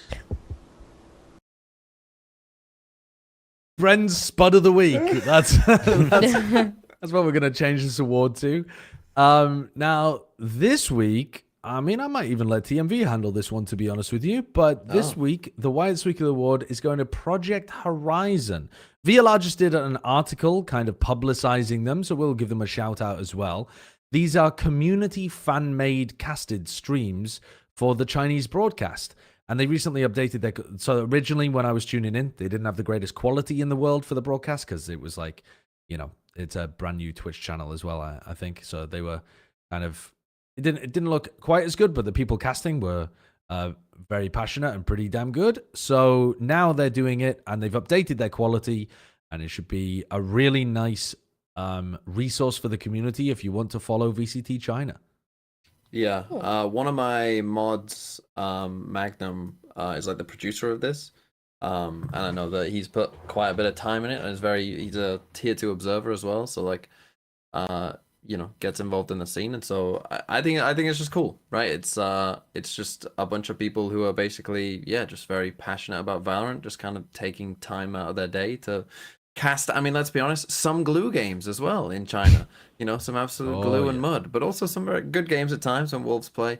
So yeah, it's go and check out Project Horizon. When I think Friday is the next China games. So yeah, they'll be doing all of it, I'm sure. They have a translator as well, right, for the interviews. They do. Yeah. Oh, that's cool. So even if you don't care that much about the casting aspect of it, it is a pure value add because now you can understand what's being said in the live interviews that happen at the end of the post-match stuff. Because otherwise they're just purely in Chinese. Yeah. So you're now getting live translated interview content. So they do a great job with that. And it's also like for people that like don't know how to start in esports or like work out if you want to be a caster and stuff like that, like having community stuff like this where you can potentially have this opportunity is like huge as well. So it's just good for up and coming talent as well. So it's just a good thing to have in general. And you know what, Kurt, actually, just before we close, could you bring up the Chinese bracket for us? Because I do want to point out, in 4 days, 1, 2, 3, 4. Yeah, in 4 days' time, China's going to be continuing with their tournament. They've got the upper finals being played first. Wolves play against Shilai Gaming. Holy shit. You gotta be there. I'm expecting the biggest viewership of all time for that game. I mean, that's a rematch from earlier on in the season where Shilai won 2-0 over the dastardly shit Wolves. And then down in the lower bracket on the same day, EDG are playing against Billy Gaming to see if EDG can do the classic lower bracket run, make it to a global event, or whether it's going to be the first one that EDG miss out on. That one's pretty nuts. So those are some great games. Real quick, more importantly than EDG potentially not making a global event, FPX actually is re-signing Berlin. That's so much more important than that, don't you think? Yeah, I think so. We should. Do you want us to do 30 minutes on that, Kurt? Maybe an entire episode, like after this one, like right after. Okay. Also, Kurt, I saw a quick rumor that you showed yourself at the end of an American broadcast. I didn't show myself. You make it sound like he got nude and ran around on the stage. It sounds pretty. Okay, so what that image is just me testing a vMix call. We test it every morning to make sure like the sync and all that stuff works. And whenever you hang up VMix, it just takes the last frame, and I gave it a thumbs up. And Joe, our director, thought it was funny, so he just took that VMix call and then we ended the broadcast. So, I mean, if you the FPX thing is mad. They're bringing Berlin back, and they started it by saying, after friendly I mean, this is a Google Translate, by the way. After friendly negotiations among multiple parties, we are pleased to announce that effective immediately, Berlin will officially return to the Valorant division of FPX and will continue to fight alongside us in the days ahead. I mean, I don't know what's going on. Fight alongside us. They always use really flowery language. It's really fun to translate it into English, but I don't know what's going on over there. I don't have a take. It's just bizarre. I mean, I guess Berlin was out for personal reasons, and the personal reasons have ended, so they're back. But I don't know why they would say negotiations. What do you need to negotiate? All right, but yeah, tune into those China games. They should be very good. And that does it for us this week. You've got EMEA coming up, a regular season couple of matches, and then playoffs. No, we'll be back before EMEA playoffs begin. Yeah. But all of the other they playoffs still haven't figured it out, and they keep pushing it back. Yeah, One day. possible. But for now, that does it for us. Thank you for tuning in to Valorant episode, Plat Chat VALORANT, episode 215. No, Valorant episode. Valorant. We are Valorant now, yeah. We are Valorant. If you're not here, you're not Valorant. Subscribe to the channel. I know a lot of you aren't subscribed. I see it, okay? I can see the stats. I know you're not subscribed to the channel. Hit the subscription button, and we'll see you next time for episode 216. Bye-bye!